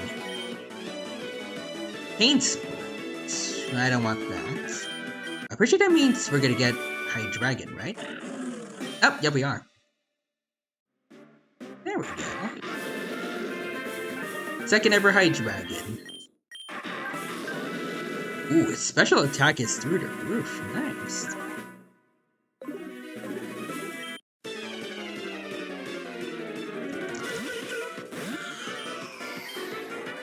Maybe I could test it out before I get the other Chandelure involved. It's only a little bit behind this one.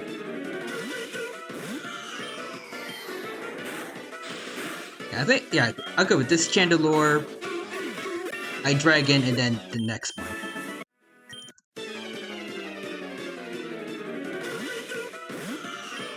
Shadow Ball. Just use Hex. There we go.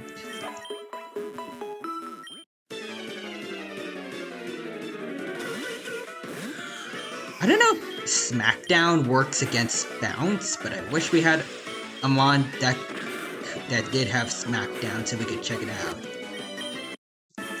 See if it does.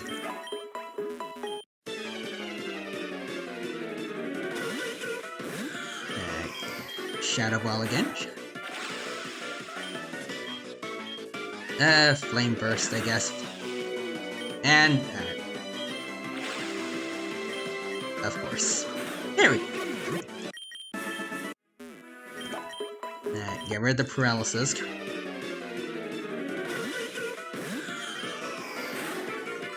Now it's back to the farming or not. Okay, Flame Burst. X. There we go.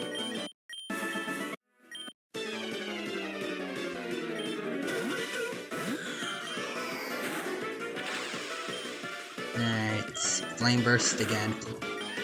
X.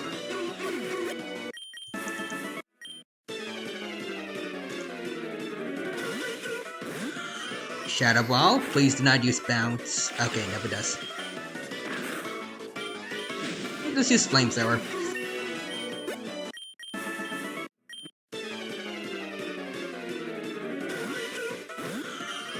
Shadow Ball. Flame Burst. Oh, Flame Body took it out.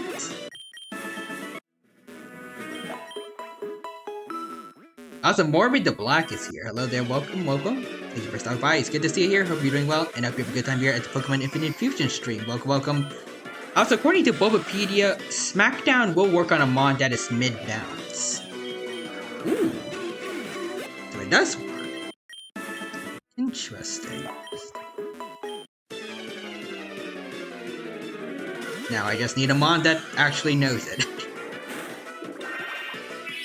They have some ground types. Well, ground/rock types. I have bad memory. Maybe one of them has it, or maybe they couldn't learn it. If I find one, I could go to the Move Relearner in the Pokemon Center. See if that'll help.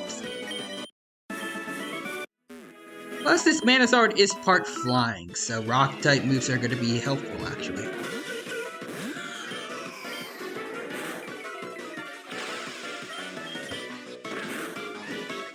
Or Flame Body can still just keep taking it out.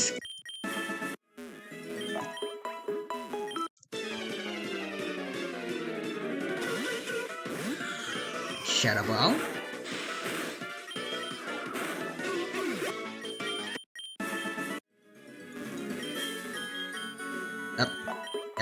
Heal my mons, please.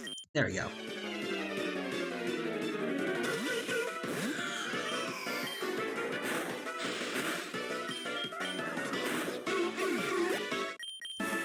Also, while we're on the subject of Bulbapedia, can we just talk about how it's like the one Wikipedia or wiki in across the internet that everyone can unanimously say is trustworthy, or at least unlike teachers saying normal Wikipedia is bad, or other Wikipedias I've seen for certain games I like where it's either usually like heavily outdated or whatnot. Wikipedia, I feel like, is always up to date with everything in it. Like, no one ever questions if it's like if the stuff in it is valid or not.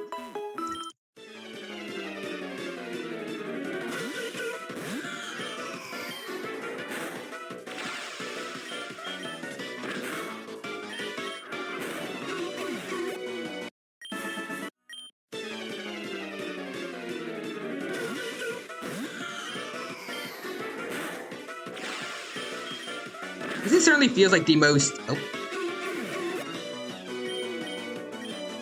There he goes again. Ooh, thunder. I get that over a wild charge.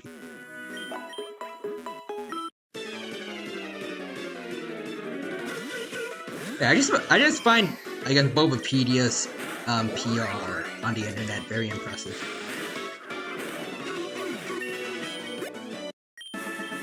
Wish there was that kind of dedication in some other wikis for games that I like.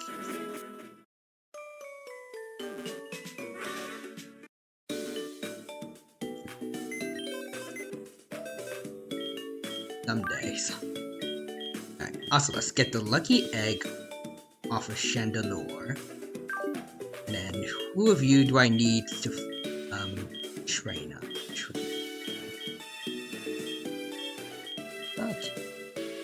Oh, okay, definitely Dawn fan. Let's Chandelure here. And then the other one will pop in once I'm done using High Dragon for the training. Lucky egg. There we go. Also, Morbid the Black is asking, are you just doing Elite Four prep or doing post game prep? I'm actually prepping for the 7th gyms. Cinnabar Island. Right now, the max cap I have for my that I've set for myself is 70. So that's what I'm trying to get everyone to now. A bit of effort, but it's going well so far, at least.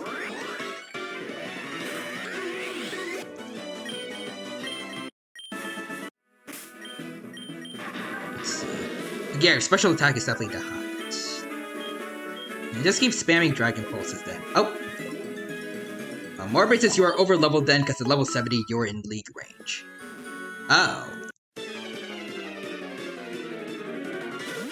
Oh. Well, I mean, I guess it's better to be prepared.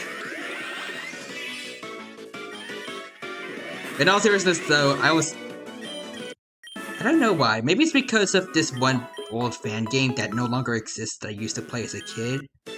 Pokemon Brick Bronze.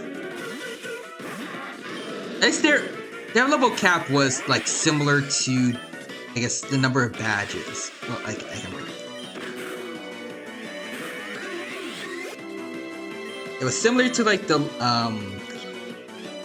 level of the next badge you were going to get. Like, first badge, level 10s, second badge, level 20s, third badge, 30s, fourth badge, 40s, fifth badge, 50s, you know. They're just following that cycle, I guess. I think they never did get the chance to do it in Elite Four themselves, because I think Nintendo found them and requested that the game get shut down, but I'd imagine it'd probably be like level 90s, or maybe even 100s. Okay. Ston Creep says, just dropping in, to lurk. Not to hit the hay. Well, thank you for, the lurk, I appreciate it, Don Creep. And sleep well, take care, have a good rest of your day.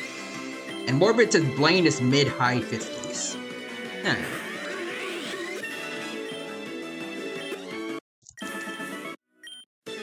But I mean, plus side of things. This means once I'm done taking care of Blaine and Giovanni, since I do fairly long streams, next time we won't have to wait. to fight the Elite Four. I could just go straight to them after beating Giovanni. And probably also buying a lot of full restores too. Because that is tradition. In order to beat the Elite Four. See, that might be on hard though. On normal, he'd be high 40s, low 50s. I don't know what the difficulty is for me. Does being, probably not, but does being, I can't word, in modern mode change anything, or change? I mean, I'm pretty sure based on my track record, the track record of Gym so far, I think it's gonna change to typing, but... Are the levels different at all, or... I wanna say no. Oh, okay, wait. Modern mode does have different caps, and yeah, Gym and Elite Four typings. Yep, I learned that, not the hard way, but like, I guess the surprising way, when Brock and all his gym trainers had steel types, I think. Misty was ice type. Surge was fighting.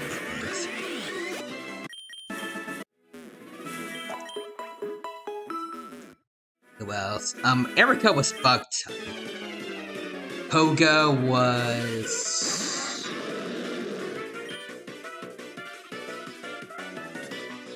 Was Koga dark? Or... I forgot what type Koga was. But then Sabrina was fairy. Also.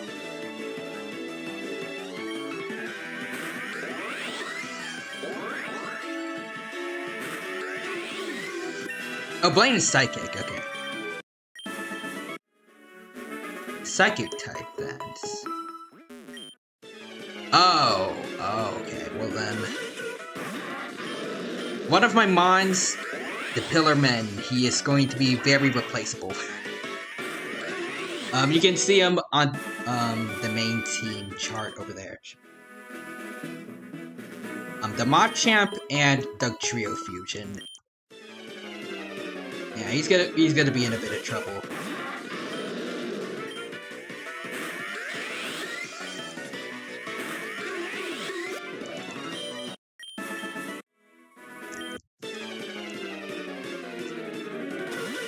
Meanwhile, the Azumarill Azumarill Slacking fusion we have. One that Quadra suggested. I think that was gonna be fine. Maybe we might have to replace Pillar Men, even though I do like them a lot. I love their sprite. Also, Morbid says, ah yes, the huge power king. Indeed.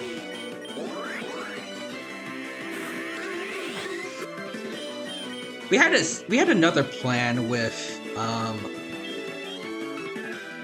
we had another plan with the Pillar Men specifically, since a champ has no guard, and I think Quadra said that Doug Trio is one of the Pokemon that are quickest to learn a one-hit KO move, Fisher. And we thought no guard would work with Fisher, but apparently it does not work that way. Luckily for me, though, as I checked out earlier, huge power definitely works. We were just using Slash and wiping the floor with this Manazard over and over again, just one-shotting it.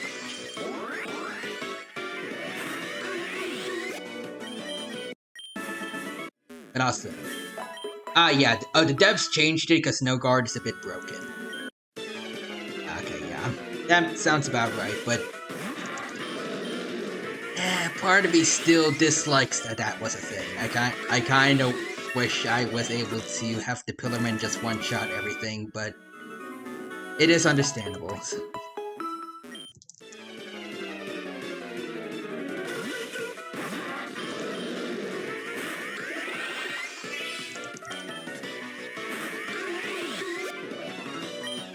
I will say, at least, I think the huge power, Azumarill Slacking is the next best thing, at least.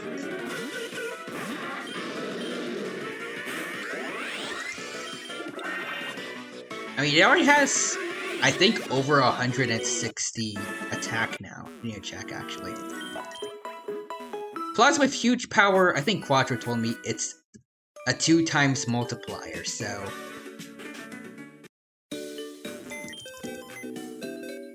Let me check.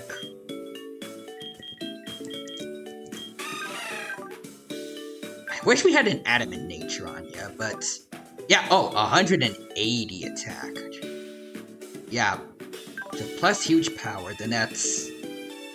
like 366, I think.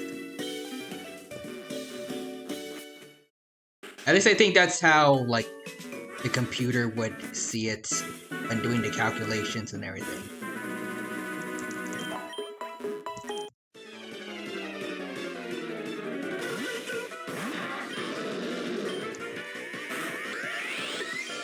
Yeah, I feel like I might have to replace the Pillarman.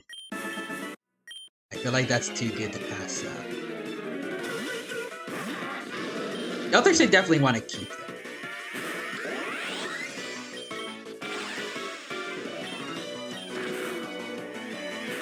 Frucatron mainly because, well, it's kind of my starter since I got a custom one.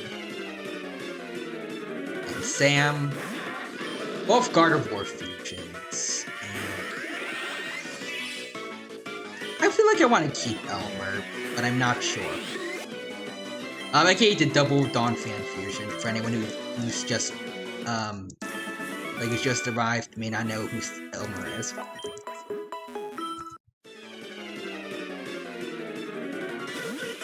He is pretty strong, though. I don't have a need to replace him yet. I have made a lot of really strong fusions, currently. Plus, we do have Mew, but we still haven't fused yet. They've got good potential.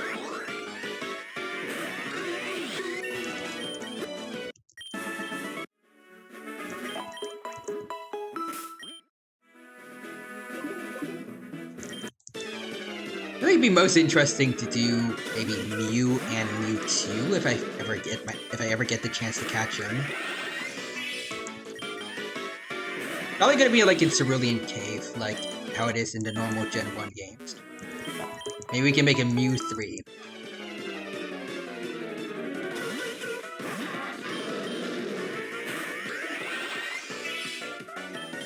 I don't know what that's gonna look like.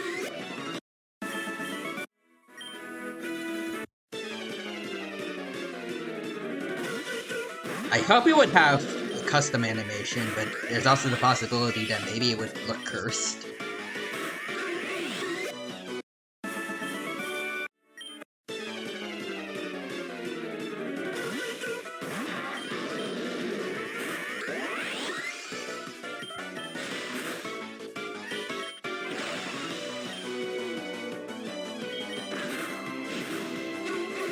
There we go.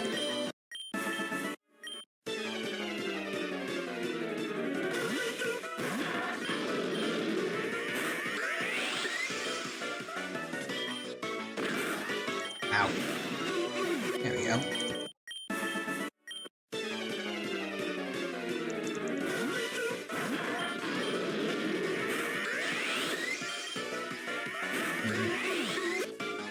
Maybe after this, since at this point, like, once we get everyone to level 70, basically everyone's gonna be fully evolved. And should have, like, the most of, like, the movesets that we want for them. Then we can do a bit of, like, rearranging for my team.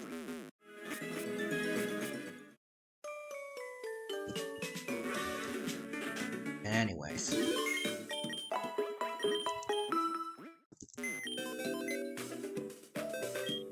Let's see, Hydreigon. I'm gonna need to take your lucky egg. There you go. Let's see. So we want the next Chandelure, I think. There you go. You can go next to the other Hydreigon. I should wait.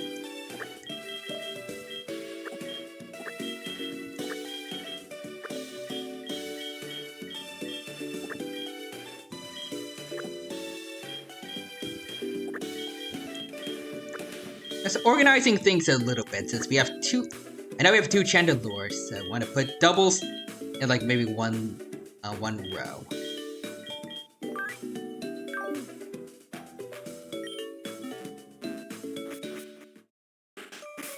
Yep, Chandelure.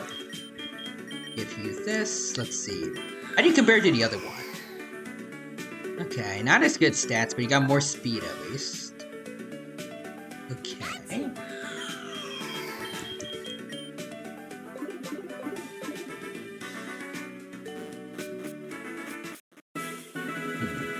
Actually, well, hold on. I asked about this earlier, but you know a good fusion for a Lux Ray? Because I had one on the team for a while, but then I defused it because it was fused with a Guard of War earlier, but then we got to the Aegis / Guard of War fusion, which I do love a lot more. I was kind of wondering if we can get Lux Ray back on the team.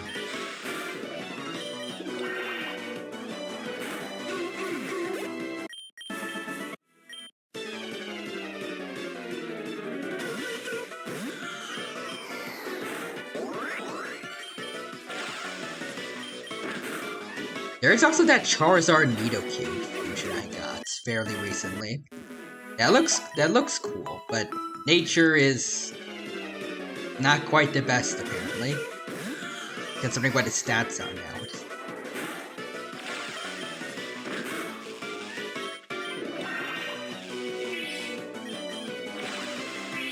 Nope.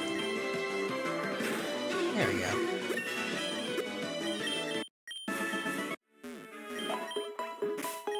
Let's see. Lockwood's getting close. 3 more levels. Chandelure, just keep at it with the Shadow Blast.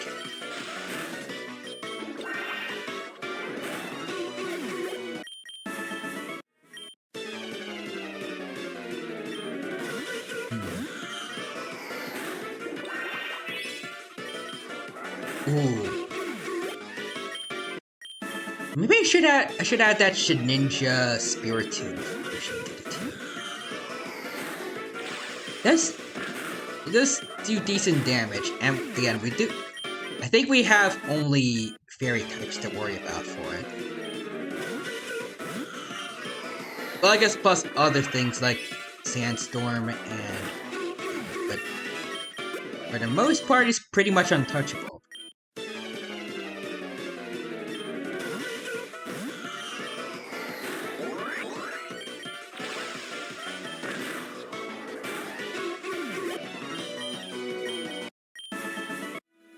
Or maybe get Great Days and bring him back.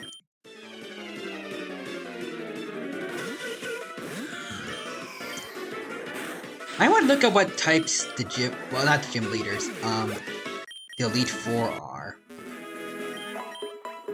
Decide like my finalized team maybe.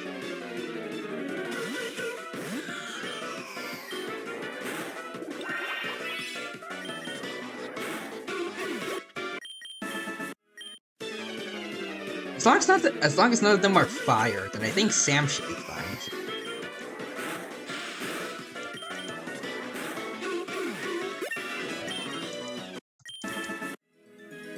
Anyone who doesn't know, Sam is the Lucario Volcarona fusion I have.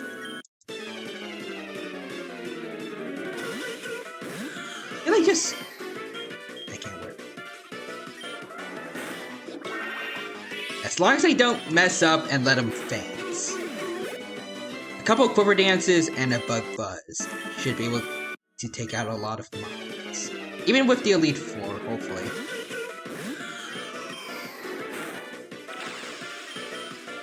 As long as there's no fire types.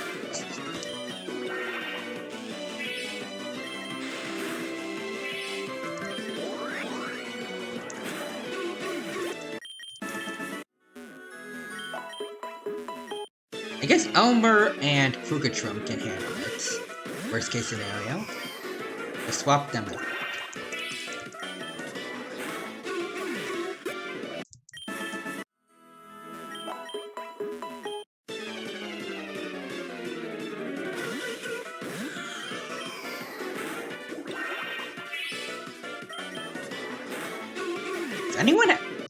Does anyone on the Elite Four have dragon types? And I'm presumably instead of Lance now, since everyone changes their type. Because I would like Krukatrum to try out Outrage, because I learned it recently.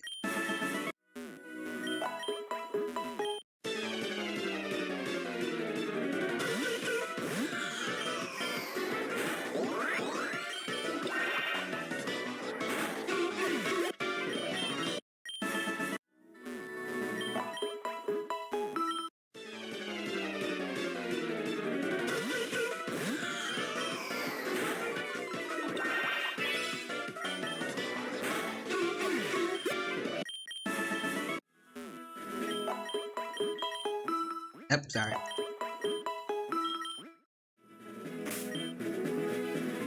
Let's see. Getting close to level 69s. Alright. Yep. Let's just get back to our usual grind. Yep.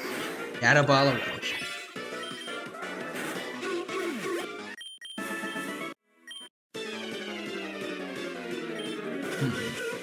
I'm trying to think of more fusions I want to make.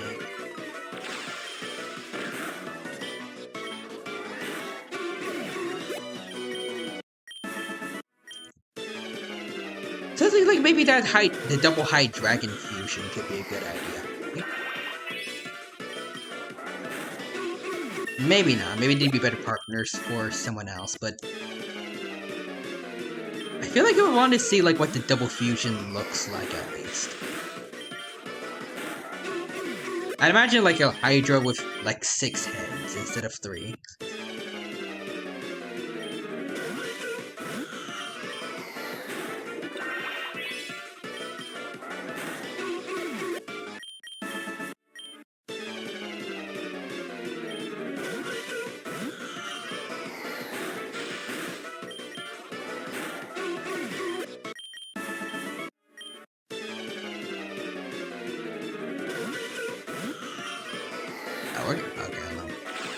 Alright, we're getting a bit low. Memento? Yeah, Shadow Ball now. Alright. Heal up. There we go.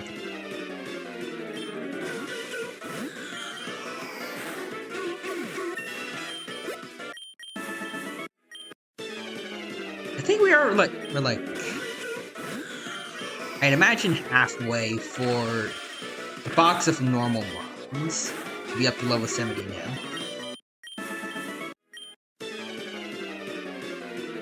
There's a couple of others, and then we have I think the starters in box 1 plus some of the mons in box 2.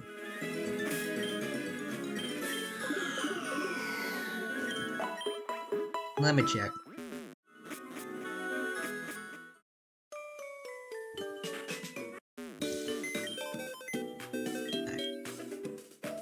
If we have those in the box of shame, but we're ignoring them. Let's see, so great day.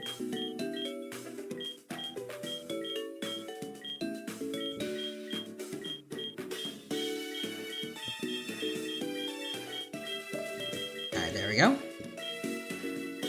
Yeah.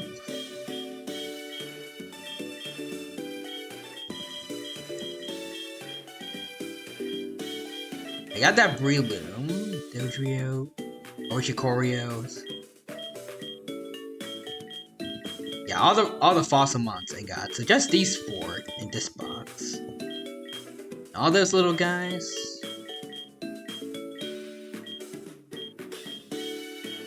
Actually, no. Everyone in box 2 still needs to get the level 70s. Some of the starters still need to get... Some of them still need to evolve. Yeah. I feel like we're more than halfway done. Alright. Get back on the grind. Let's get back. Shadow Ball. There we go.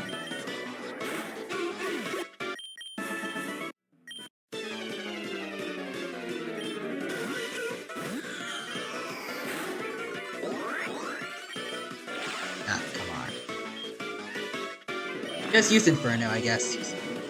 Oh, it actually. Oh, it hits. I was not expecting that. I think it only has like 50%. 50% accuracy. Alright. Shadow Ball them.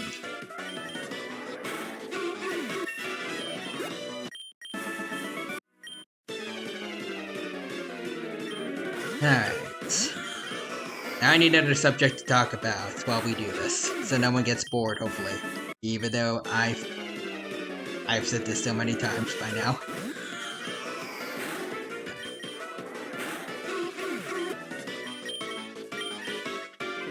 Ooh, Giga Impacts. No, I don't like moves that have to recharge the next turn, personally.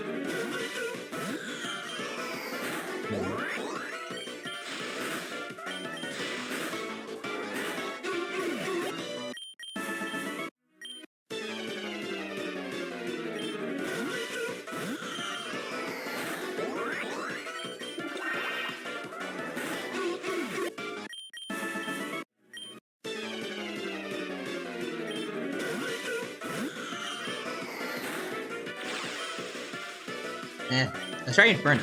Okay. Shadow Ball. There we go. Let's see. Okay, Lopunny is very close, and Heracross is too.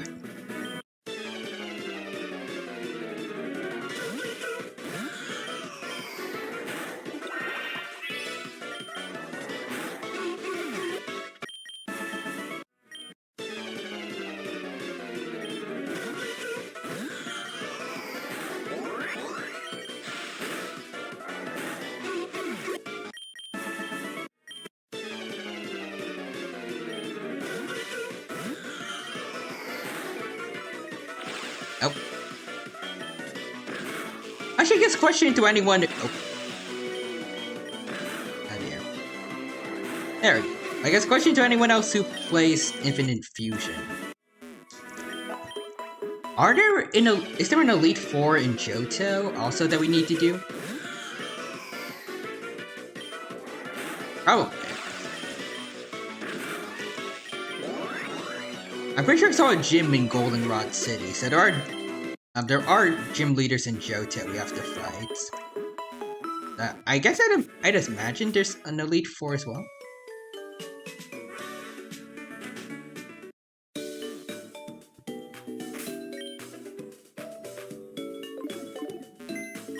Are they going to add Hoenn in the future, maybe?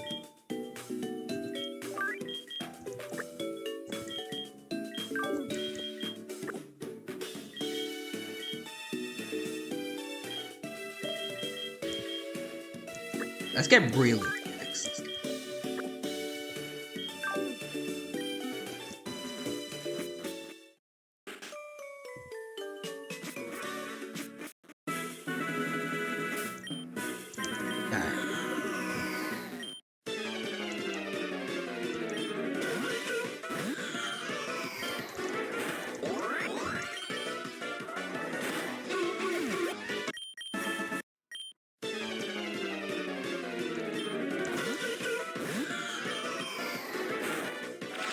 Oh. Okay. Shadow Ball. And level 69. Heracross is getting there too. Alright.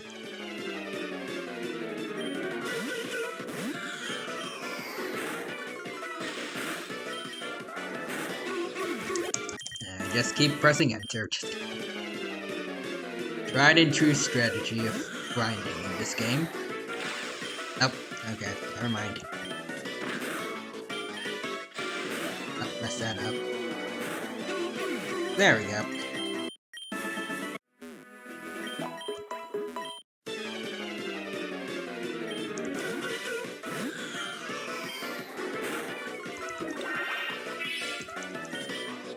Shadow Ball. And halfway to level 70.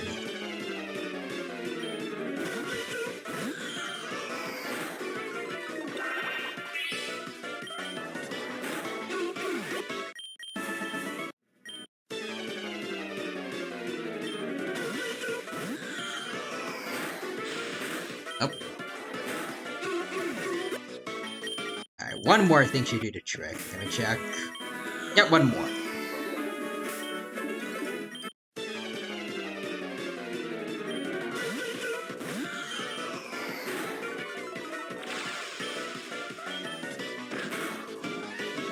Oh, there we go. Shadow Ball. Yep. Thank you for the heal, ma'am. Let's head back.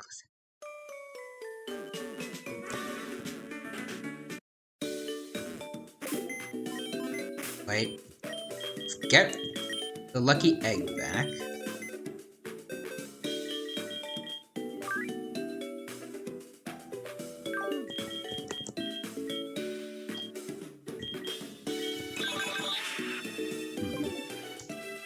Good Dodrio. Now we just got 3 mons left. At least for this box.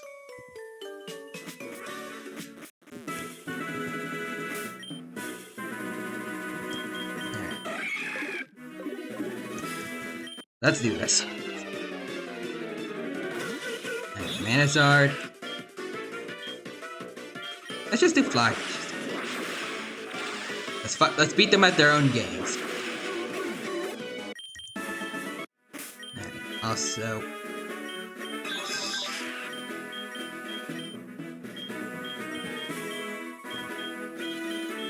there we go. Just spam enter again.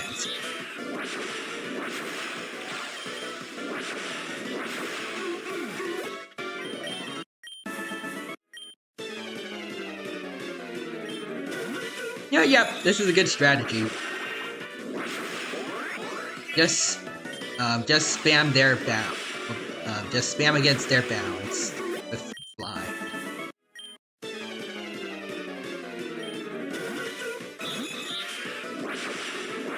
Boom. Give them a taste of their own medicine.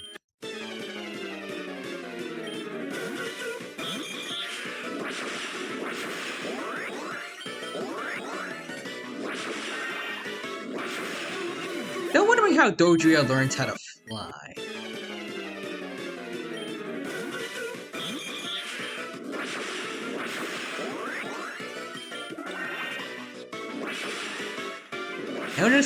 No noticeable wings. Pretty sure it's based off like ostriches, or flightless birds. Oh. Alright then. Fly. There we go.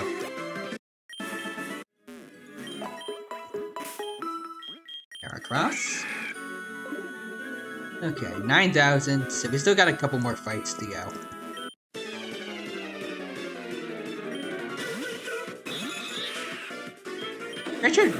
Oh, okay, yeah. Nope. Maybe Dropek's better. Dropek is better.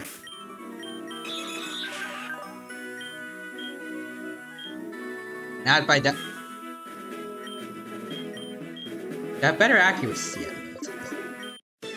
I want to spam Dropek unless it uses bounce.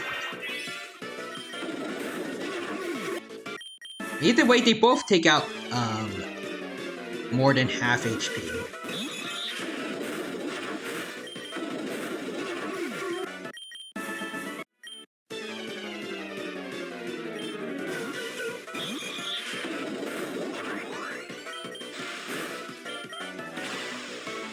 Okay, well, oh.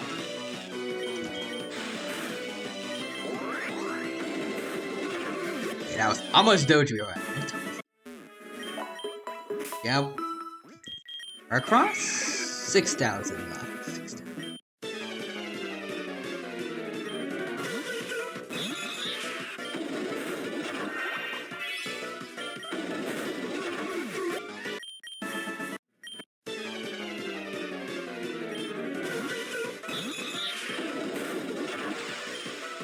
Fly.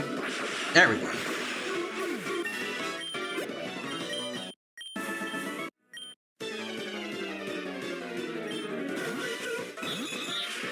drill peck again. Another one.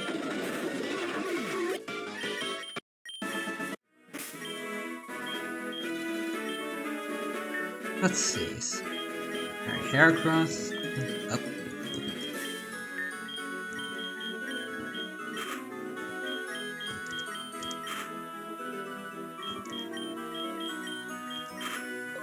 There. Just want to make it organized.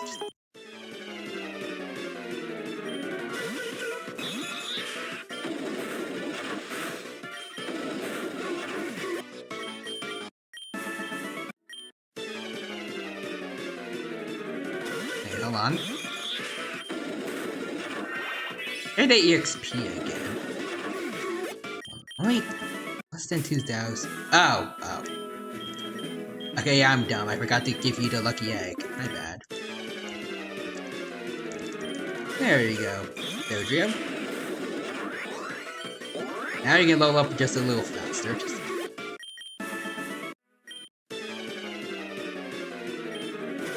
I don't know if it affects the amount of EXP everyone else gets, though. Does it?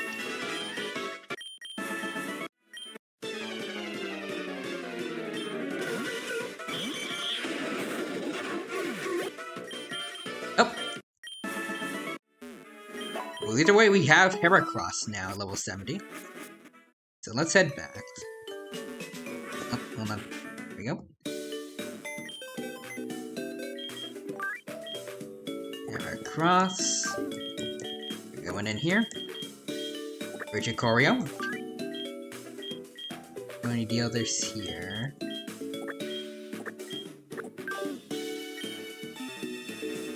Oh, Mankey, can you move? There we go. Thank you, buddy. Let's see. Okay. We got a little bit of time until Pikachu gets level 70. Alright, Dodrio. Keep doing your thing. That was a one-shot. Could have been a critical hit,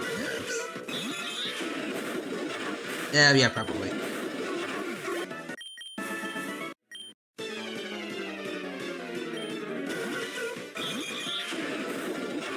Oh, actually, it did it again. Maybe just some extra high rolls.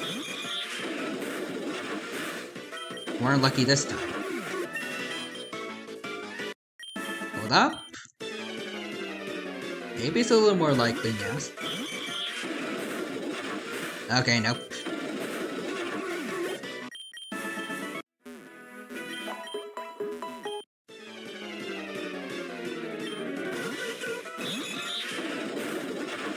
Oh, that's worse. That's worse than what I've seen before, I feel like. Alright, come on.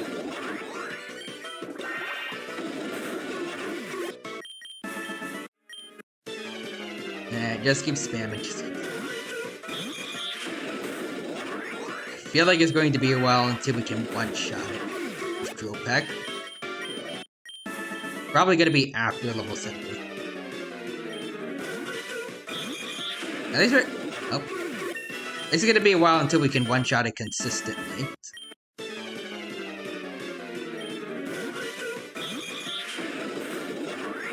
Yeah.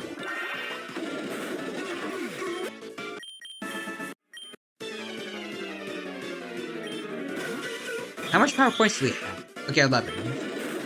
Alright.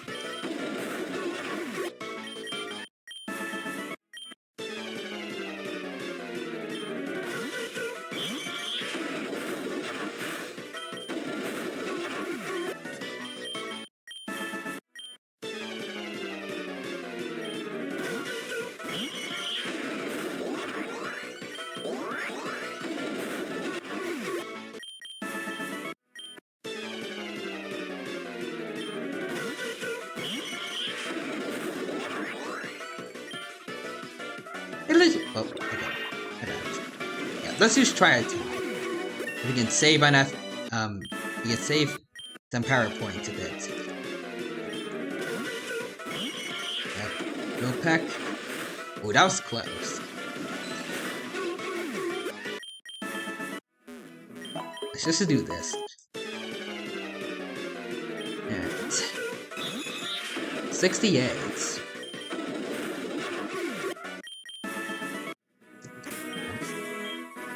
Okay.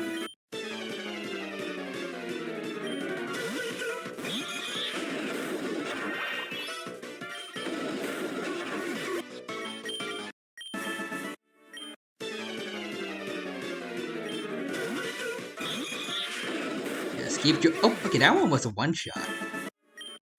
Nice.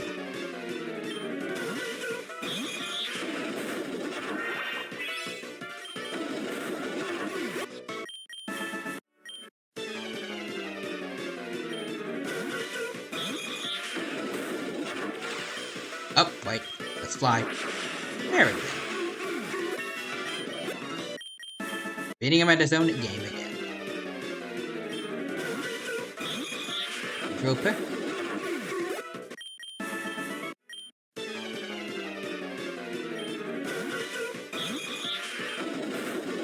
Up. There we go.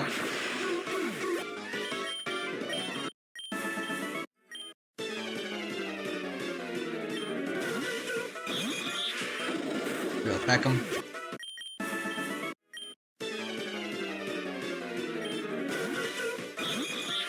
Another drill peck. Oh. Okay, try attack this time. Oh, I guess not. Alright, well, we're gonna use. Oh.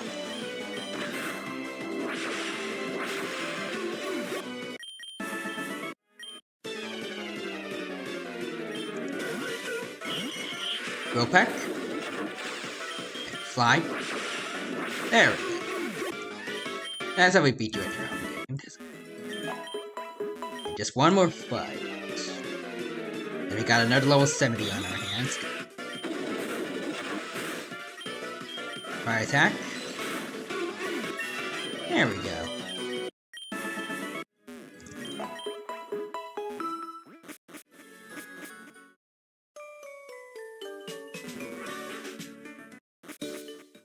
Nope.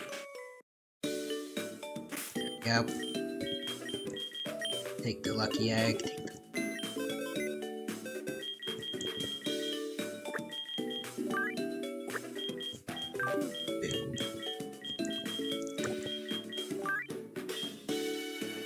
Boom.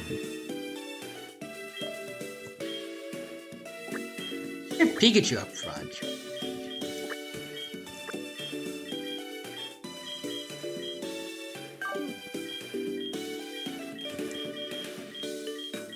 So now we got everyone on this box done. Just these two now.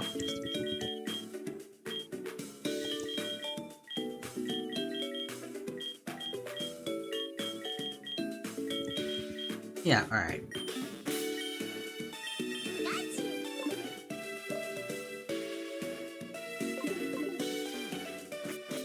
I want to see. Well, yeah, I want to see how much Pikachu can do with the light ball. I'm not going to trade it for the lucky. Thunderbolt. Oh, nice. Okay, one shot him. Alright. Hold on.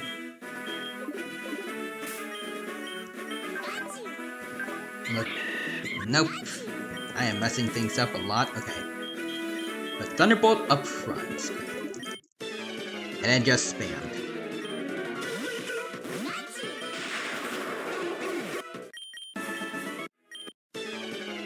Outside of this,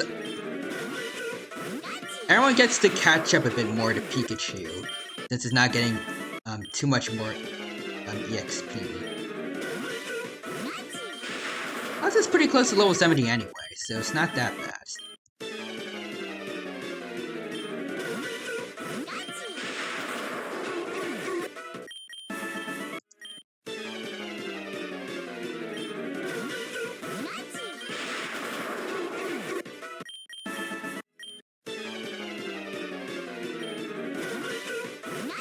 Good old spam city. Good old spam.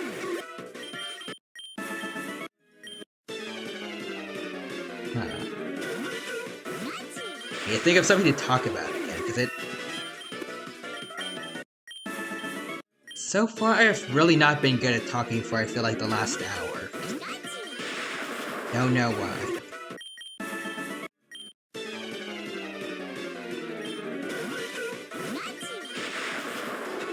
Maybe the late night brain is settling in. I don't know.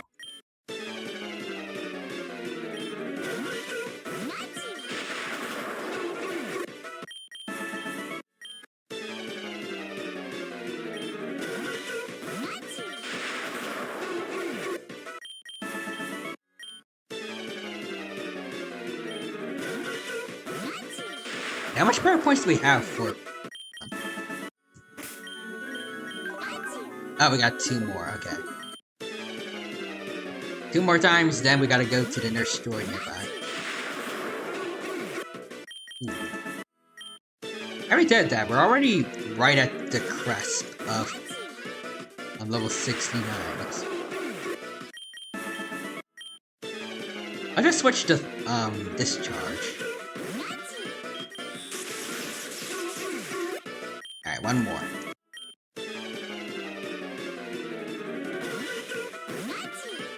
Oops. There we go. Discharge. There we go. And now we can get Pikachu back.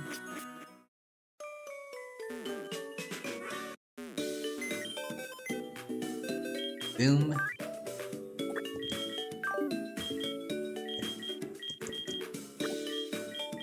Gotta make sure again.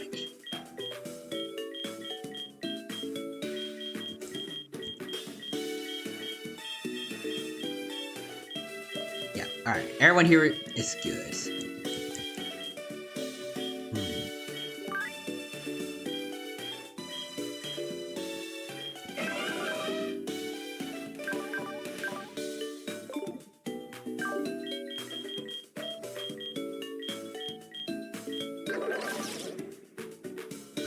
Ooh, let's try seeing how Ferrothorn does.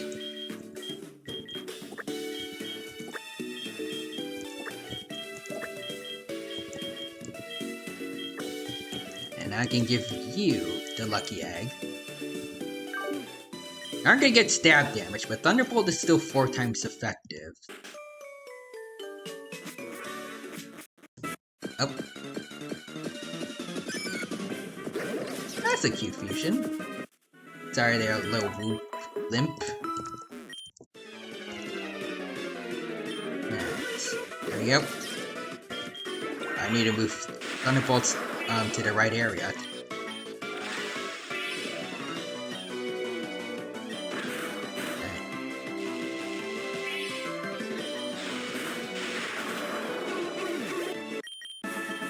Like, I don't know if this was the best choice. Demand the farming team for a bit, but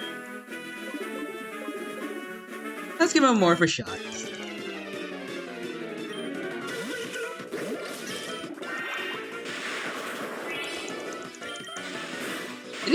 It is fairly close with Thunderbolt. And you feel more level up. And it can one-shot.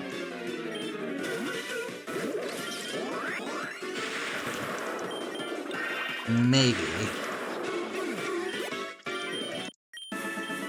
That's a pretty... No. It's a fairly decent-ish enough amount of health. I don't know if at level 70 it's going to be able to one-shot exactly. I feel like at least a little is going to be left. Still more than half. I'll take it.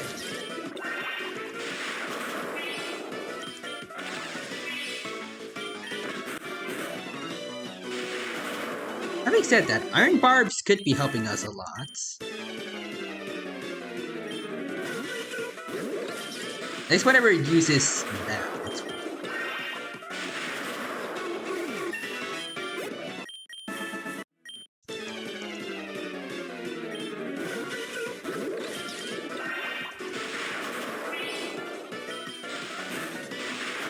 Okay, we're getting kind of low now. Let's heal up. Let's see, Mimikyu. Okay. A little bit away from level 67.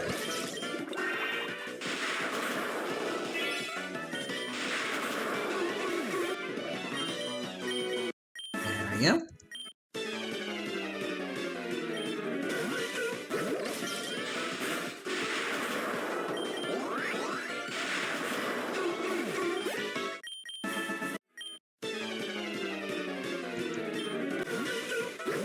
Alright.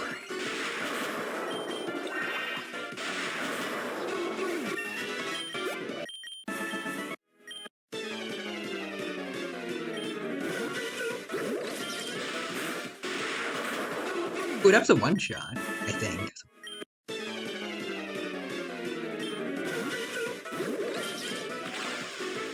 Oh, okay. Then missile, I guess. Actually, wait, actually went after. Oh well. Alright. I'll stick to Thunderbolt from now on.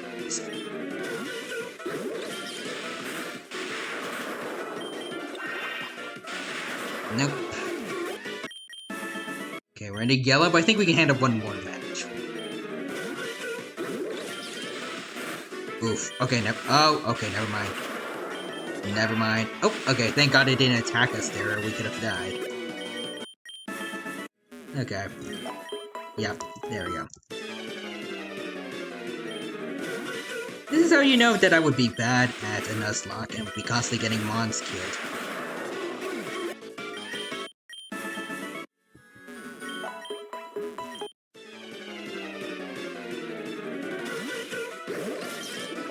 Let's keep using Thunderbolt. Oh. Okay, that was almost a one-shot. Okay, maybe I was wrong. Maybe level 66 it should be with the one-shot.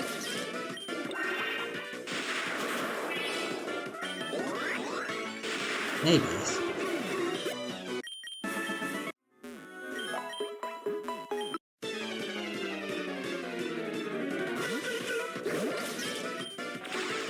Nah, this again. Stick to Thunderbolt. Okay, yeah, no, Iron Barbs is helping out a bit.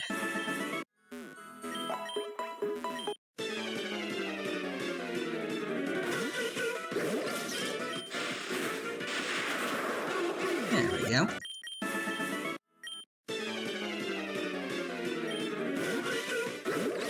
Thunderbolt again. Oh yeah, it's leaving it on a sliver of health here.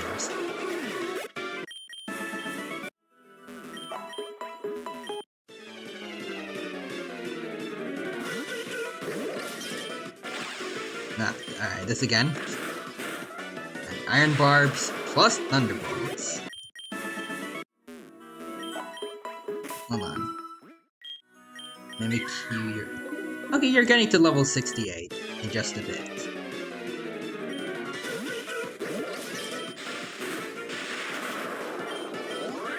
Another sliver of health again.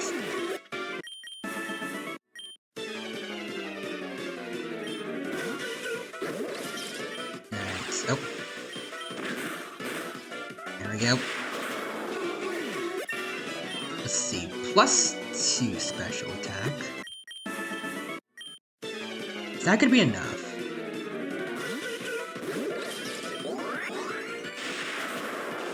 Nope. Okay.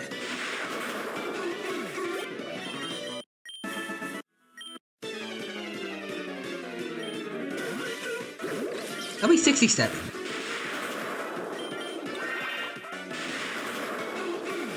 You can see the numbers for the enemy.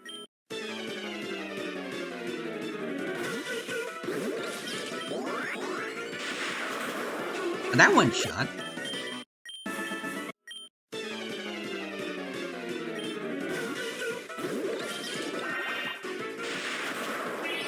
Alright, that definitely didn't. And we flinched again. Flinch is really a pain in the butt.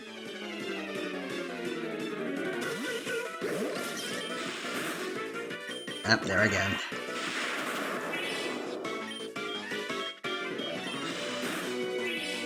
And using Air Slash with Togekiss, that's gonna be a pain in the butt for anyone I have to fight. Oh, I don't want Explosion. There we go. Basically gonna be consistent on flinches.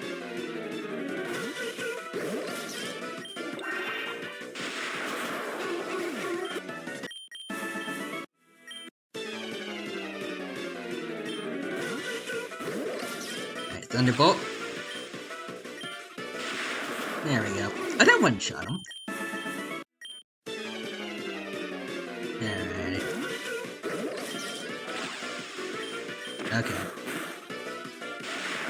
Oh, from Iron Barbs again.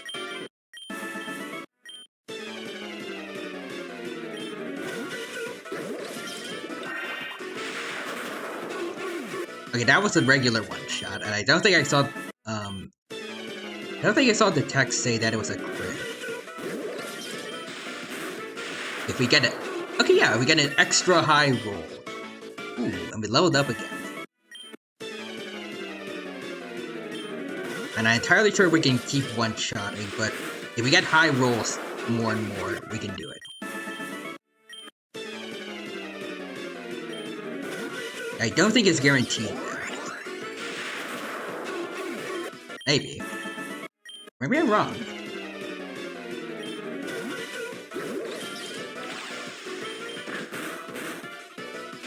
Well, I mean, with Iron Barbs, definitely.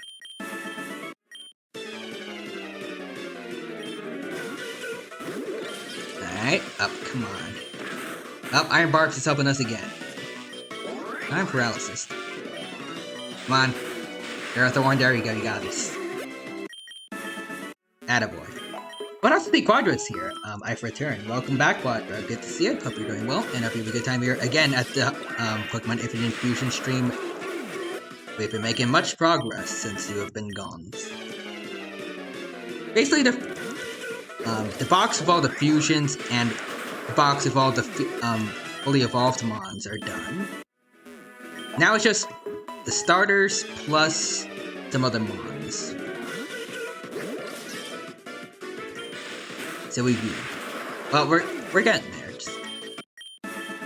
Even if we don't manage to get through everything this stream, off stream is gonna be a piece of cake probably. But also, I've returned and I bring a big brain Star Rail theory. And before I continue, have you done the side quests? Depends on what you mean by side quests. Do you mean like just the general quests, or like including the companion ones too? And I don't mean Sparkle's quest? Okay. Well, I've done... Oh yeah, general quest. I don't know if you saw it, but last Honkai Star Rail stream, we started Sparkle's quest. We just haven't finished it up yet, but... I haven't done the general quests yet. I've been kind of leaving them to the wayside, but... With Sparkle's banner so close, I do want to get to them, but I don't really care about the lore for those quests. I mean, normally, like, I'm already just like skipping through all the dialogue. If it's not voiced, I do not care. I feel like I've said that before a lot, but yeah. So feel free to let me know. You mind semi-spoilers? Doesn't relate to Sparkle in any way? Okay, well then, I don't care. If it does not relate to the wife, then... I don't really care. Unless it could have something to do with, like... What's-his-face? Sunday? Because it seems like maybe he's getting hyped up to be evil, I don't know.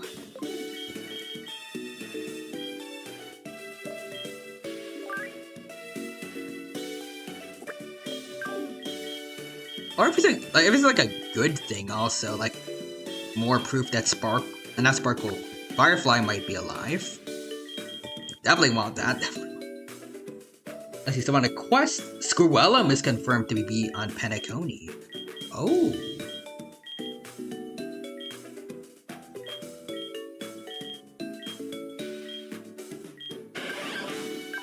What's he doing there?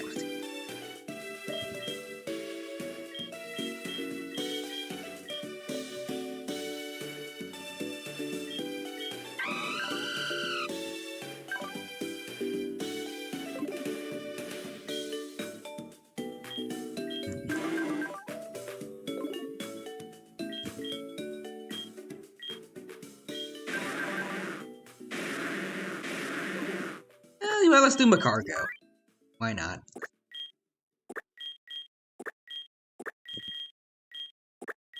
Yeah, but what's the theory? Let's see. So my personal theory. Oh, hold on. Boom. Let's see. Herta, Ron May, and Squirrella might get involved in the plots. That could be interesting. Well, at least for Squirrella, Herta, and especially Ron May, I do not care about them. But in terms of lore, 3 geniuses being there is going to be interesting. They might get involved, and Herta's biography has confirmed that she has found a way to de-age, and Ron May has confirmed to be a genius in biology. If you know where this is going.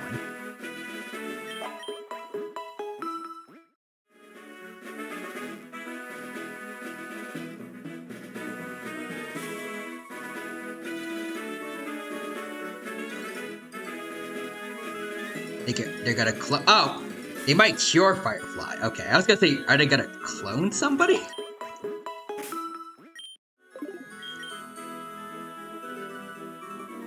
But that could be interesting. I don't know whether Wan Mei would do it though, because she's the biology expert, so she would be the one making a cure. And I'm just saying, if I was you, I would not trust your wife with her kids.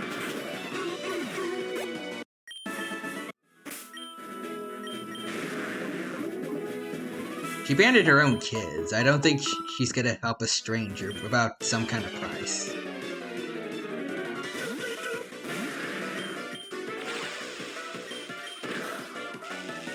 Well, not money, probably.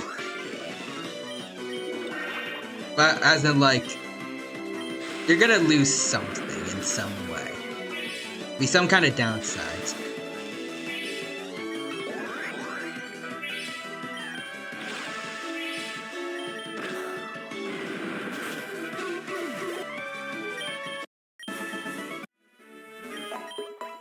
Squirrella, I feel like I can trust him.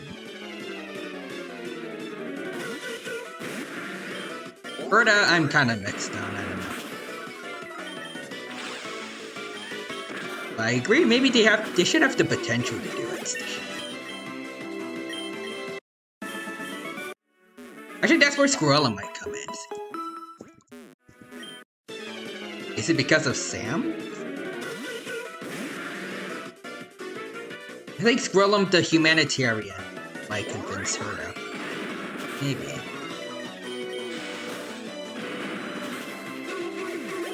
I mean, I think she might feel some kind of care towards the other geniuses.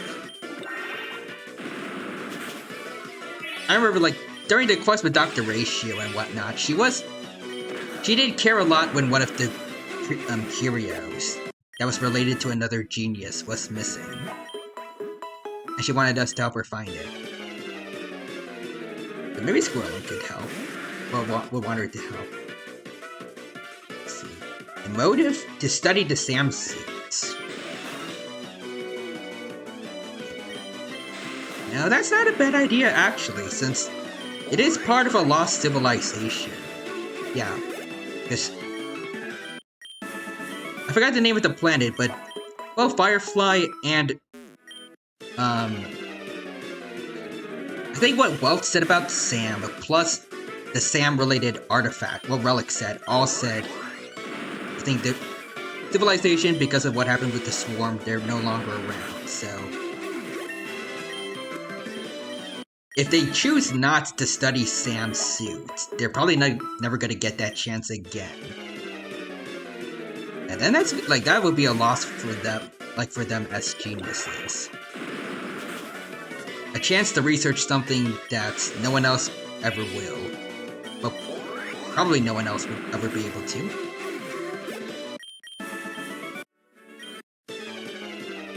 Plus, I'm pretty sure you mentioned Squellum is going to be playable soon, so...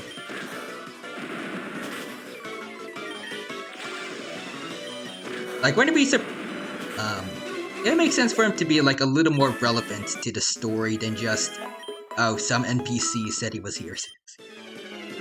Yeah, feels too weird for Squirrel to be on Penacony for no reason, yeah. Like I just said. It'd be weird since he is confirmed to be playable, and I'm pretty sure it's soon. It wouldn't make much sense for him to just be, like, Not just on the sidelines, but like literally off screen. Like literally doing nothing except somebody says that he's here. Also, and what was Elio's script? Firefly meeting Stella to get connections to her to cure her. This is my theory.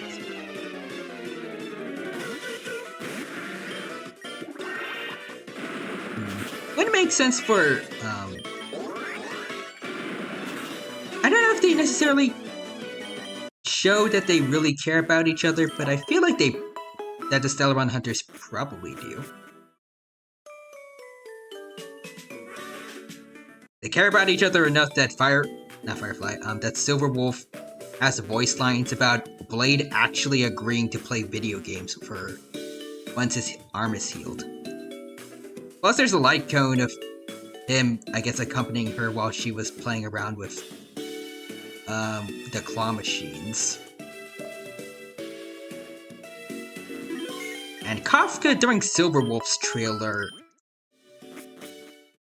not only was she messing around with her, like, very informally, but I think she actually mentioned Elio told her that Silverwolf was gonna lose the game.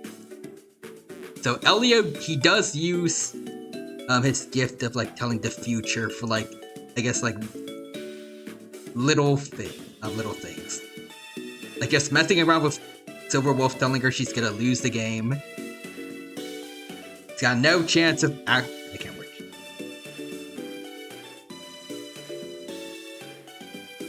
I just let her know that she has lost. Before... I can't word today, I don't know. He can use his ability to have fun with the other Stellaron Hunters. I feel like it could make sense that he'd use his ability to save their lives, if need be. But yeah, Cartus, I think at least Elio. Plus, even if he didn't, he probably doesn't, since they are part of the Stellaron Hunters. Elio probably did want Sam to be recruited because they're going to be integral to the future story. And having them die prematurely because of some sickness would probably be detrimental to that.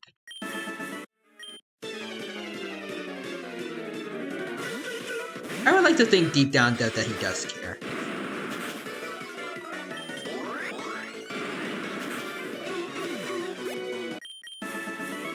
Then again, he hasn't really...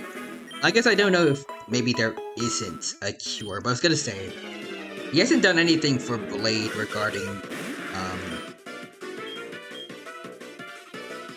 what's it called? It's been so long since the Ciangelo Fu story, but... the Mara Struck. He hasn't done anything about that for Blade, but... I guess Kafka's, whisper thing. It works, like, temporarily, I think.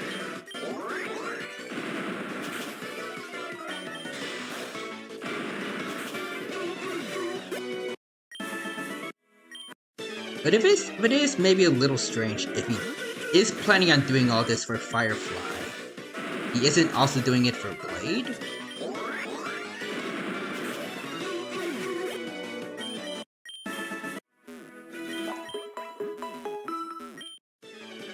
Not saying like Blade is suffering more than Firefly, like they both have it rough as heck, but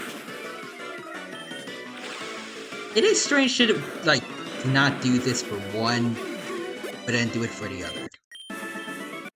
I don't know. I mean, it's definitely not like Blade wants to keep it. He's always going on about how he wants to, you know. Especially in, like, his combat voice lines and all that. But just I think for Blade he can't for now. Maybe.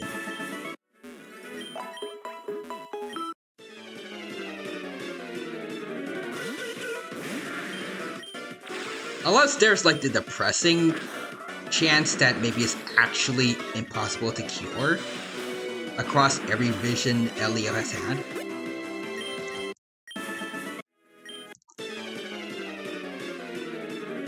I don't know if anyone's ever been cured by the Mars struck in lore.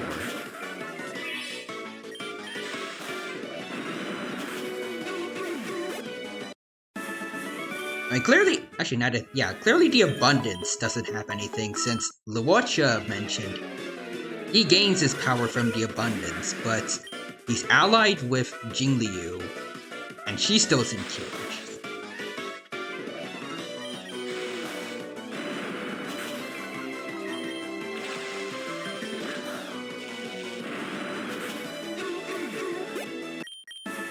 Then again, as good of a healer Luocha is, I don't know if he's, like, in lore on par with the Aeon, so...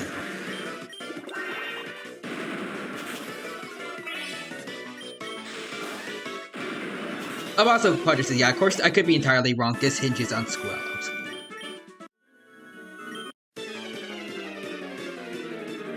It is an interesting, like, possible storyline, though. Plus, it would be nice to have a good ending for Firefly after everything's over on Penacony.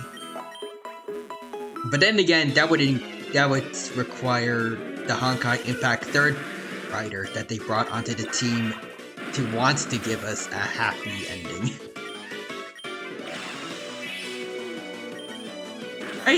It's probably going to have a relatively happy ending, where it's not going to end with us dying or anything, but...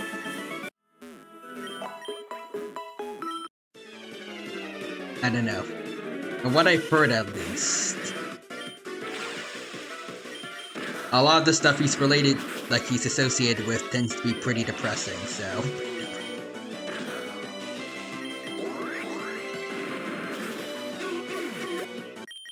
I feel like it is possible there's going to at least be, like, a victory with a sour taste in some way. Or is it sweet but bitter victories? I think that's it. I think we will, because Firefly is extremely popular. That's true. Extremely true. Like, she is the one character I feel like everyone is shipping with the Trailblazer now. Like, I don't feel like... Not since maybe Aether and Ayaka have we had such a large portion of the community, or at least such a vocal part of the community following this one ship.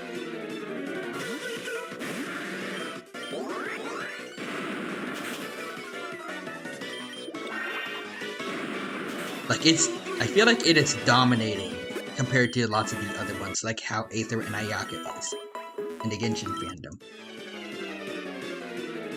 I still see March with Trailblaze. Okay, that's another super popular one, but yeah, other than that, yeah.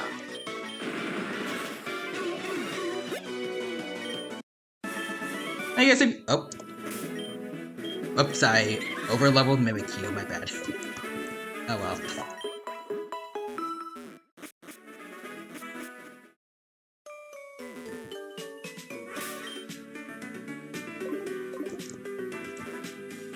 I guess it makes a good amount of sense, because March is one of the first female characters we've met. Well, one of the first characters we met. Well, they have good, she has good energy with synergy with the Trailblazers.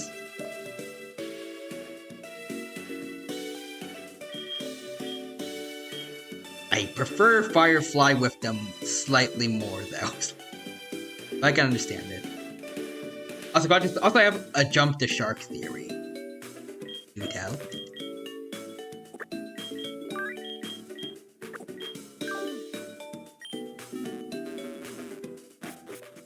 I think Adventurine is going to die? Oh.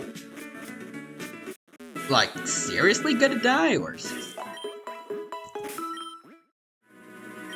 I mentioned it before. I mean, it is a jump the shark theory, but like... I already talked about how, like, when I can't remember, like, last time I played Honkai Star Rail, like, all the characters supposedly getting killed off.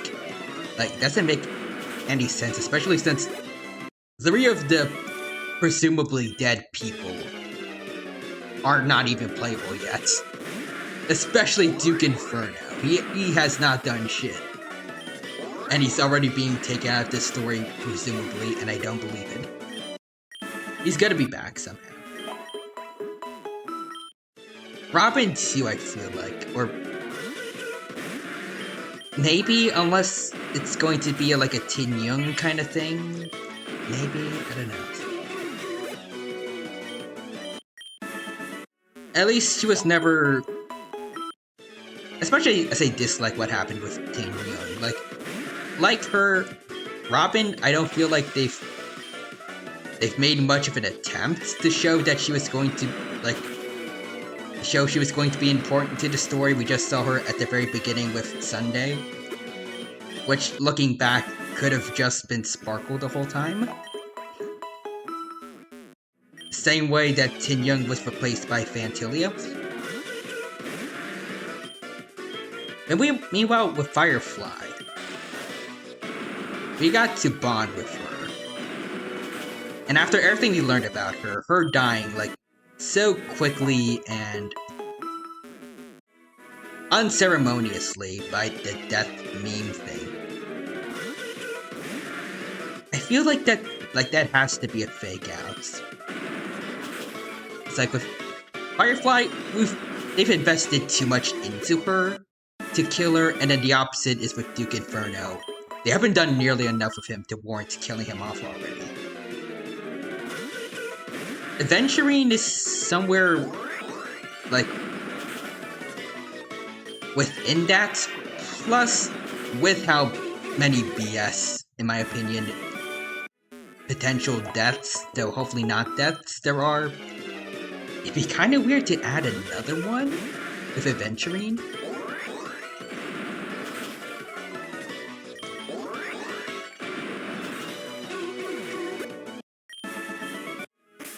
Like, with the amount of deaths they have had so far, it's just going to get, I feel like getting rid of Aventurine too, especially since so far it's all been relatively new characters.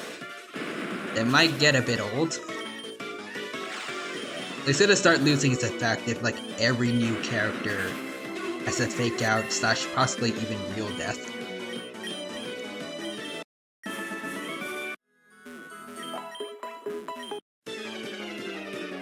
Like, rather than being affected, like, how everyone was... I just imagine everyone was upset about Firefly's death. And then probably surprised a bit by Robin. And then Duke Inferno. Eventually, they're just gonna be like... okay, what's next? Is Dr. Ratio gonna get killed too? I don't know.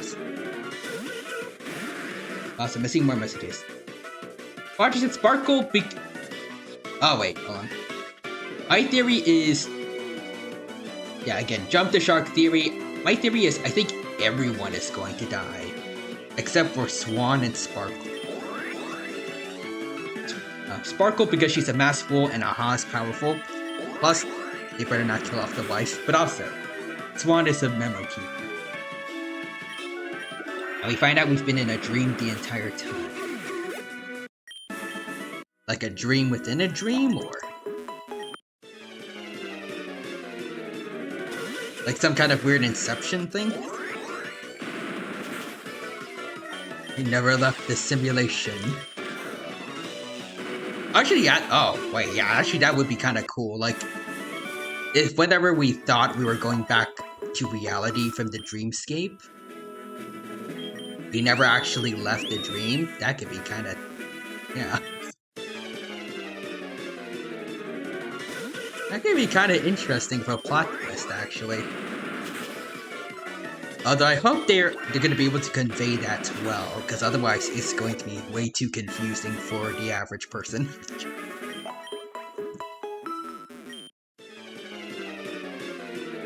Also, yeah. I almost wonder if they are having all these deaths as a way to mess with us due to our expectations with Himiko. It would be very funny if they did that, actually. But also, yeah, exactly. And why do I think this? There's literally an Inception poster reference. I need to see it. And also, if that actually is like an Easter egg that foreshadows the rest of the story, then I will never ever doubt you whenever you have a theory ever again.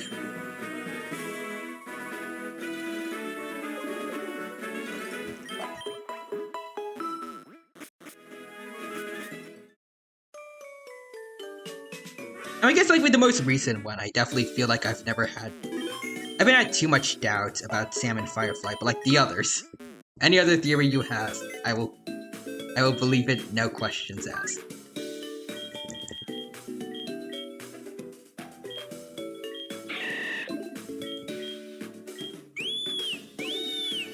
If that happens, I'd be so shocked. I really would be like, I can see the future. I can see. Now you too can see the future.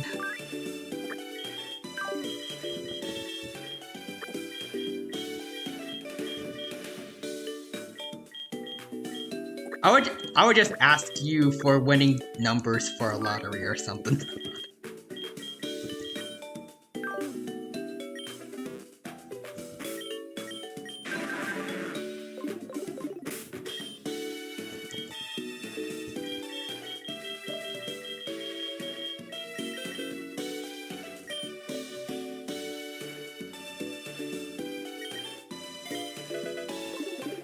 But I am happy. I will say this. I am happy that one of the two people you say aren't gonna die will be Sparkle. I hope that is true.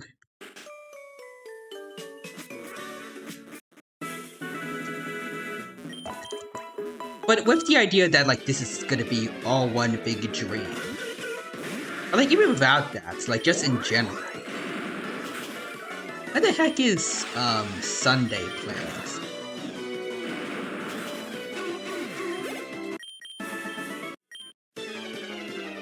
I mean, maybe it's not gonna be too bad necessarily. I mean, he's trying to get rid of that death monster that quote-unquote killed Firefly. And also killed his sisters. But something about the framing and his dialogue towards the end of the story that we saw.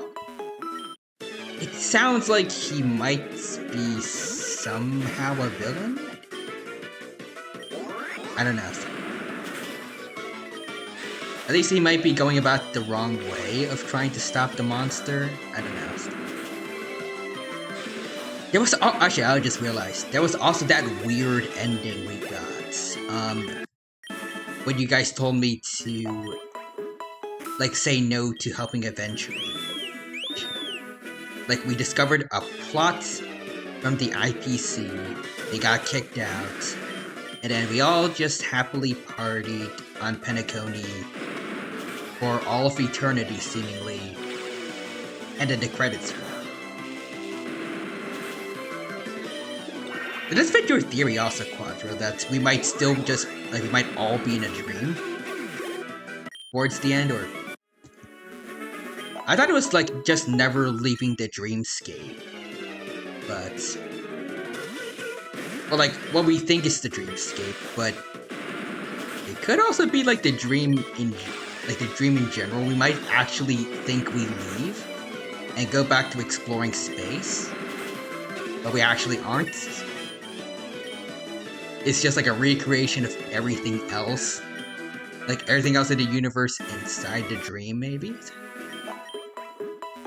It could be possible to recreate in a dream world, since like people from all over the world were going there. Like they invited everyone, like from many different factions across the universe. So many people, many different memories in many different areas. They could recreate the entire universe, potentially, and just keep everyone trapped in a dream, and everyone thinks it's real. Maybe.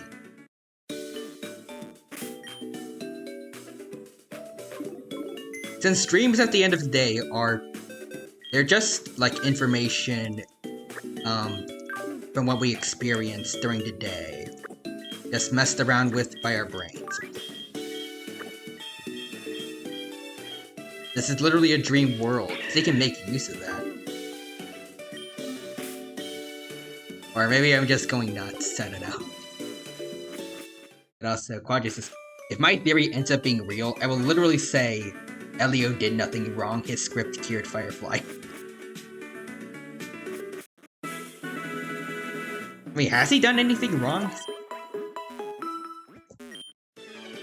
I mean, maybe, like, the Stellar One Hunters have done bad stuff in his name because his script said so, but Elio himself hasn't done anything wrong. He's still pretty innocent. Plus, if he's a cat, like many of us think, you can't prosecute a cat.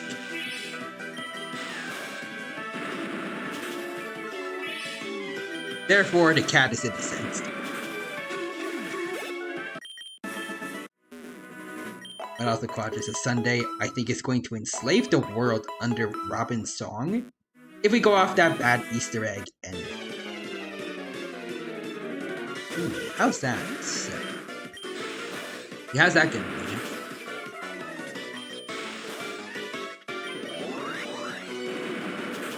I remember,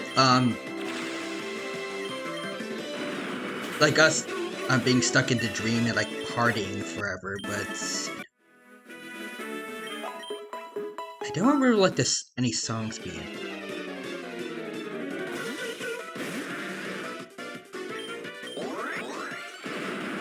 Though the idea of like hypnotizing people with a song does sound interesting.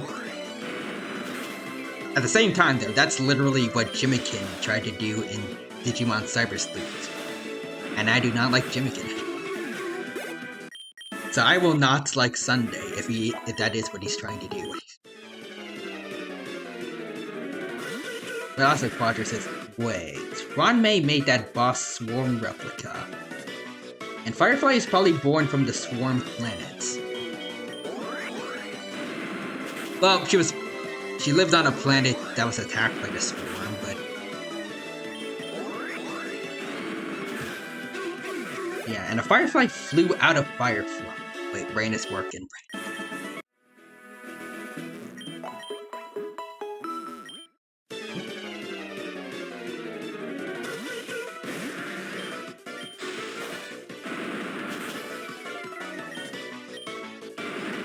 I'll wait for what you have to say, but actually, now that makes me think, like, in face value at least, if she were ever to learn from us that Ranmei recreated like an emanator of the Swarm,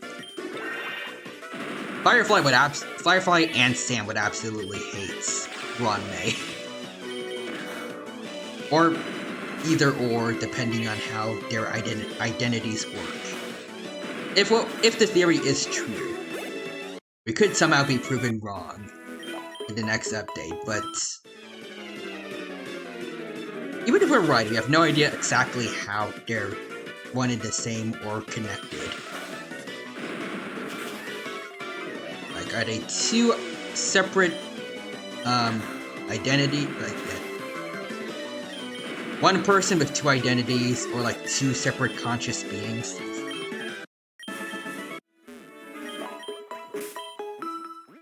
I suggested before that maybe Sam is like Firefly's life support system. Is he like a sentient one, or?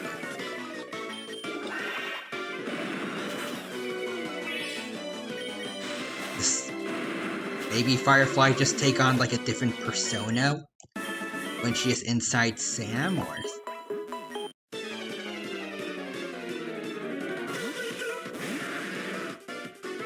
Anyways, what if Firefly is like a soul / hive mind being that can transfer bodies? And what if Ranmei made a new body for Firefly? Wait, so basically could she be like an energy life form, like the Heliobi and Duke Inferno?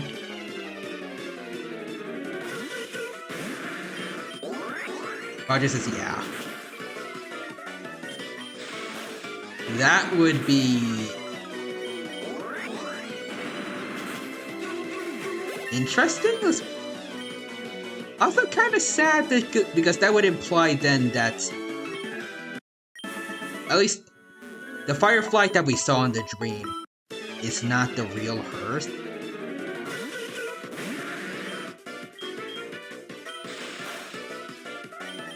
Or it could have been the real her until she got changed into an energy light form, I don't know. Or maybe it's like a Venti situation where they copied the look of a real human. I don't know. So what if Ron made a new body for Firefly? You know, that would be cool, but at the same time, I'm now imagining alternatively she would give her like she would make one of those cat looking organisms just a themed Firefly, and that would be adorable.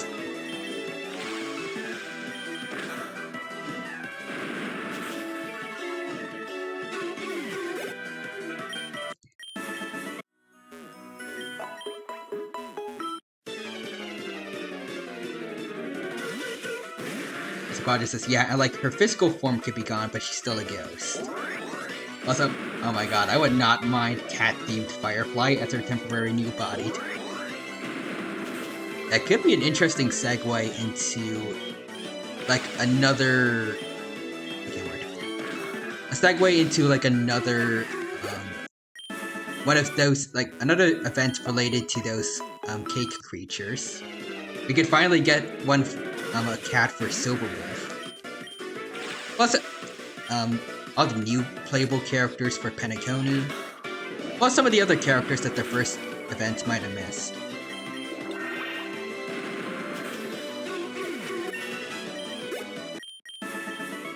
Like, I don't think there was like a Sela one, or a Bronya one. Or a Clara one. Or I mean, actually there might have been a Clara one.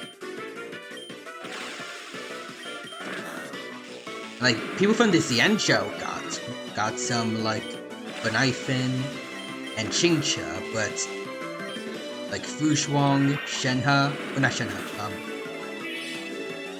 Sushang didn't get one. Maybe Yangqing and Jinyuan.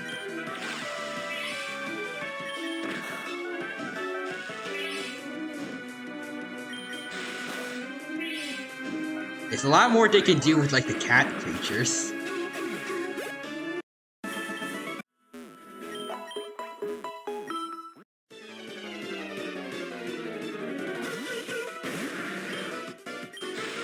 Actually, adding on to your theory, isn't there, like, a scene in the trailers where I think Firefly disappears or something?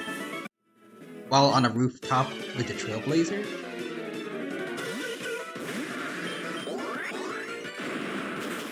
Could that have something to do with that? The Quad just says, yeah.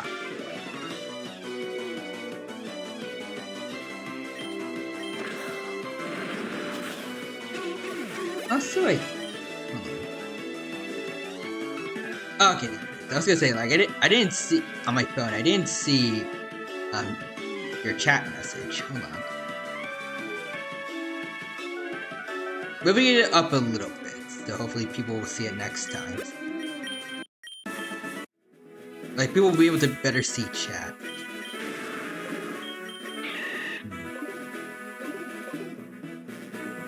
Also, my thought was that scene could have been Stella or Kalis looking back on their time with Firefly. Okay, maybe that could also be it.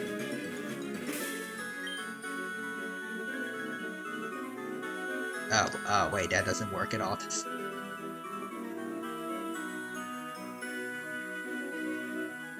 Okay, yeah, maybe I'll put it back where it was before, because now everything's cutting out. But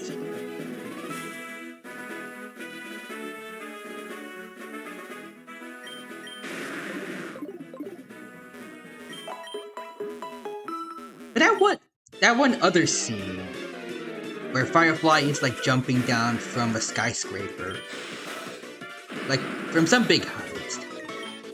That just how okay. This is a test. Beep beep. I am totally a bot. Alright, let's see it. Okay, yeah, that's better. It's back to where it was before, but let's just keep it like that for now. Thank you, Quadro. But Austin, I can see that, but what I mentioned just now, that scene of like Firefly jumping down and glowing, I feel like one that has to be more evidence that she is alive. Because we haven't seen it yet, and it gives off vibes like it's gonna be a pre-rendered cutscene in the game eventually.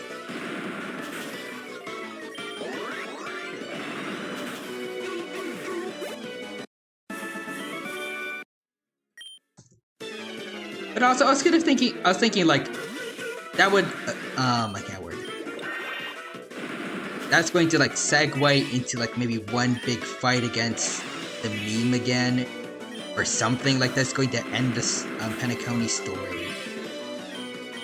And then like, I guess the scene where we talk with Firefly on the rooftop would then be her talking to us about everything, like faking her death, whatnot. Like, just trying to explain everything to us, because I feel like she wants to tell us the whole truth after everything's over. And then afterwards, then I guess she would just have to say something like, I have to go now. Other Stellaron hunters are calling for me. And then she disappears. Maybe she's just leaving the dreamscape, or I don't know.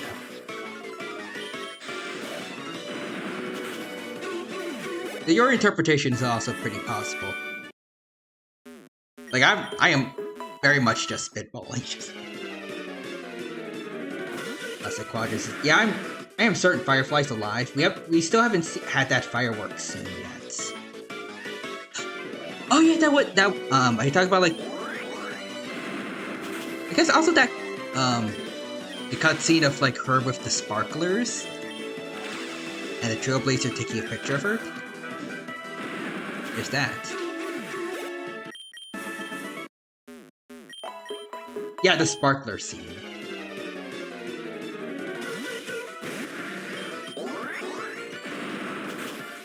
Ooh, actually, I was thinking, maybe after the Penacony story, she's gonna get her own companion quest where we can see that.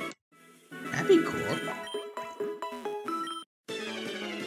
Oh, but also, honestly, I think at the end of 2.1, it's going to end with the rooftop right after Sam destroys the meme. I love that they call like the final boss, like oh woe is death, or whatever his name is. Something death related, but like his name is also meme. And people in lore call it that. But anyways, after Sam destroys the meme and the mask breaks a little to reveal Firefly's eye from the broken part of the mask. That would be a sick way of like helping the Trailblazer realize who she is.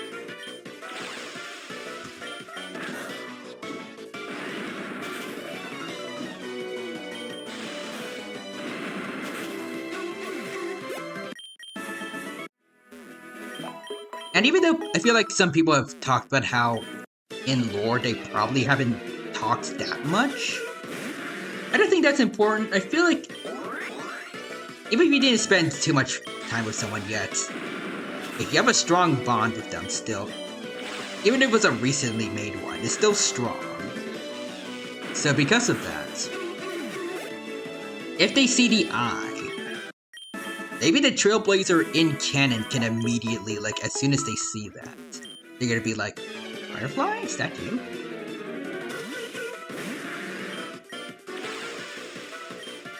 And then she has to run away or escape. She doesn't want her identity to be revealed or something. I think that would be an interesting plot point.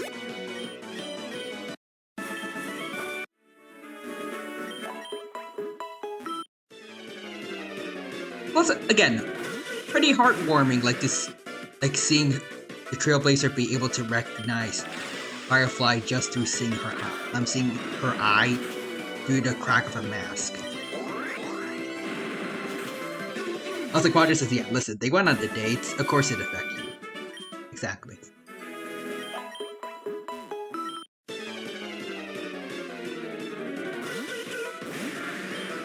Like I've seen on the internet, people are like, people are way too sad about Firefly's death. Showing alternatively that they also have no literacy or like no media literacy. If they think she's actually dead now, like just blip, like so unceremoniously. But then they're also like, we only knew her for like an hour. I don't think that's important.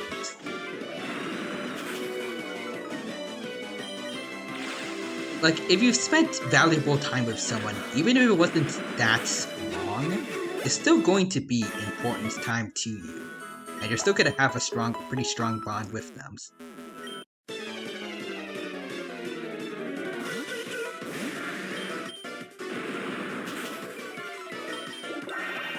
But also, Quadrants, my favorite meme is Auto Apocalypse.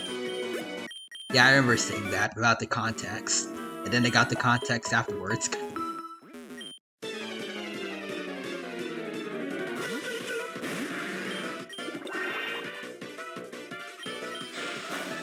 My question is, though, if that were to actually happen, what would Welt do? Considering the Loacha companion quest. I'm pretty like, we know I haven't played Honkai Impact Third myself. I know he has beef with Otto, or he doesn't like him at least. He knows he's a bad guy. I think I remember at the end of actually not at the end, but I think on the Astral Express when you see the Watcher as a guest, he mentions that Welt gives him a book or something, or like about like evil. I guess like no one is born evil. Like just give him a book that basically says that. They're trying to help the Watcher not be like his other counterparts. What would he do with like we? Or on that? I was like, Roger says Welt. No. Here we go again.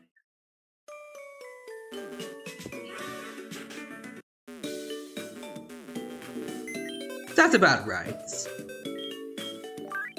On the other hand, though, do we stand a chance if Welt wants to rein us in, like stop us from possibly going Injustice Superman or Otto? They have similar backstories. Lost wife, gotta go angry, kill everyone. Like, in terms of power scaling,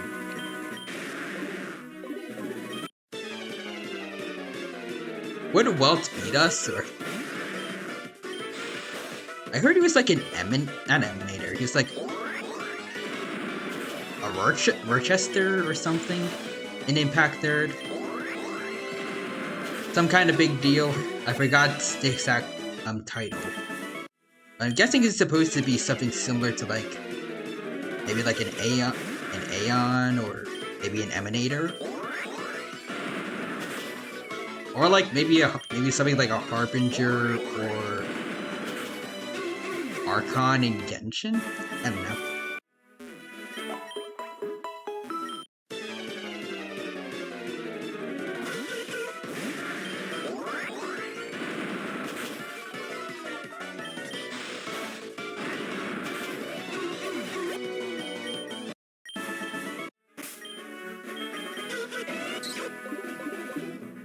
As the Quadrants, to be honest, I'm actually curious if maybe Stella might feel hurt, / betrayed, / anxious about Firefly coming back and faking / hiding her death or survival.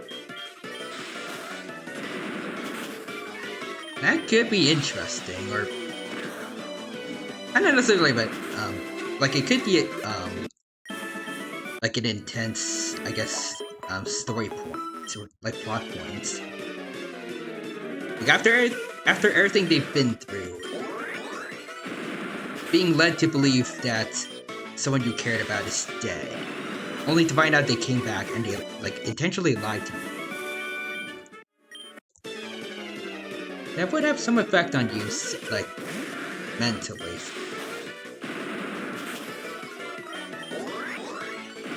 I can imagine, like, the Trailblazer being upset about that. Same time, though, like, I'm pretty sure they remember Firefly's quote-unquote last words. She literally, she literally said sorry to us. Like, I feel like she had to have, at the very least, to us, was giving us a hint that she isn't actually dead.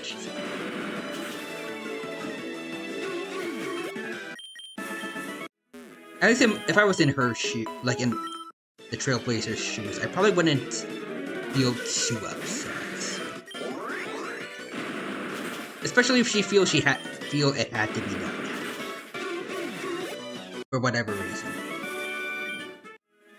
We'll probably get that reason eventually, but yeah. Also, Gorgeous is like, I would absolutely forgive my wife. A Firefly, but that's because she's my wife, but yeah, that's a good point. So I'm sure they'd make up, but it might be awkward at first finding she's Sam. Probably.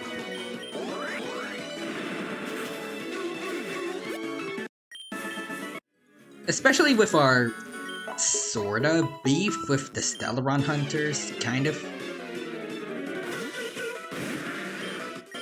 I mean, they're not necessarily the nicest people on the block, but so far they have only really been helping us, kinda.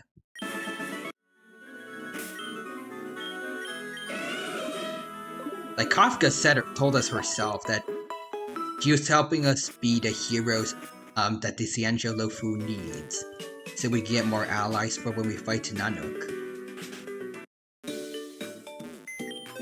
And then Blade helped Dan Heng regain his Imbibitor Lunae powers,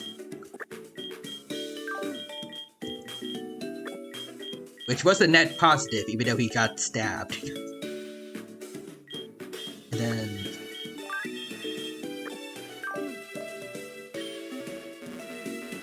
I guess Silverwolf helped us recently by giving us, I forgot what it was exactly, but she let us access another part of the Dreamscape, which we would not have been able to do without Silverwolf.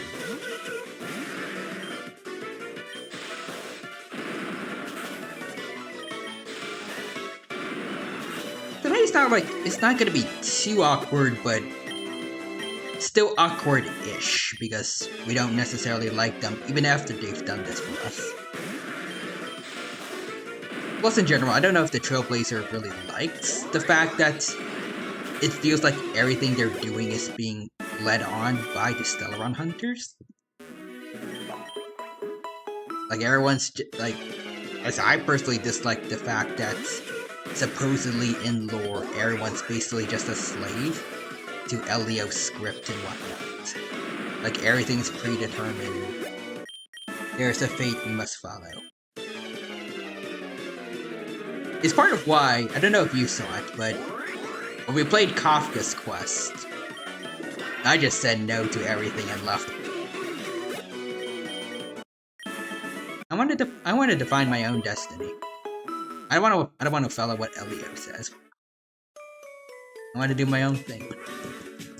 But yeah. Also, missing more messages again, I am so sorry.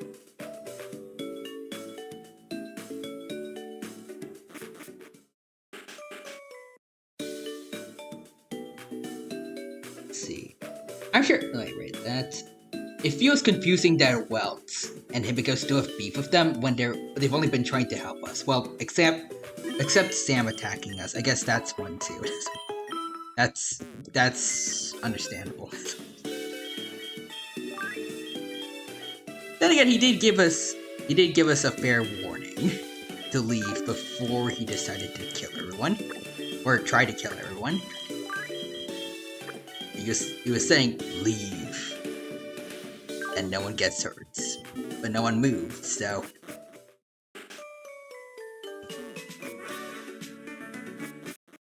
Anyways. Also, Quadra says, Elio.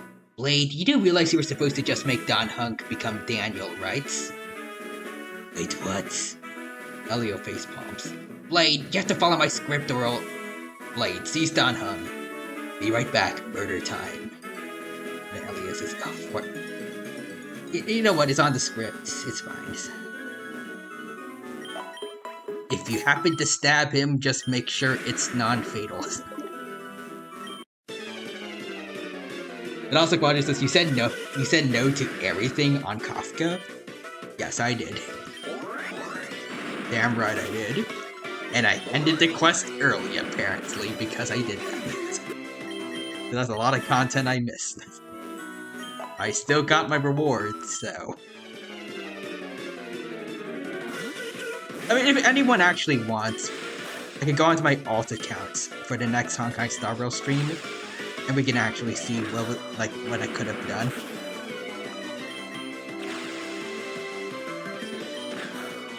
I found a secret ending, apparently. Like, it legit just ends the quest then and there if you choose not to help her. Then again, the fact that they apparently make it off the Xianzhou food perfectly fine, that implies they never actually needed our help, so... I didn't do anything wrong.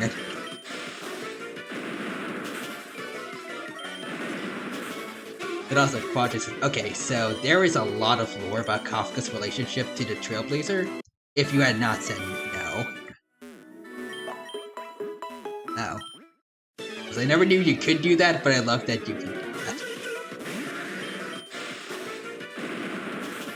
I love that too.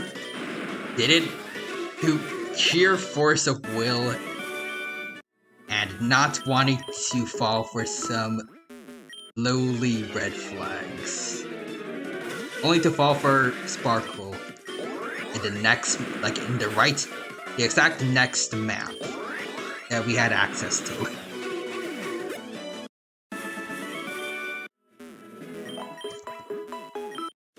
About the question, do you want me to tell you the lore?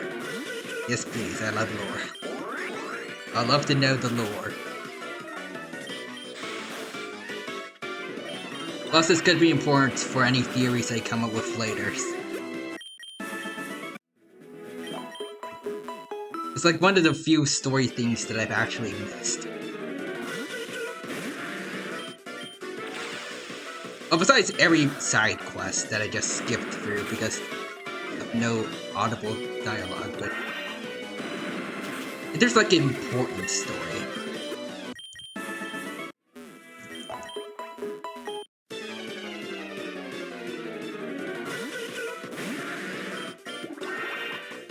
So during the actual quest, Kafka would tell you that she will tell you one truth and one lie. We're just playing two truths and a lie with her?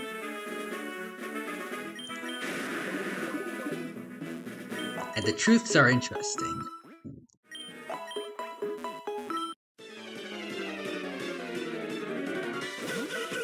For example...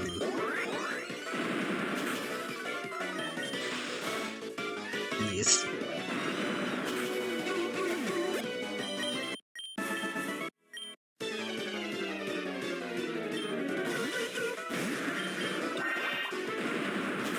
By the way, if you're playing two truths and a lie, how can you tell definitively, like,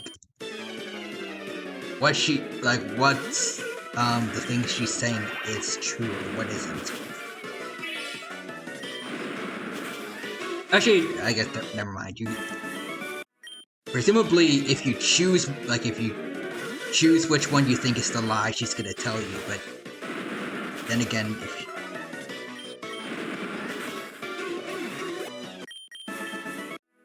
she likes playing mind games, though, so... Would she tell you, or will she say something like, oh, that's for you to figure out? I don't know. Alright, what else? Yeah. First question, ask the truth. Second question is a lie. Yeah, that's the interesting part. She says so. So she's surprisingly open about, like... what's the truth and what's a lie. For example, if you ask her on the second question, 1 equals 1, she will say 3. Oh, okay. She's bad at math.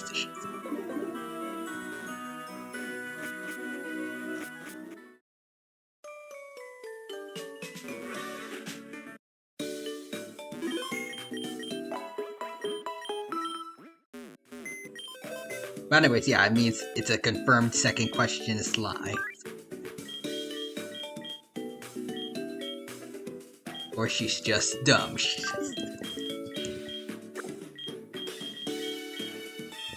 Therefore, I made the right choice to leave that companion quest early.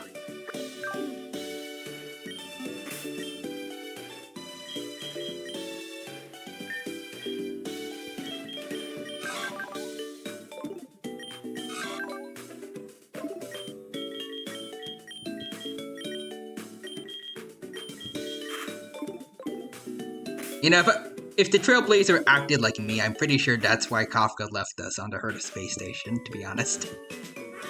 But anyways. Let's see. So if you ask her first, who am I? She says, you're an artificial body created for the purpose of hosting a Stellaron. Oh. So we aren't even real. Damn. From the moment of your birth, it was your destiny to receive the Stellaron at Herta space station.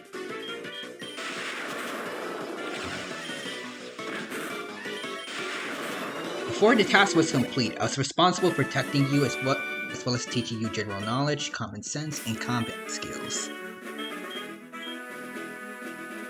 Based on the way the Trailblazer turned out, I'm not sure if she necessarily did a good job at that. At least in terms of general knowledge and common sense, and then we became meme lords. Anyways, the reason why you don't remember is that I wiped your memory before the operation for the space station. Huh. If we're an artificial being,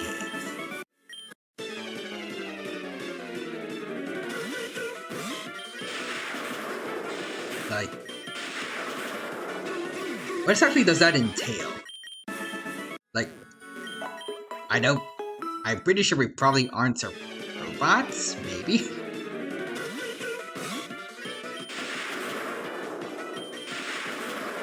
Like, what exactly are we if we're supposed to be like an artificial being? Are we just a clone of a human being? Like, a mix of many different humans, or like maybe other Stellaron hunters? They maybe died or something? I don't know. Or maybe some of the current Stellaron hunters?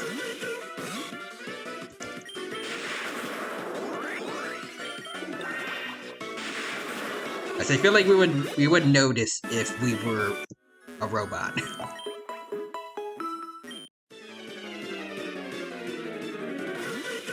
That's a quadrus. Another one is, what is my connection to you? And her lie is, I am your mother. So she isn't actually our mom. Knew it. But also, the truth is, one day Elio handed you over to me. He said that things continue to transpire according to the future possibility he foresaw. You would eventually change me, and I would change you. In other words, you and I are each other's destiny. Nah, my destiny is Sparkle. I don't want anything to do with you.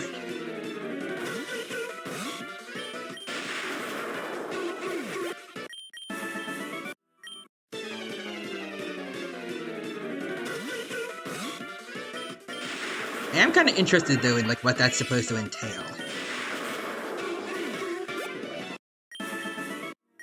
Like, are we going to actually fix Kafka?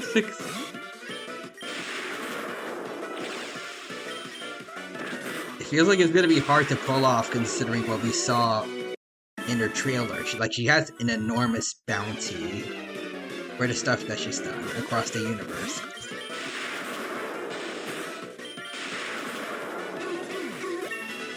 Like, more than both other Stellaron hunters. like Blade and Silverwolf. I don't know about Sam, but still.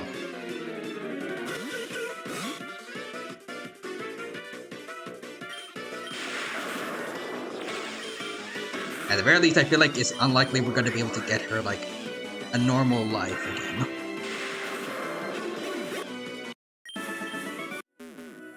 Also, why did you join the Stellaron Hunters? Her truth is, because I wanted to change myself. I have no mechanism for fear. Wait, what? There's an empty space in my mind and my heart, but I'm unable to perceive it. Changing that part of myself isn't something I can do alone. Elio can help me if I follow his instructions. So she wants to feel fear. That's a strange thing to want, but okay. This one is the most interesting to me. Hotel. Quadra says, I have an interesting theory about this. What's the theory?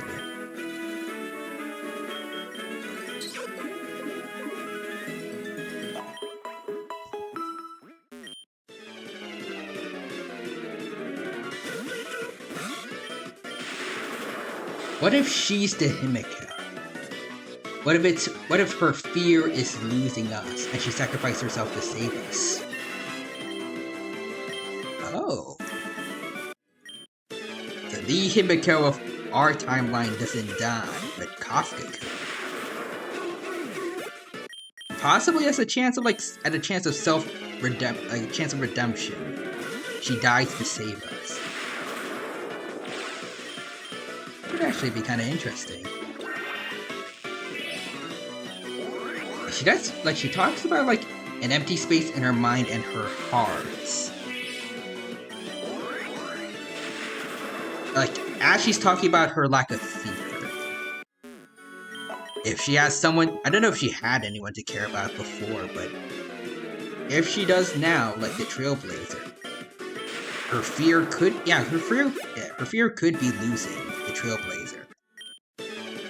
And then in her last moments, we will change her in her time of death. Maybe. Anyway, that's definitely gonna change the Trailblazer if they do care for Kafka. Which I feel like more people do than me, definitely. Like, maybe it could be like the last straw we really need to like actually declare a fight or like a war against Nanu. Like we know we were going to fight him eventually, but like when exactly we're going to actually start the fight, it could be then.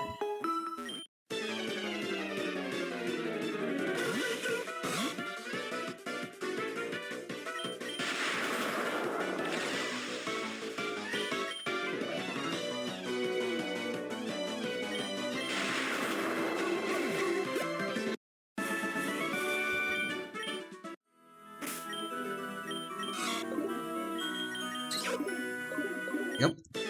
Also, I want to add, if you had done a quest, Blade recognizes you. Oh, at first you'd think, oh, he recognizes us because of Don Hung, but then he says that you and Kafka used to be partners. That implies we used to be a Stellaron hunter. Oh.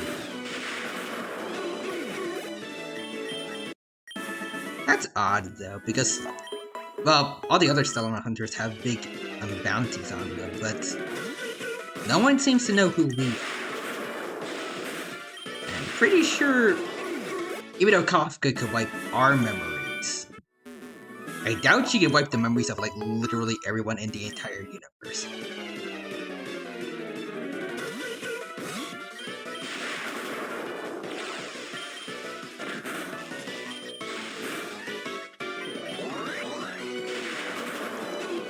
It's like, why wouldn't the IPC notice who we are? If we were a Stellaron hunter, or like... Unless we never actually went out into the field during these missions, like we were just, supporting from whatever the Stellaron Hunters headquarters is. Possibly.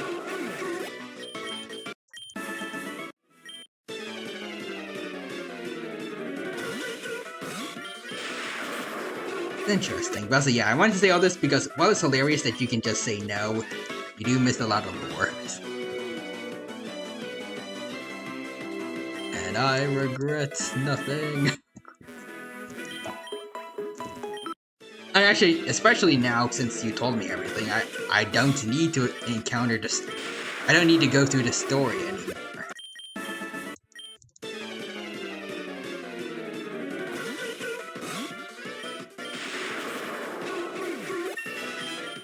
Also, you miss a chance to humiliate Yang Qing again.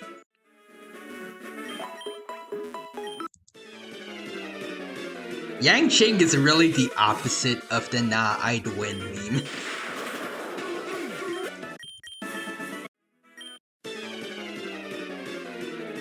He's like the punching bag of HSR. I can understand why. During the one quest with during the one quest with the Heliobi, where everyone was being controlled, including him, like he actually fell.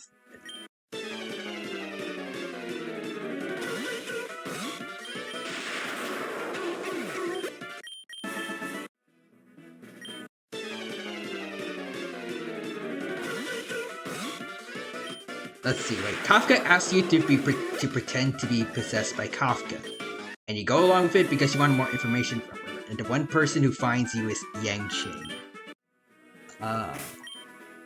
You know, I was about to ask about that. Like, if we, like if Yang Qing was going after the Stellaron Hunters again, and we stop him, like, why are we not getting arrested by the Cloud Knights?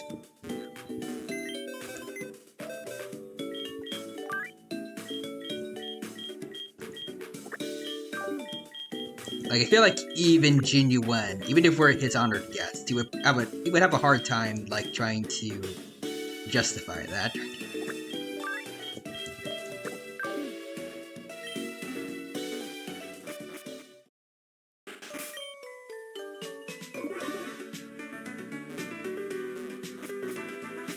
Also, Blade being super polite and chill to you during that quest is really funny.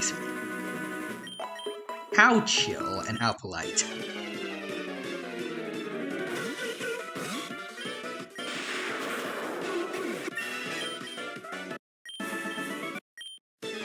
Oh, he's probably not how it is, but I imagine him being like, "Oh, hello there, old buddy, old chum." Or, old chum. Wonderful day it is. He's like, "Oh, hello. How are you?" Oh, he's very polite. I mean, you said that already, but like, still, like, that is indeed like a level of politeness you would not normally expect from Blade. He actually greets us calmly. It's so weird. Actually, speaking of Blade, I just realized, I think we still need to do that one quest, like the one companion quest with him. I think also Dan Heng, Luacha, Jin Yuan, and Jing Liu.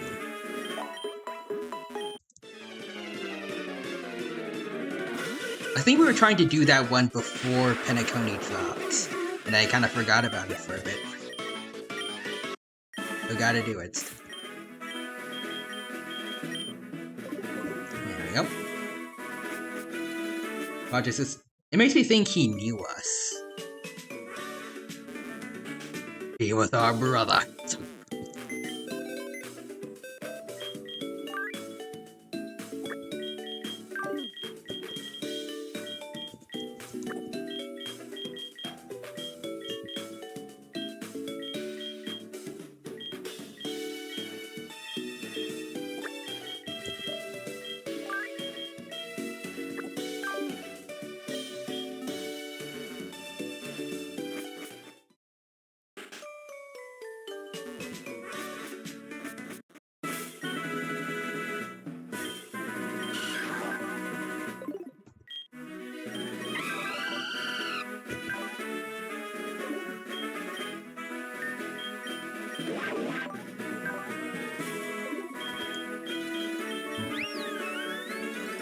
Also, if we were a Stellaron Hunter, assuming my Firefly theory is true, this recontextualizes its Firefly meeting. Maybe she also knew us beforehand too.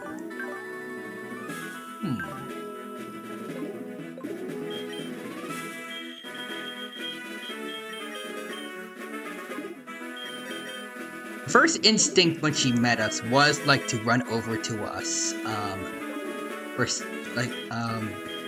to keep her safe. She did show an immediate trust in us.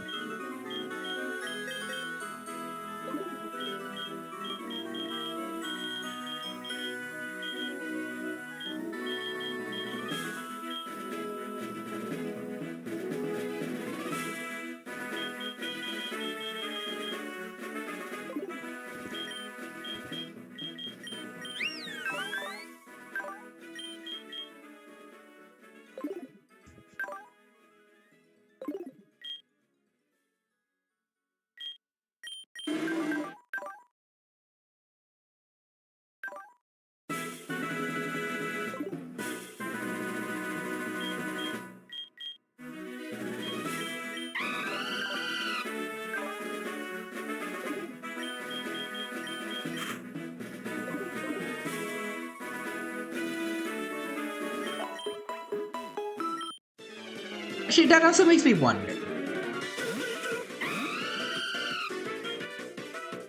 I can't word. But I was gonna say, like, during that one scene where Archron thinks we're on a date, she's like, no, we're not.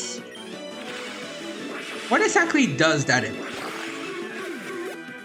Is she embarrassed, or does she actually think the idea of like her dating the Trailblazer is weird because they have history as, I don't know, like just friends? I don't know.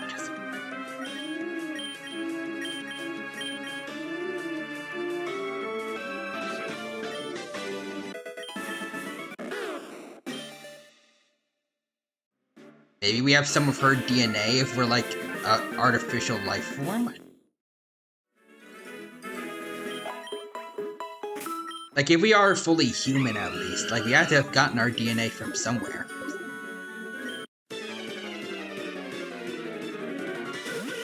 I'm very overthinking that.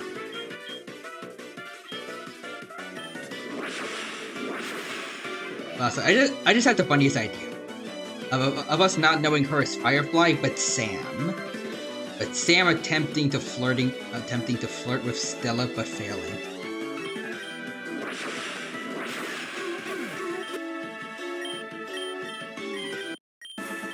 I mean, even if we remembered everything about her, being rizzed up by a giant suit of metal is kind of strange. Normally, we want to see the person underneath first.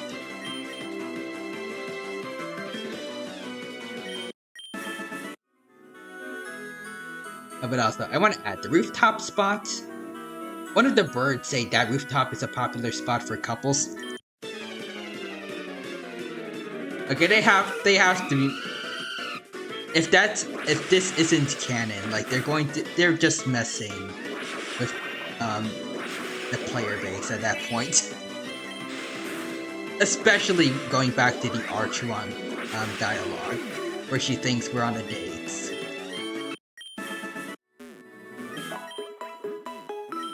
Like, it is anime-esque how much they're pushing the ship with some of their dialogues. Like, as much as, like, Seela and Rania.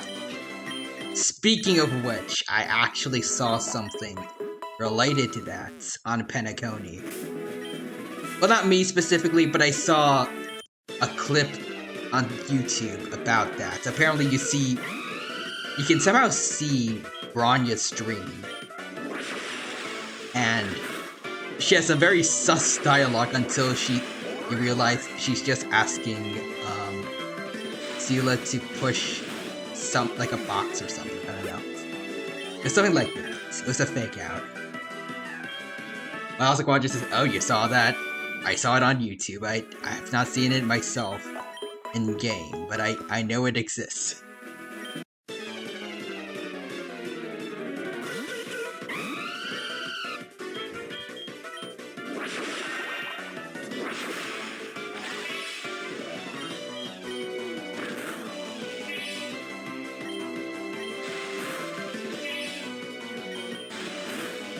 They absolutely know that's the Bronzilla shippers. Like, they were dying as soon as they saw that.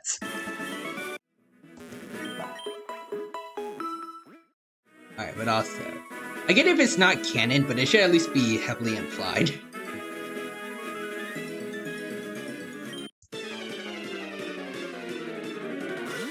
Oh wait, are you talking about like what the bird said? Because I mean, like, I was talking about like if the ship is canon or not. Yeah, that's definitely heavily implied, but also obligatory Sela box.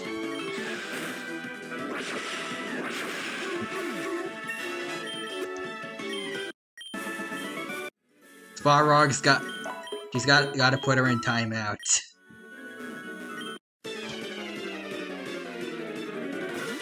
Also, Quadras says, eyes widen. Wait, oh no. Oh no. Wait, before I say this, have you read the Invincible comics or understand what robot is?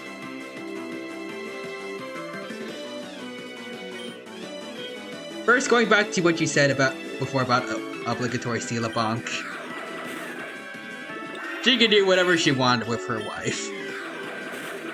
Her business with Bronya is their business, but also, I do know a little bit about what robot is in the Invincible comics. I got interested when I saw some videos about like the life of robots. So I went beyond the TV show, and he has done some things. Like, I love his relationship with Monster Girl in the show. It's like, where's that gonna go from there? And then by the end of that video, I was like,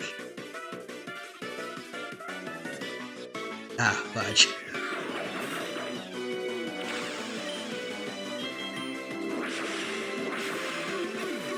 But yeah, why do you ask? Oh no. Please no. Not if Firefly is like robots.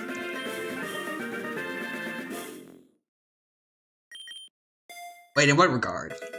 I should probably ask that first.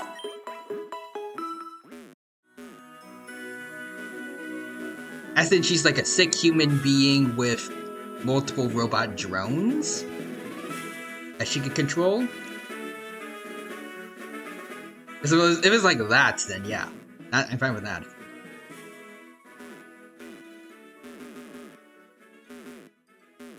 I'm pretty sure that's what the relic set actually implies. Or at least about that one Titania lady. Like, they said that she could telepathically speak with the robot army that Sam was a part of. I can see Firefly being like him.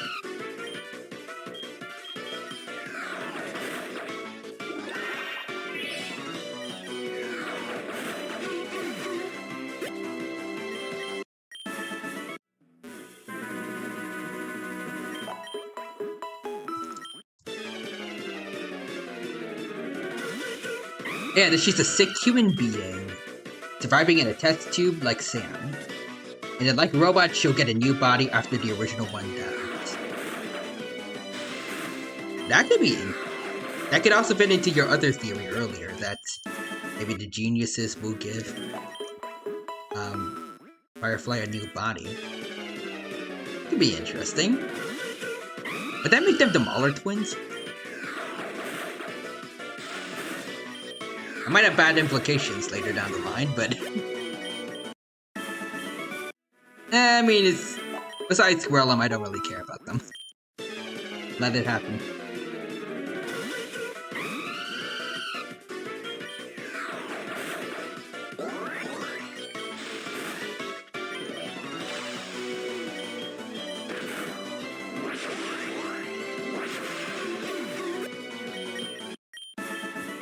Basically, Firefly would be robot, but with a happy ending and a good destructive person. That would be preferable.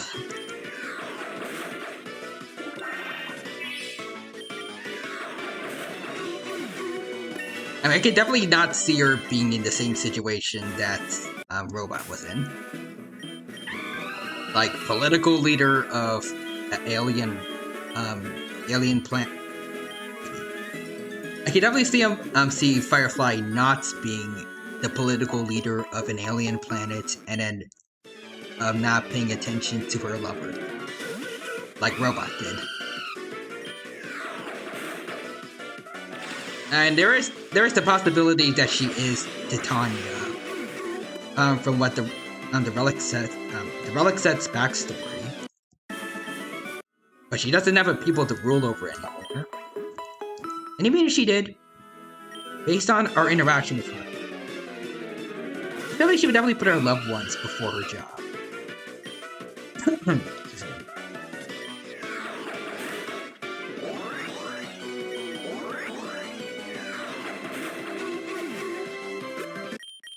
Especially when you consider her sickness. Like, she wants to make every last second count. She doesn't want to waste her time with nonsense like politics.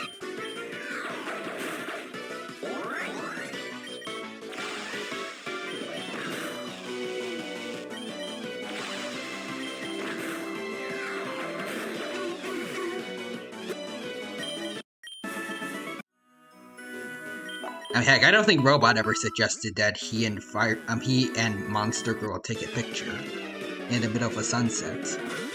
I guess who did? Also, I also don't believe in the idea of Firefly faking her memory, faking her emotions. I can't read. Good lord. You can't lie about that easily, especially when she was bad about lying about her being a stowaway. That's true.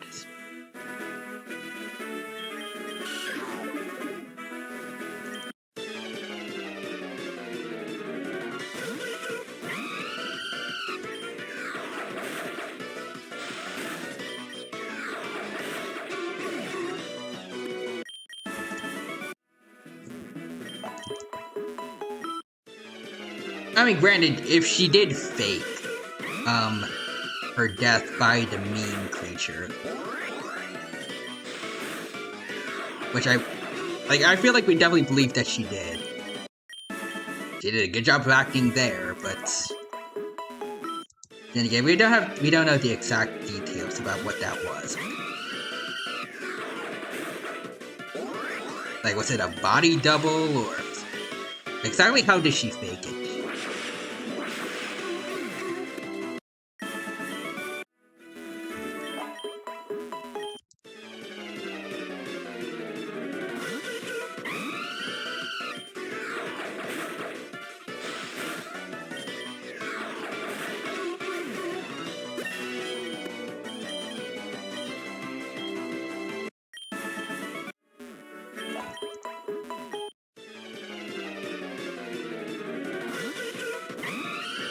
But yeah, overall, I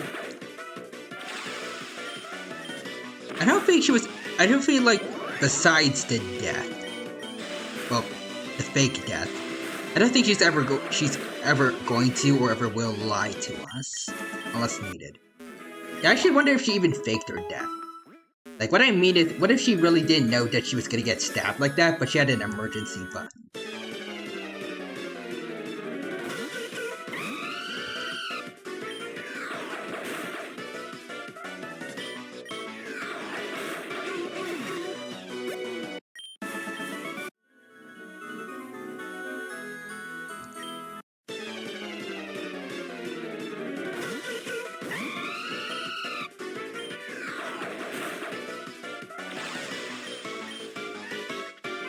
It's hard for me to believe she intentionally faked her death. That would probably, I guess that makes sense. Especially with, like, the monster also going after people like Robin. It'd be a little too risky and difficult to fake it.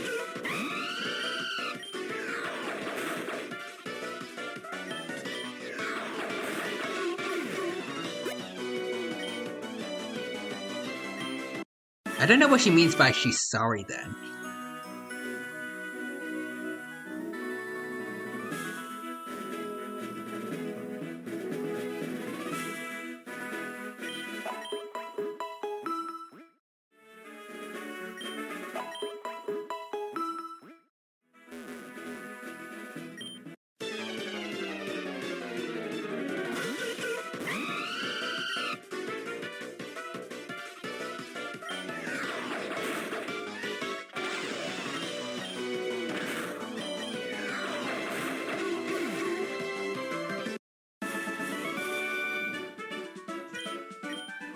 Also, wait.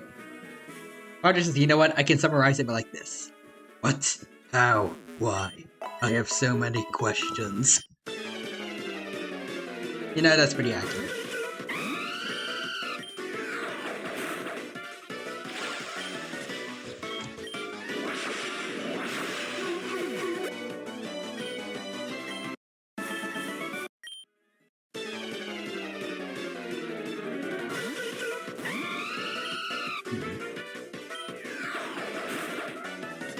Still actually trying to think it through. It's also that stuff that she talked that we saw before, like where she was supposedly betrayed by Sam.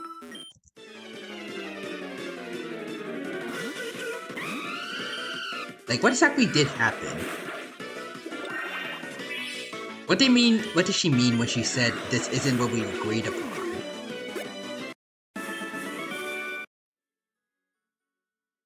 Plus, where was Sam, like, when she did get, you know, stabby-stabbied?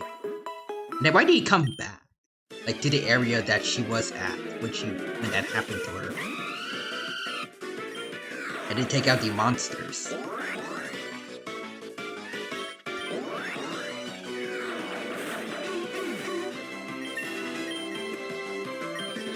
I can understand he doesn't like the monsters, but like, what took him so long to get to her?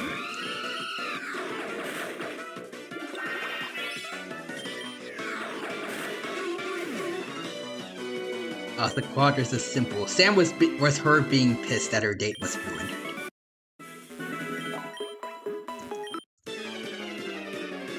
But like, what exactly happened between like her and then Sam showing back at the spot that she was stabbed at? Like, did she teleport back to Sam and then was like, we're going on? I don't know. We're going on a killing spree, Sam. And it was just like, alright. And then they go back, and then they see the Trailblazer with Archerin and Black Swan.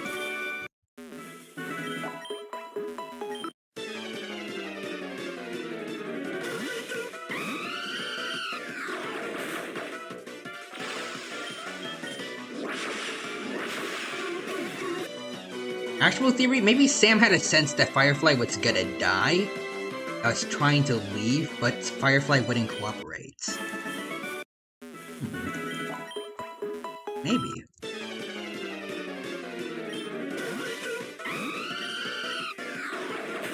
Like I said earlier, at least my theory was that he's going to be her life support system, at least in the real world. Which also works with your theory of her being like Invincible's robot. So like, if he does have like enough of his own consciousness to like try to look out for her well-being, he would probably try to tell her like, nope, we gotta go. Which could explain what we saw. But why wasn't he there when she got stabbed?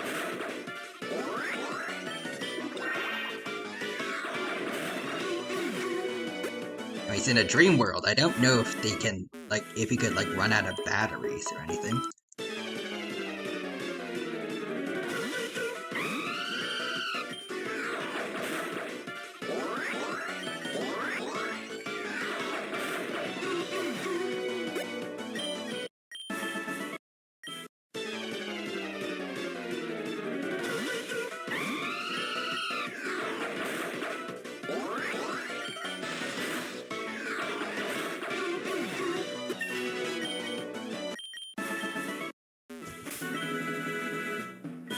we got 2 people at level 70, my bad. And I forgot, wait, did I forget to give you, yeah, I forgot to give you a lucky egg, my bad. Oh well.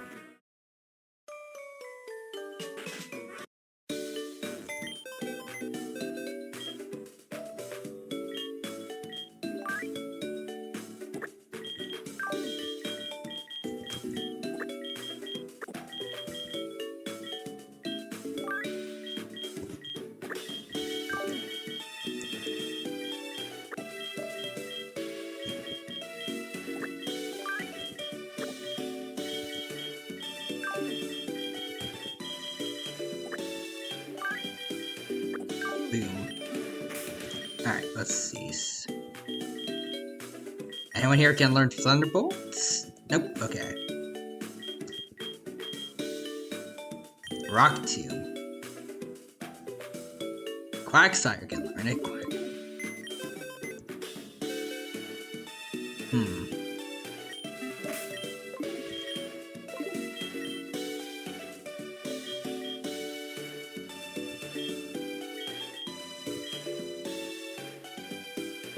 Also, wait, let's see. Also, let's hypothetically say they are not the same person. Sam has to at least be, like, a brother or something to Firefly. Or Creation. Maybe.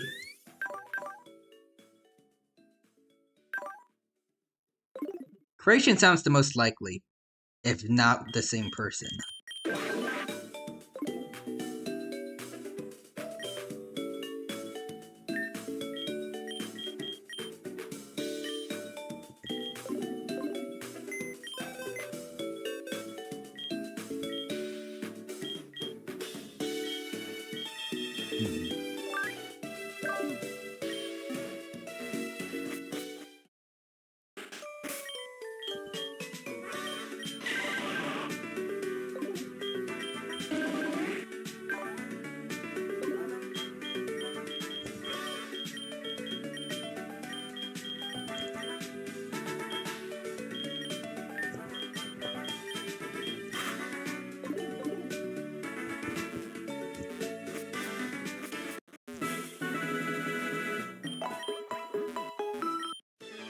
That's a one. Also, Quadrants, also regardless, I bully for Firefly, I'll believe in my wife.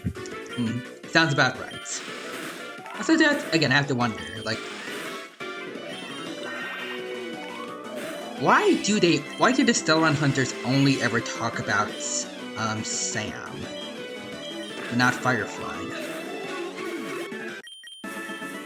It's a bit odd. I still supporting the theory that they are one and the same, but like, why do they not refer to her as Firefly? Like, I don't know if that's the name that she prefers or not. I feel like she probably prefers Firefly over Sam.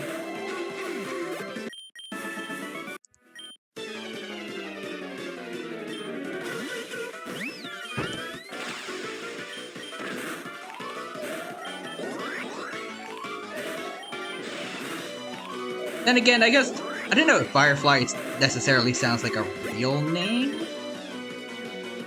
Not saying it's a bad name, obviously, no, but like, it's not necessarily, unlike Sam, it's not necessarily a name that you would expect a person to have normally.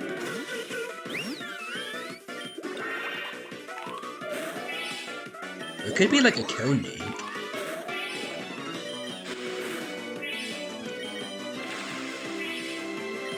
Come on. There we go. I feel like we need someone besides Sylveon to be doing this.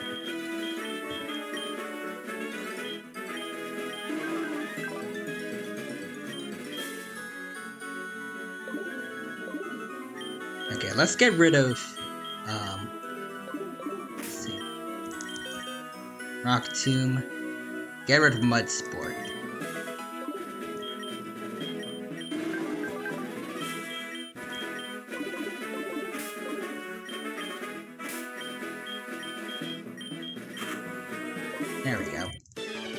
Also, wait.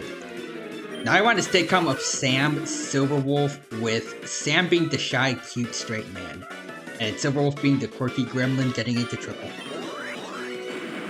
Actually, I would definitely watch that, honestly. It's like the Pichu brothers from Pokemon Chronicles.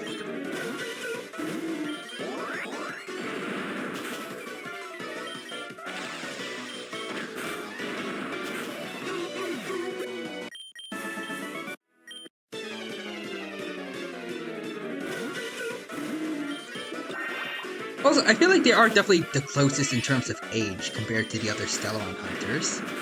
Makes sense for them to get along. How would Silverwolf feel about the Sam suit, though? Like, would she be constantly trying to hack it?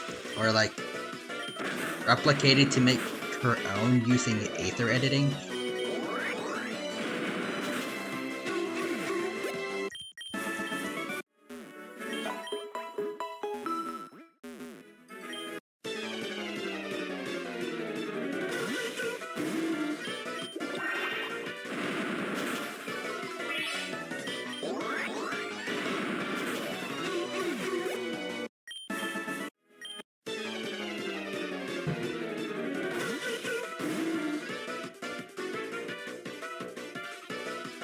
Also, Quadri says, before you return home, tell the world that Stellaron Hunter Sam is the one who led you back.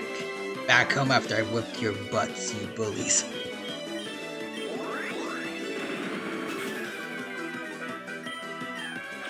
Is that from Toph? From Avatar? Or... I'm not sure, but it sounds like something she might say.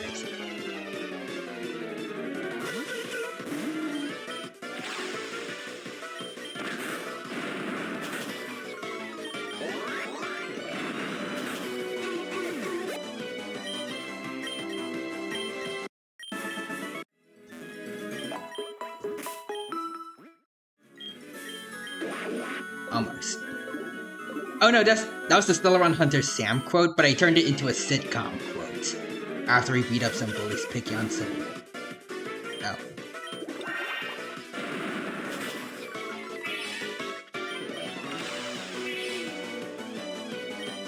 Honestly, who would pick on Silverwolf though? Depending on like how strong her Aether editing is. She could, like, a lot of the stuff that Bill Cipher can do in Gravity Falls, she could do to you. I was quite, oh yeah, I guess that's right, I heard I could do that.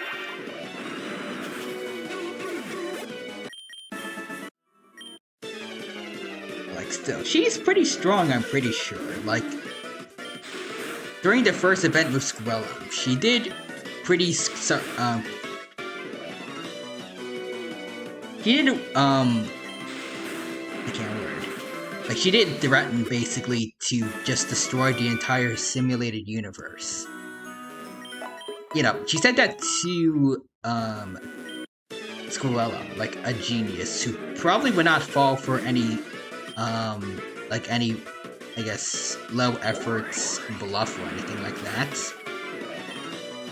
It wouldn't make sense for her to say that, and then when he retorts back, he says, no, even something as powerful as Aether editing can't destroy a whole universe. Implying she is strong, like maybe multi-galactical with her Aether editing, but just not universal. Like she's pretty high up there.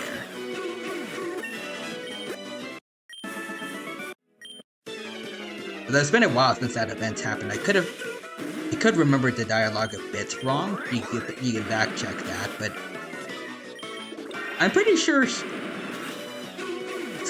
Silverwolf and also Squirrel technically imply that she's like maybe just below universal in terms of power scaling. Maybe.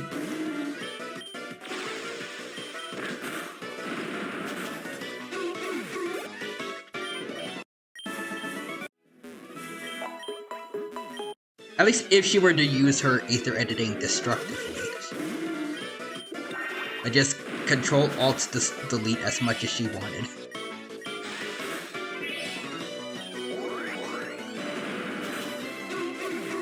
I mean, also, imagine being a bully and then Sam comes from the sky as a meteor to defend the person you're bullying. Not just a meteor, but like multiple meteors raining down. It's like part of that one skill she has.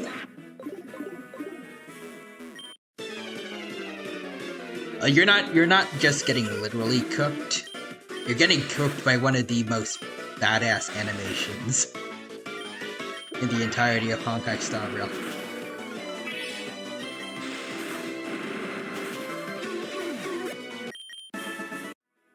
You're just gonna get farmed like every enemy in the Golden Calories. I think that's what they're called.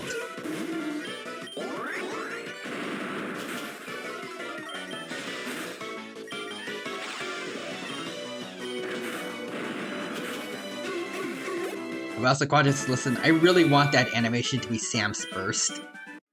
Oh, if it is... I mean, I'm already saving everything for for Sparkle, but I'm definitely dedicating at least half to Firefly, if that was the case. Maybe.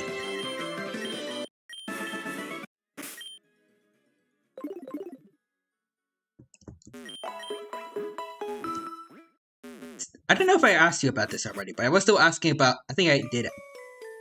Yeah, I was saying anyways, but like, I was asking about the Eidolons. Do you know about Sparkle's Eidolons? Like, have they been leaked? And if so, are they worth it?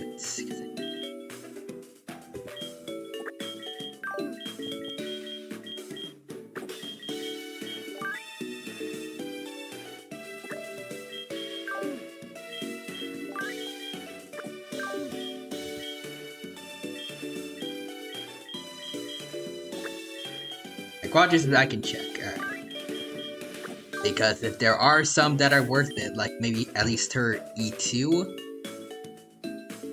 I don't know what I'm gonna do.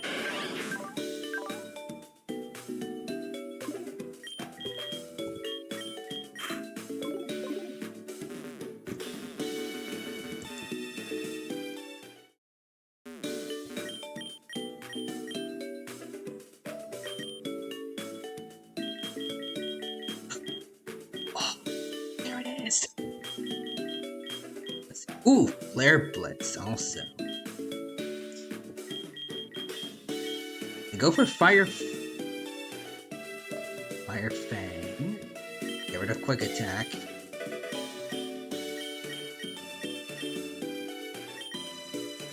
And then we're also gonna get Flare Blitz. Get rid of Trump Card, I think. There we go. Alright, Flareon. Let's do our thing. Let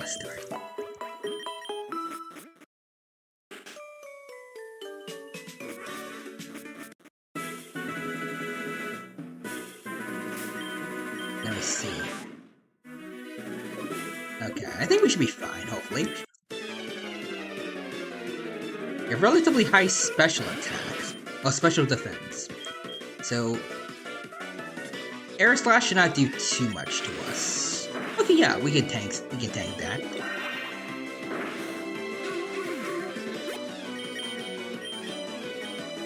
Yeah, we good. No scary face, we good. Alright, we're getting Croconaw. Oh, but also, wait, I'm sorry, this is really funny. I typed Spiteful Eidolons, and it just gave me the Sparkle Kids Toys.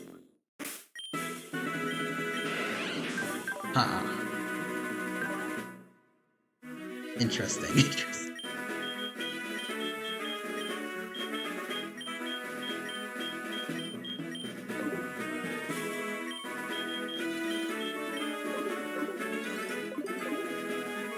Hey, Quadrants. Oh, Jesus. Oh, what? Would.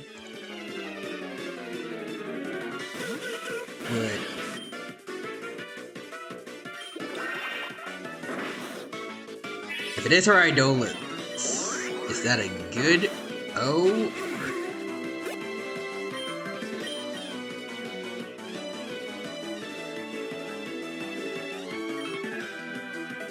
Okay, hold on. Read all that?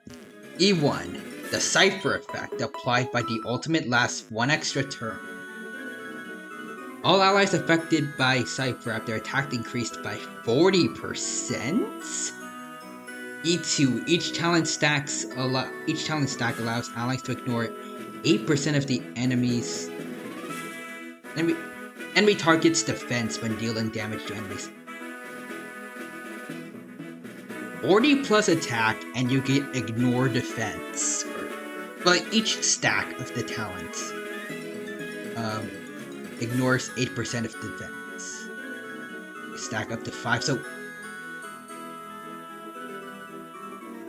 so 40 attack and a maximum of ignoring 40 defense, or 40% defense. That is insane.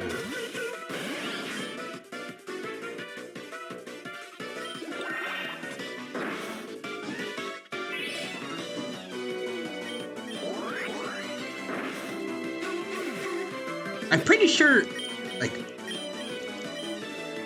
the secondarily effect of the quantums, like the first quantum sets, that does not even come close in terms of like defense or like defense ignorance or anything like that. Like that's a relic set. Like that's supposed to give you a pretty good buff for your characters. And her existence at E2 casually surpasses that.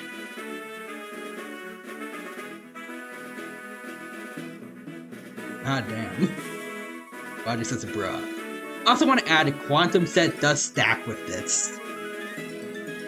Oh wait, so ignoring the 10% defense, I think, would you have all 4 of the quantum sets?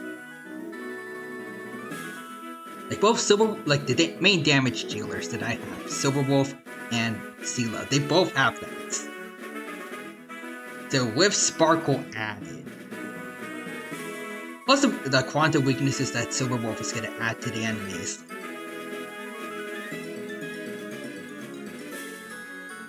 E2 Quantum Team is going to be cooking. Good lord.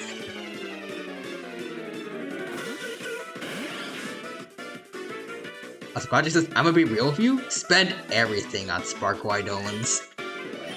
That's all I needed to hear.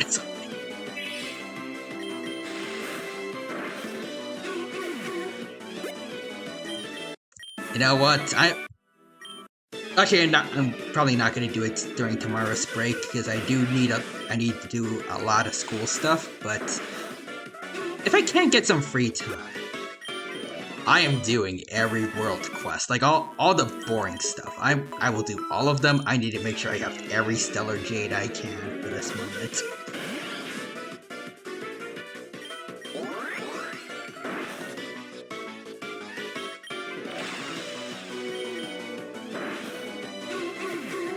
Like, normally I'm like, they're good at E0. I mean, still true, but Jesus, E2 Sparkle's insane.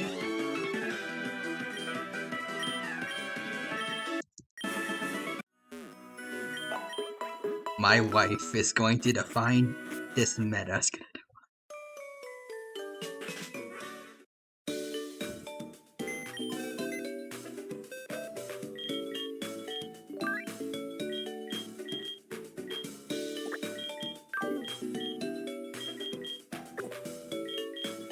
Yeah, E1 is already crazy, but E2 is probably like top 5 Eidolons. Damn, all the people that got upset at Sparkle because of her dialogue, in spite of the fact that she's written clearly to be a villain, they must be seething right now.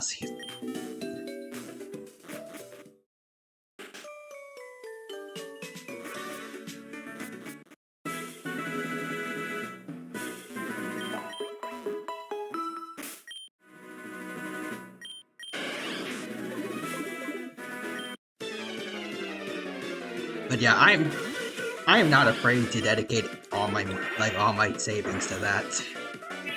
E2 Sparkle. What is the likelihood of that, though? I think you saw how much I have during the last stream. And I gained a little bit more, but...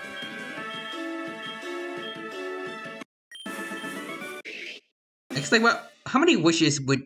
Or how many pulls would you need normally to get E2? How about also see Inukuki is here. Howdy. Howdy, Inukuki. Welcome, welcome. Thank you for stopping by. It's good to see you here. Hope you're doing well, and hope you have a good time here at the Pokémon Infinite Fusion stream. Welcome, welcome. Having a good time here, and hope you enjoy your day with us. Also, Quadras, you know, I wouldn't have pulled for Sparkle because of Firefly, but definitely getting her on a rerun. Sounds good. I'll let you know from experience, well, hopefully, what E2 Sparkle's gonna be like.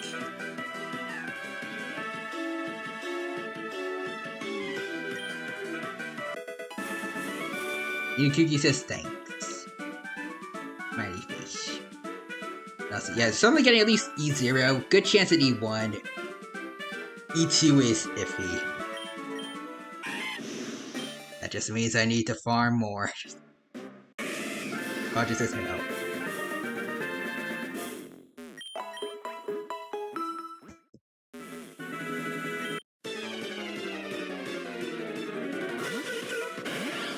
I do not care. I am willing to spend everything for her.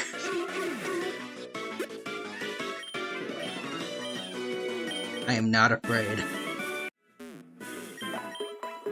Even like down to the last hole, not even 10. I will do it for her.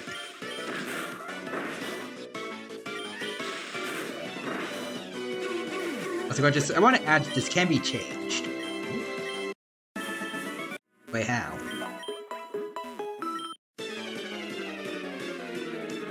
Oh, I just realized, maybe.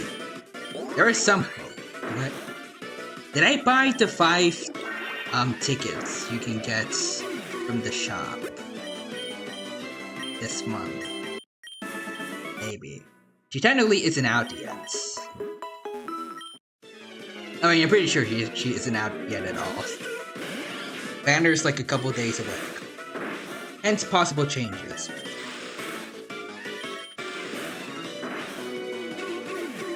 Oh, wait. Oh, do you mean like, potentially, like they could nerf her?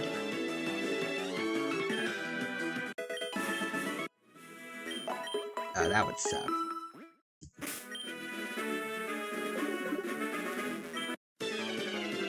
Nerf or even oh. Please buff, please. Oh, awesome. Hello. Let me get the big dynamite real quick. I'm expecting so many people to be showing up. At least for me, is how late it is tonight. But hello there, Raiders. Welcome, welcome. My name is Tyrano Imperio. I am a T-Rex VTuber. For anyone that doesn't know me, it's good to see you all here. Hope you're doing well. Hope you all had a good time over at your stream, and hope you have a good time here at mine as well. Let me get you your shadow command. There we go. See, we're playing Power World. Nice. Hope you had fun with Power World, and I hope you have a good time here too. And from my chat, go check out their channel, drop them a follow, check out their VODs, check out their other social medias, and all that other good stuff. And to everyone who just stopped by. For anyone who doesn't know me, I'm Tyrano Imperio. I am a T-Rex VTuber. And I play a whole bunch of games here on Twitch, like Pokémon Infinite Fusion. And you have a ball with it. And I hope you enjoy your time here too. The Power World with friends, always a blast. Nice. I was considering playing Power World 2, but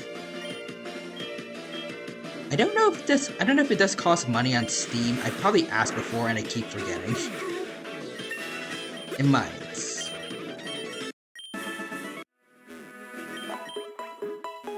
But it does seem like a pretty fun game overall.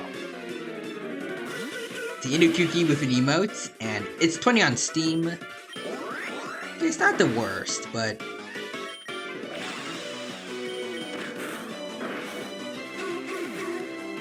I'll consider it, definitely. Also, Aranda's it's about 40 on Steam. I think it's 40 Canadian dollars on Steam after taxes. How much would that be in US? Oh wait, 30, my bad. Okay.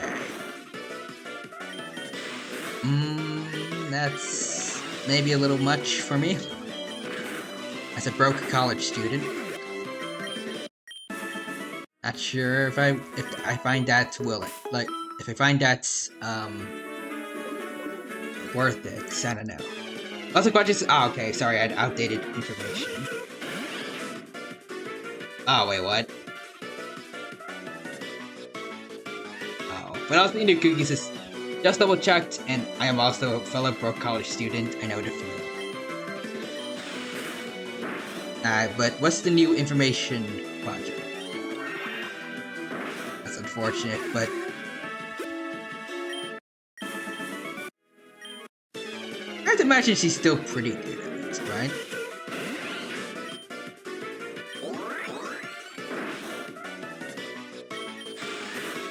Maybe instead of 40s, it's 20s?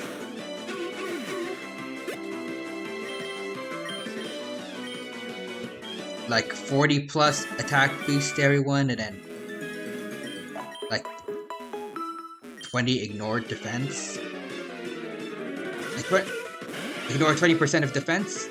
Let's see. Okay, wait, they nerfed her Eidolon 1, but they buffed her base kit to have more crit damage.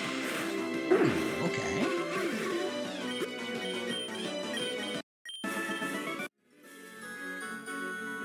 So less of the attack boost. It's a bit sad, but if the E2 is the same, that's still pretty darn good.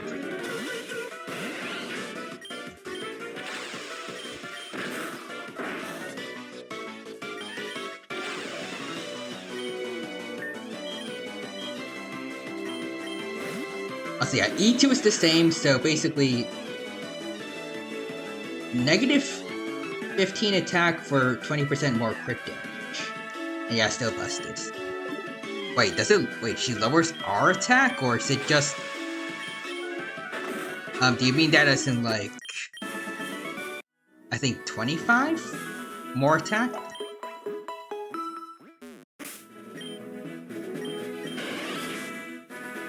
Yeah, instead of 40, it's 25 now. And then added crit damage. That sounds pretty good.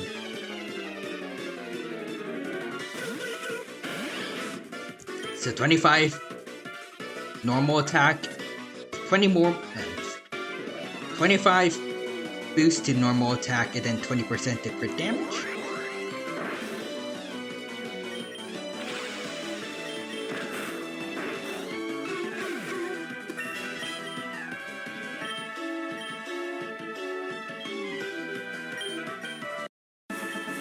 A 20% more crit rate from her skill.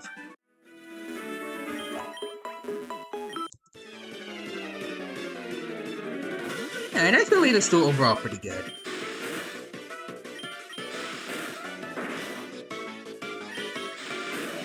Basically, they buffed her E0 and nerfed her E1 a bit. Alright.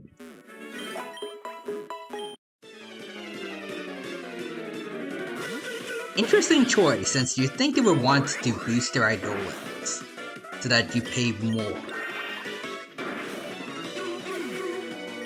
But fair enough.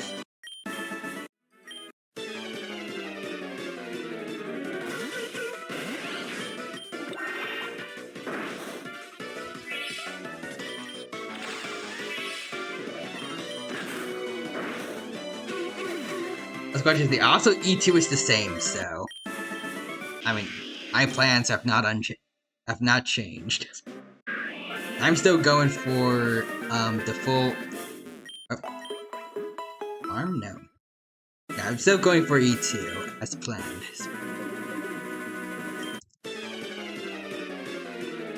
Even if I have to use all the funds, which, from what you said, I probably will actually.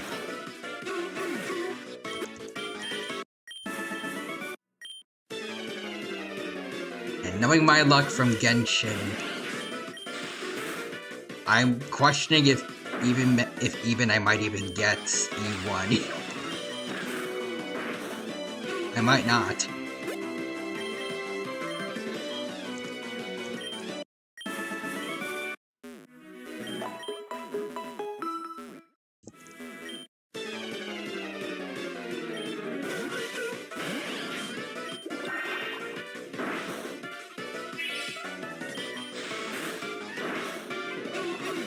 I mean, consider Sparkle is best in slot support for Daniel and Sela. Worth it. True. Especially since they have literally both of them. Plus, in general, even if I did it, it's like, the amount of skill points she can give you. Always worth it. Plus, especially if you have Chingcha at least. Then that's gonna be gold.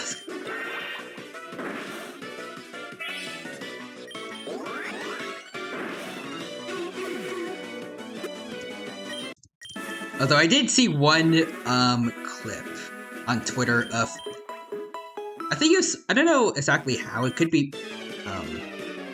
maybe beta testing, but I saw Sparkle with the seven skill points, and then Chingcha used all of them and did not get any matching pieces for the Celestial Jade thing. And then the player just kind of stood there for a couple seconds, just like in disbelief. Like I said, unfathomably bad luck with Chingcha's RNG and changes. But this is, yeah, that's astronomically bad luck.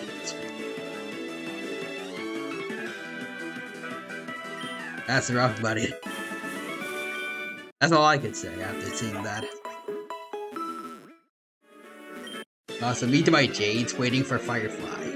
Holds the line. Hold the line.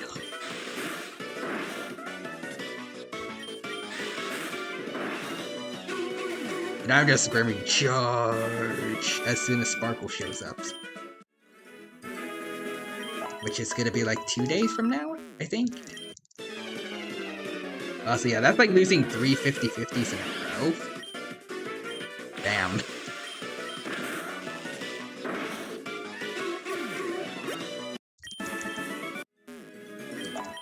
That better not be me during Sparkle's banner, or I'm a riot.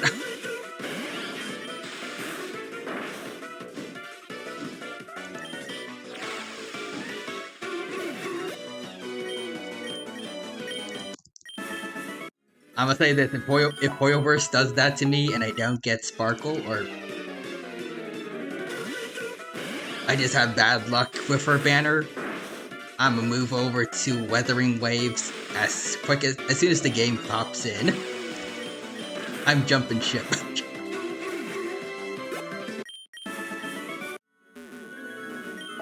Also see Inukugi with the surprise Dino emote.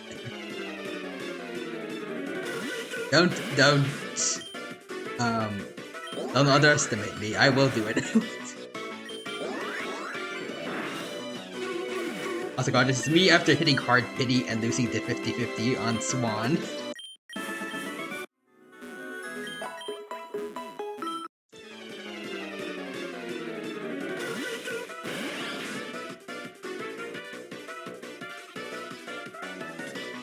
Just sweating emote. Just sweating.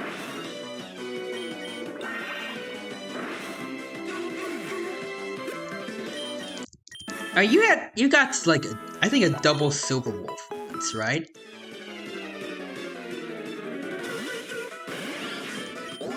That's all I need. Like just one, at least one pull like that, and I will not abandon Hoyoverse for Weathering Waves. Maybe. Well, just to see, yeah, MiHoYo is balancing my luck.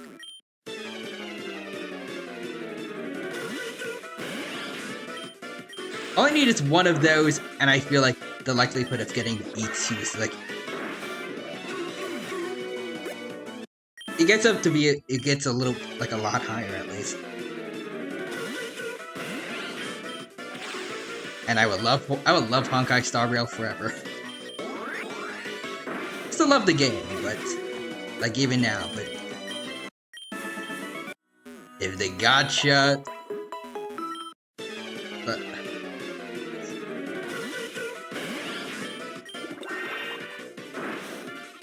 if it decides to give me trauma, then I'm gonna have to leave.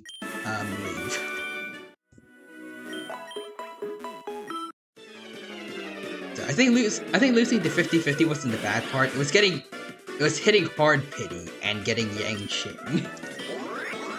Oof. I mean, it could be worse. I think I'm in Genshin when I tried and failed to get Nahida first Eidolon. Well, first Consolation. I got Dealing. I like maybe Soft Pity. I don't remember the exact details.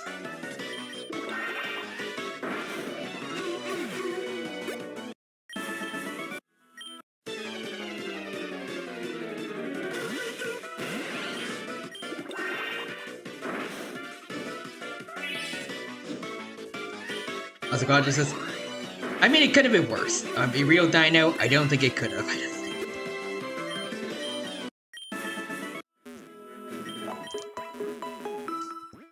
Could have been, Himiko? I guess? Himiko?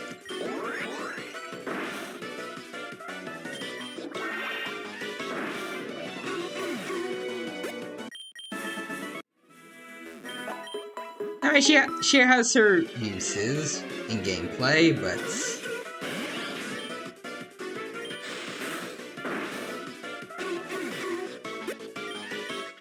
Oh, consciousness, I want Himiko for pure fiction. Wait, what?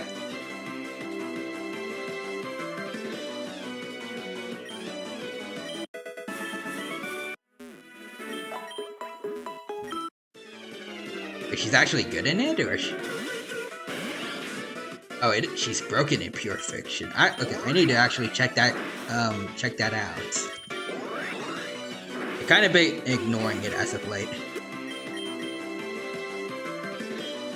I've just kind of been sticking to Simulated Universe. Don't really care about it or Forgotten Hall that much. I should fix that.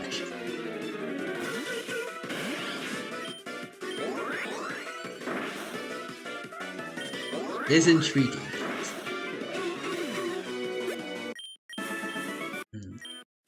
Okay, but like, with that new information in mind,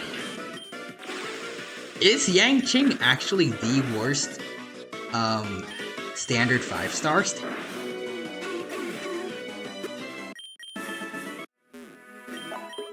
What is it somehow? Yes. Damn. It's rough, buddy. I remember you once told me, like, that you wish you got Yang Qing like I did once, and I got upset that I had him. And then I decided, you know what, he wasn't that bad after I built him up a bit and I added him to my team. Things have changed. Yeah, that was 8 months ago, before Pure Fiction.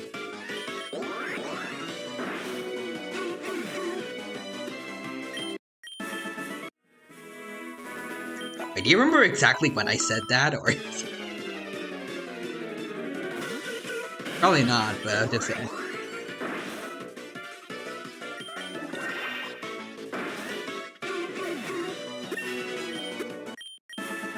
No, but yeah, it felt like 8 months.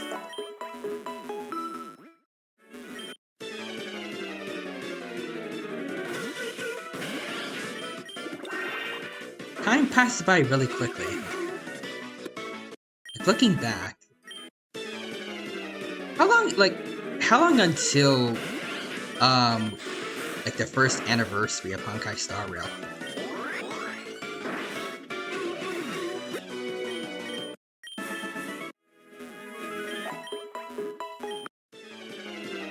It doesn't feel like that, like the game is... Write down other words.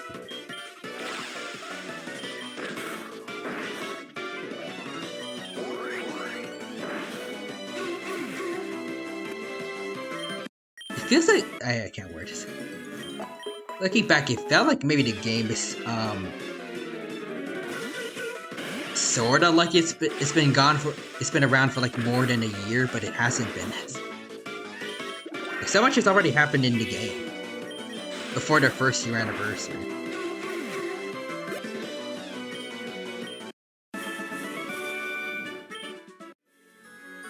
Also, first year anniversary is next patch after Sparkle.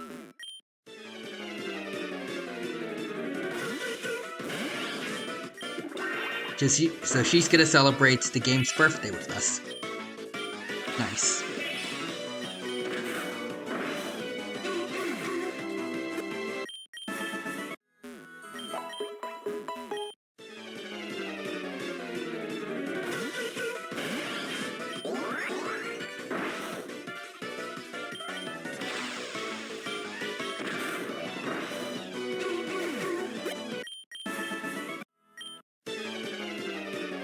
What do you think, Archimon? Oh, Archimon's gonna be on the anniversary patch. Ooh, nice. You know, the riding XP.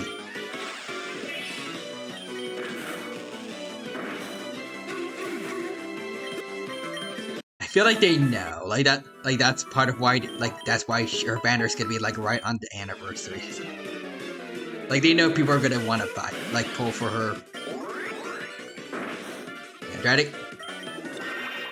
Like having her be like part of like the anniversary celebration will gonna make it it's gonna give it even more hype probably. Like this Archron for free Archron for anniversary. Ooh, that could be fun. I don't know if they would be that generous. If they were, then this is by far one of the best gacha games ever, but I don't know. It's still Hoyoverse we're dealing with. Different death team and all, but maybe I should hold out at least a little hope. Miracles do happen.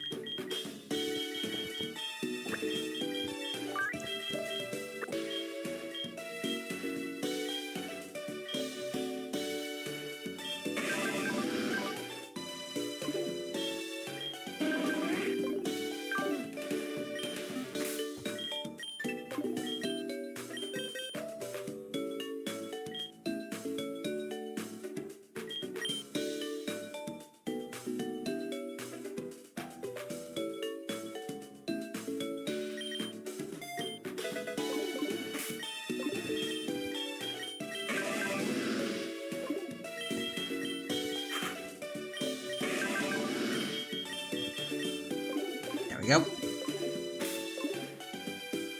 Let's see. If they actually did that, or even a 5-star selector, I would never leave Star Rail. Same. So imagine if we got E1 Sparkle and Muhoyo was like, nah, you'd win, and had a 5-star selector for anniversary. Oh, and then Hoyo versus Juan in, well, Honkai Star Rail is one in my brain. I will never leave it, ever.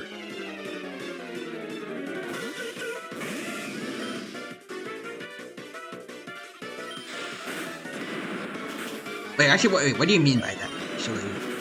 Like, E1 Sparkle, but they give me an opportunity to get Sparkle for free, or would I just get a chance for a free standard 5-star?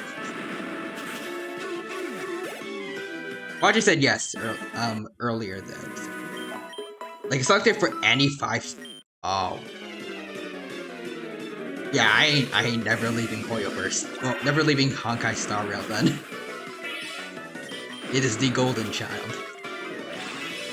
of gacha games.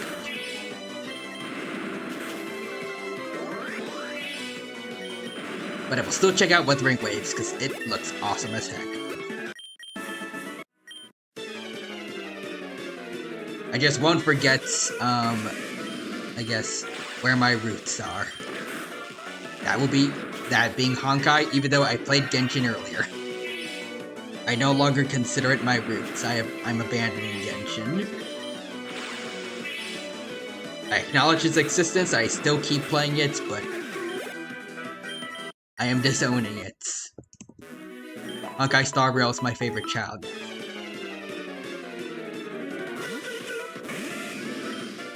At least that's all hypotheticals, but I mean, even still, I overall prefer Honkai over Genshin currently because of the Nahida rerun disaster. Yeah, awesome. Yeah, like if selected for any 5-star, I wouldn't even mind a no free Firefly. I just need Topaz.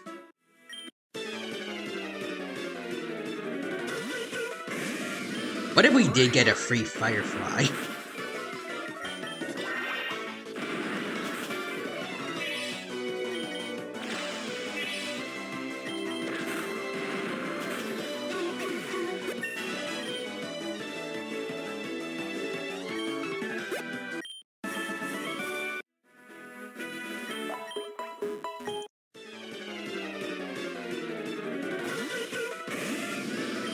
Even if it's not Firefly specifically, like giving away a 5-star for a first year anniversary, maybe that would probably that would be beyond anything Genshin's ever done. So if we got a free Firefly, I am wailing for E1 because miHoYo deserves my money. Fair enough. Also feel like most people would also get her Eidolons just because they love her just. And who doesn't?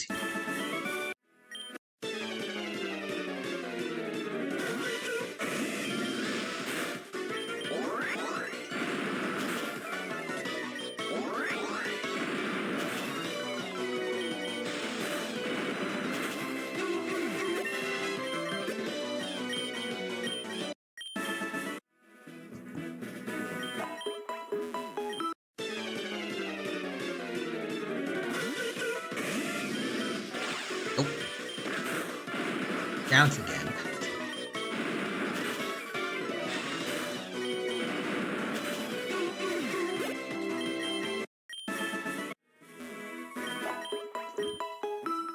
Now that I think about it, before her banner comes in, I should probably try to get as many Stellar Jades as I can from From Simulated Universe, Forgotten Hall, and probably Pure Fiction. And I actually get around to doing it. Just to make sure I hopefully have enough. Plus the random quests. In my like on my to-do list. Or heck, maybe I might even go grab a guide and like actually try to find any little nick and crewmate where I can grab some Stellar Jades from. I don't know if that's an actual word.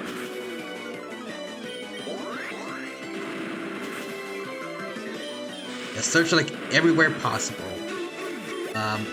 for some Stellar Jades to use for sparkles.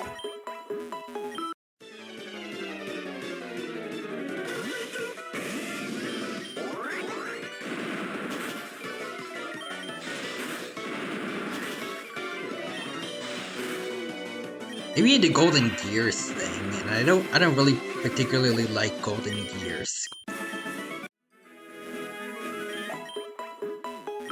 Also, Quadras, I recommend a Daniel team guide to help with Maria of Chaos. Ooh, alright.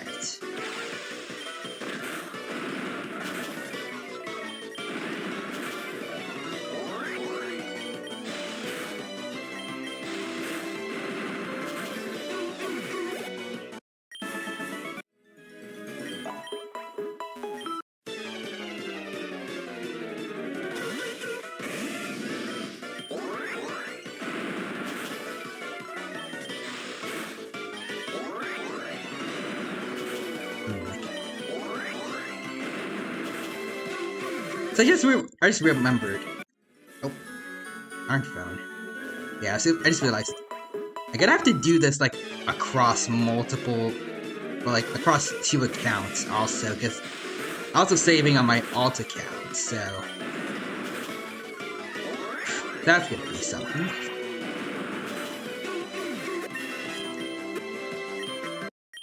Now, if I had to choose, I would definitely want better luck on my main, so fingers crossed for that.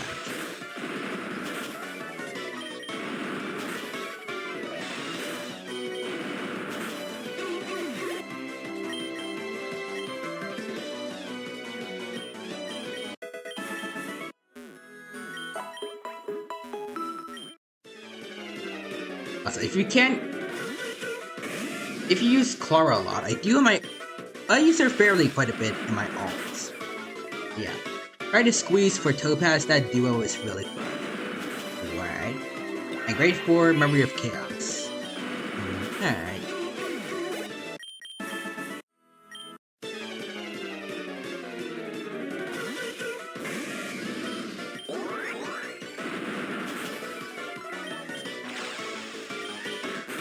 I mean, I've definitely seen it. Well, actually, I don't think I can use it for like Memory of Chaos, but I have seen a. Like, I could use a Topaz from like friend support for things like the Golden Calrus. You can see what that's like.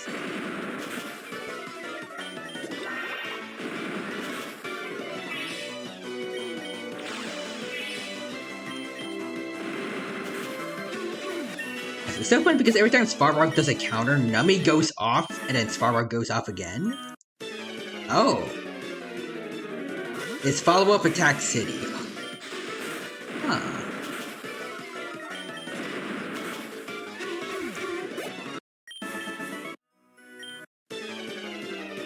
Wait, why does Nummy trigger Svarog's attacks?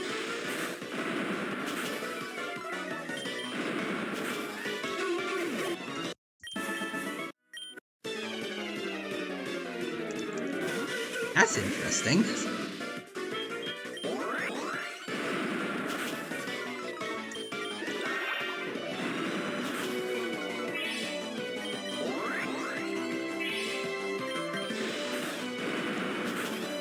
Is that something special that Nummy does with...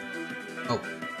Sorry, I'm tired. I meant every time you get Svarog counters, which triggers Nummy. Oh, okay.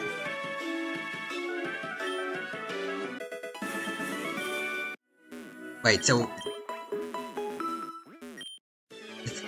Nummy gets triggered by other follow-up attacks? Okay, well, if that's the case, then yeah, that's incredible.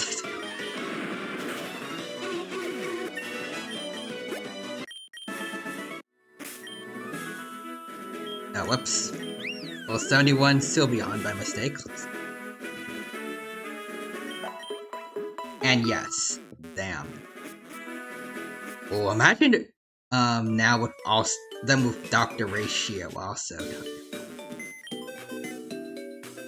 That's gonna be nuts.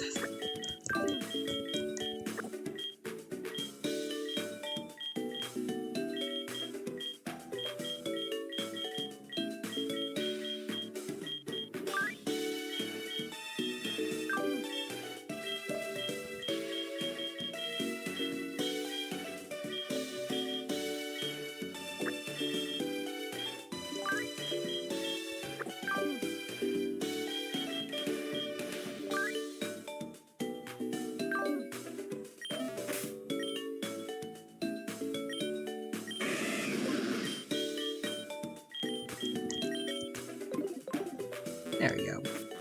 Also, yes, and the team is hilarious. Hold on. Let's see. Enemy pokes you once. Everyone, protect the child. Toss this number, a laser, and a giant block of chalk at the enemy. Toss this Nummy, a laser, and a giant block of chalk at the enemy. It's just a random. Is the random BS meme go?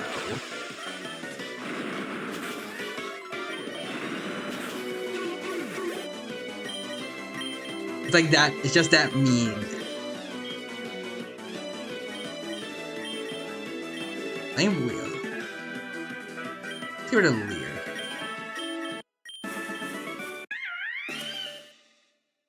Alright, I got Monferno now. Yep. Mach Punch.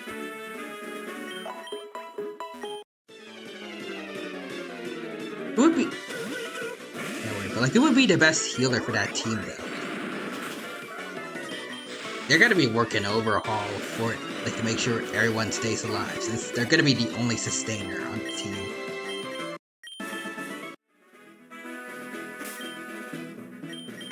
I guess Clara will be taking the role of, I guess,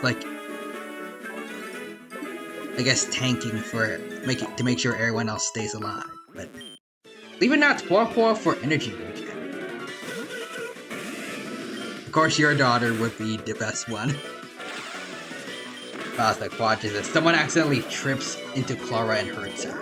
Svarog, Topaz, and Ratio came to the wrong neighborhood, Mother Trucker.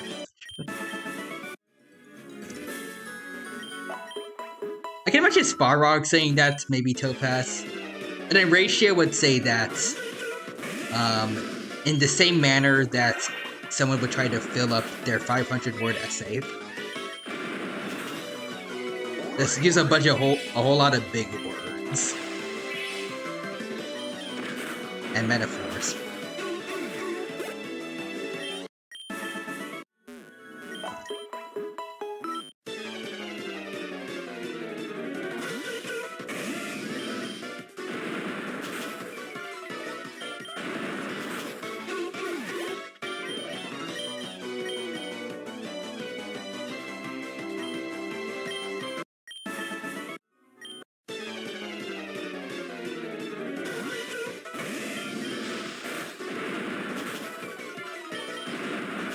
Gorgeous, thou art entered the wrong neighborhood, you imbecile. Ratio. He would roast the fudge out of you in Old English.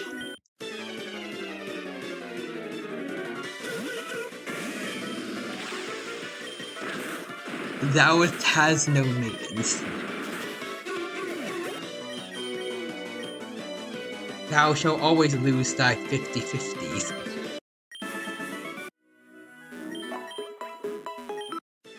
Let's see, Forrester says, hello Dino. Hello there, Forrester. Welcome. It's good to see you. Hope you're doing well. And hope you have a good time here at the stream today.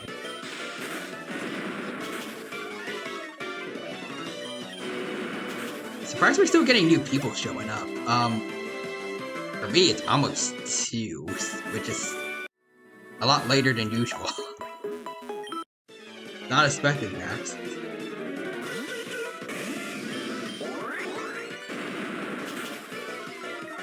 But awesome. I know I have Poa bias, but it's because with more energy regen, Clara ult is up 10%, 100% of the time. Oh, I see that. Actually, yeah, that makes sense.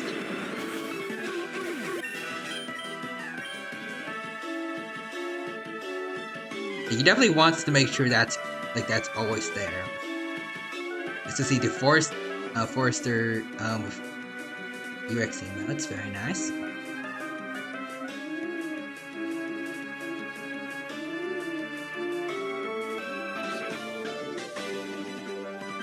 Also, it's because I cleaned up that I'm awake. I refuse to only have 4 hours only of free time. Understandable.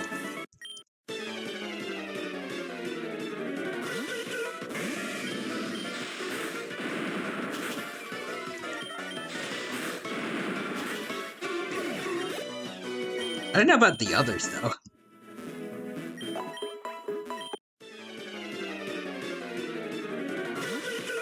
And I guess it is a Monday. Well, it's almost 2 now, so it's basically early morning Tuesday, but...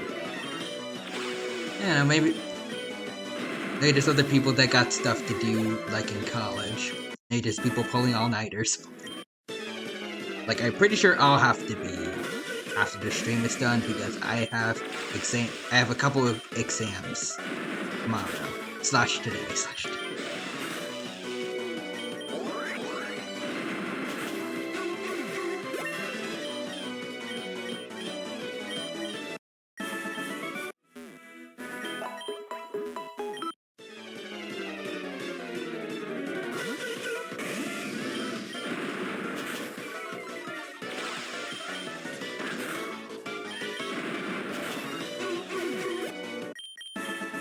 There we go.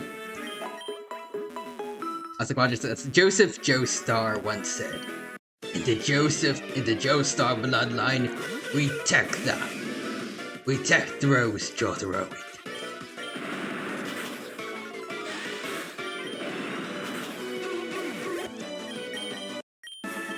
Is that from the JoJo Abridged that TFS did?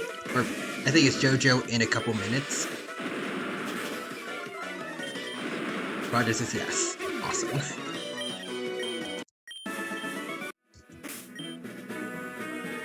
I feel like I'm too in the habit of just assuming everything they do has the word abridged in it.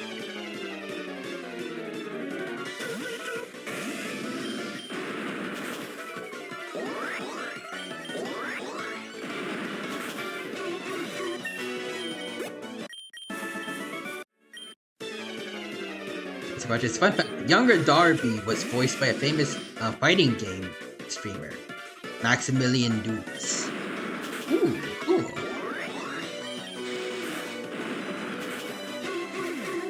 Wait, so did they only bring him on for like one line, or? Because I'm pretty sure I only remember him saying like basically one line. Like it was just giving us trivia about the JoJo fighting game. 2 lines. I guess it's 2 sentences at least. It's like, I think he said something like, in the Japanese version it's called JoJo's Venture, but for the American release they called it JoJo's Bizarre Adventure. That's all he said. Probably messed that up a bit, but...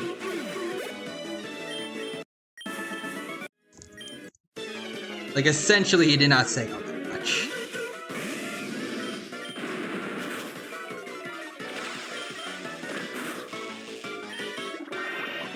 Yeah, so that felt too perfect for Max because he does that. Wait, really? Like he gives people trivia in the middle of fighting games? Like in the middle of matches, or... Ooh, also Forrester subscribed for 17 months now. Nice. Thank you for the support, Forrester. I appreciate it. Also, Quadra says yes. Damn, that's kind of cool. Yeah, he loves fighting game fun facts.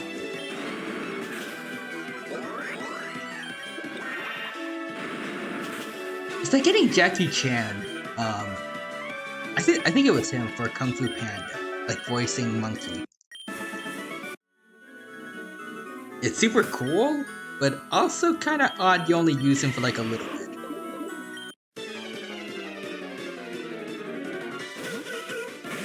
Iryukugi is here with an emotes too. Got him.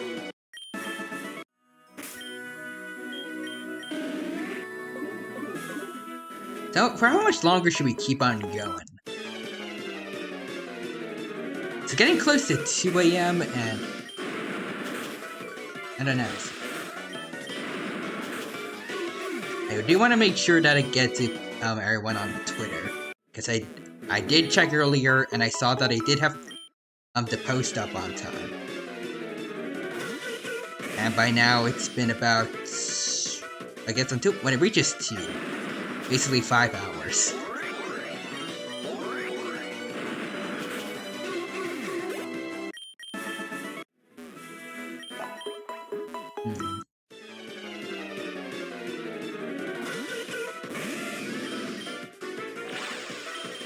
Maybe a little bit longer. Let's get to exactly 2 exactly. Although I will want to stay up later to make sure I get to everyone, because I would feel bad otherwise. So just another fun fact. Dia was voiced by the guy who did the original JoJo Abridged series. Oh? The new cookie says, oh wow, I didn't know that. Interesting. I didn't know there was an original JoJo Abridged series.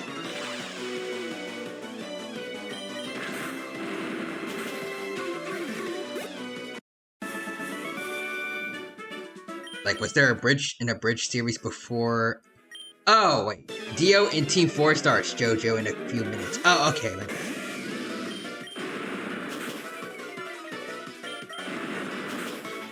I was about to say, like, did they actually, did they somehow do, an abridged series before the dub?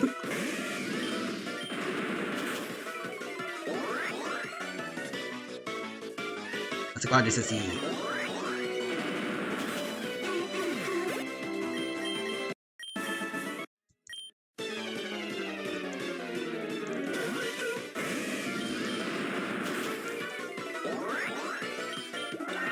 Yeah, the guy who does Dio's voice did an abridged wait, what?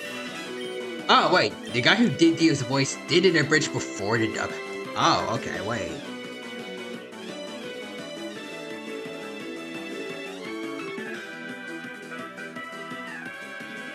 That was sort of right on that, but damn.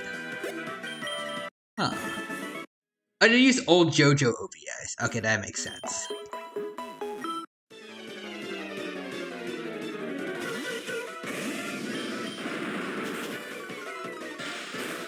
I was about to say, like, that's... They must have been working on, like, light speed.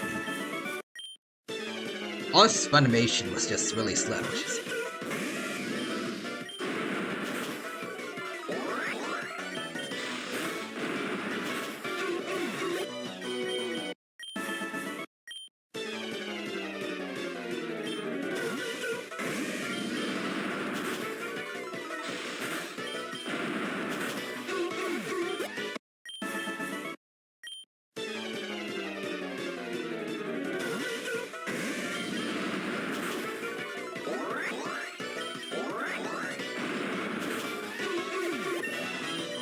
There we go. How far did... Actually, I'm gonna ask, how far did, the OVA scat, or, like... How far did the OVAs and the abridged series get?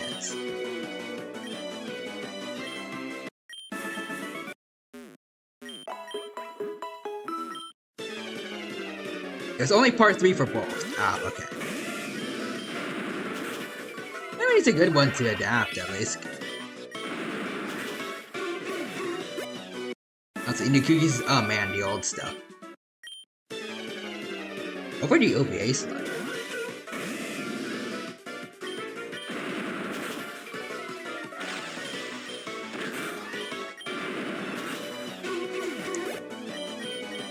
Oh, Umbreon's level 70. Let's go.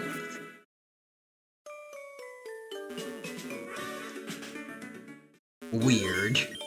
I mean, they are bizarre adventures. Alright, so we got all the starters. For sure, everyone in here and in here at the level 70s. Now it's just these guys. These little weirdos. Let's start with the Nidorans.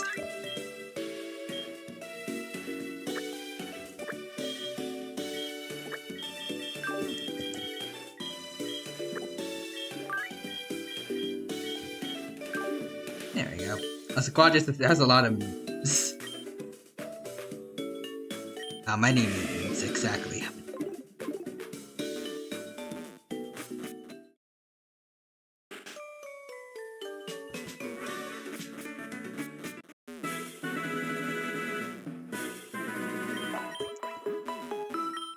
In all seriousness, I do kind of want to watch it so I can, like, point out all the meme templates that maybe I can point out. Or, like, that I can recognize. I've been doing that with, like, a lot whenever I watch JoJo. Like, I guess for the most recent example with, Part 5. I loved when I got, I loved when when I saw, I guess, the origin of the torture dance for the first time.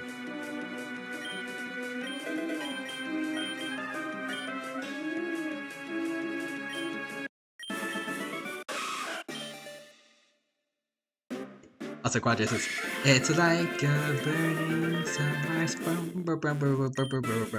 like a morning, it's like a burning sunset.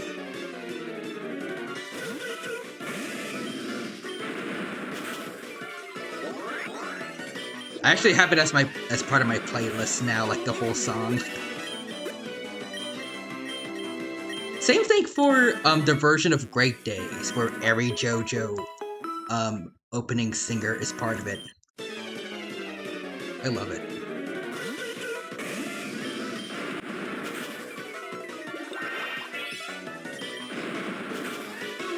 Especially the way that's I think the first JoJo OVA singer, the way he says "Shining Justice." I would do an impression of it myself, except it's late at night and I don't want to disrupt my roommates. But yeah. Actually, I'm kind of worried if I'm doing that too much already, because it is pretty late. I don't know. Hopefully not. Also, Quadras says, the most intimidating thing to do at a con is to perform the torture dance in perfect sync with two friends. Imagine someone's cosplaying as the dude that happened to. Like the dude with the stand that attacked the boat.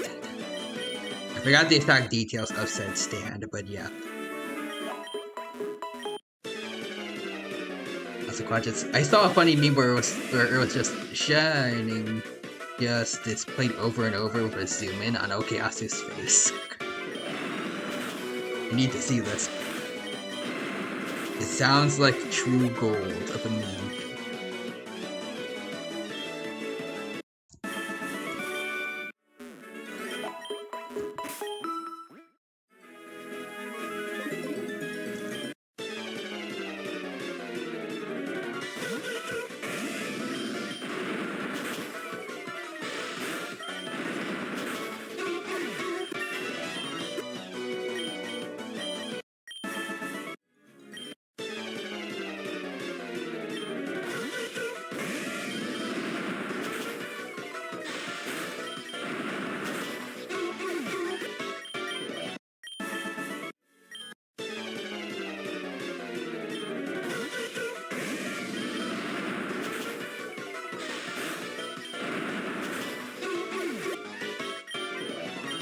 I was like, God, this is the great days, but everyone is Koichi. Great days, but everyone is Reverb. Yukugi says lols.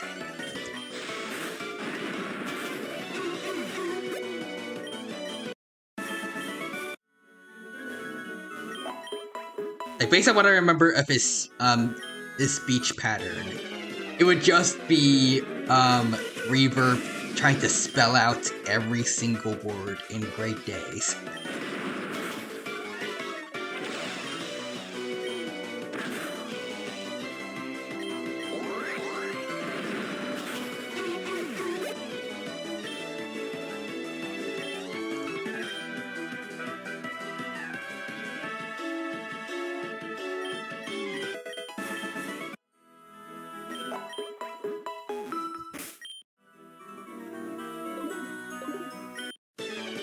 My project has been posted in memes. Awesome. I shall check it out soon enough.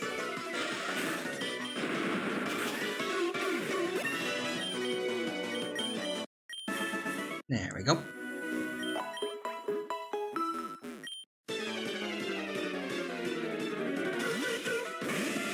Also, does anyone think we should stop now, or should we keep going a little bit longer? Because it is just about hit 2 a.m. for me. I don't know if anyone else should be going to sleep right about now. I don't want to keep you guys up too late.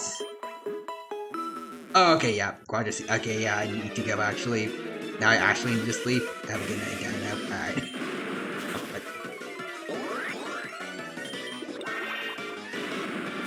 Normally these alarms are supposed to keep me up. Stop me from going to sleep when I'm supposed to be replying to people on Twitter. Alright. Yeah, I feel like oh wow. I almost hit 100 hours for this game, but yeah, okay. now it's probably definitely a good time to stop. So do that. Alright.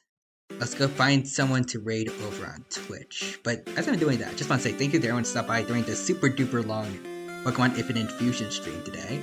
I hope that you all had a good time here, and I hope that I was able to entertain you all. Even though I kind of slowed down a bit, like midway through, I feel like, in terms of talking to people. I definitely persevered. We have 8 hours worth of streaming today. I think that's impressive, but also... Wait, Forrester says, I should because I have to go to work in the later this morning. That's true, yeah. And Cookie says, I'm pretty EP, but I'm having a good time. That's good. Forrester says, that's big streaming, Dino. Alright, so let's see. We got Mana here, who's playing Batman Arkham Asylum. Interesting. Let's go check that out. With the raid command in, you should go from watching a Dino playing Pokémon Infinite Fusion to a bee playing Batman Arkham Asylum. As I'm doing that, just want to say thank you again to all who stopped by today. Hope you had a great time here. Hope I was able to entertain you all with my hijinks in Pokémon Infinite Fusion. I hope to see you next time, when hopefully, after doing some off-stream stuff, I will have everyone fully up to level 70, and we can go fight Blaine, go fight Giovanni, and possibly the Elite Four. Yeah, until then, have a good rest of your day, take care, and bye-bye for now, and the Inukuki says have a good night, Dino. You too, Inukuki. Good night, Dino. Good night, Forrester. Good night, see you guys and everyone else. Thank you for the emails just now, Forrester. And goodbye.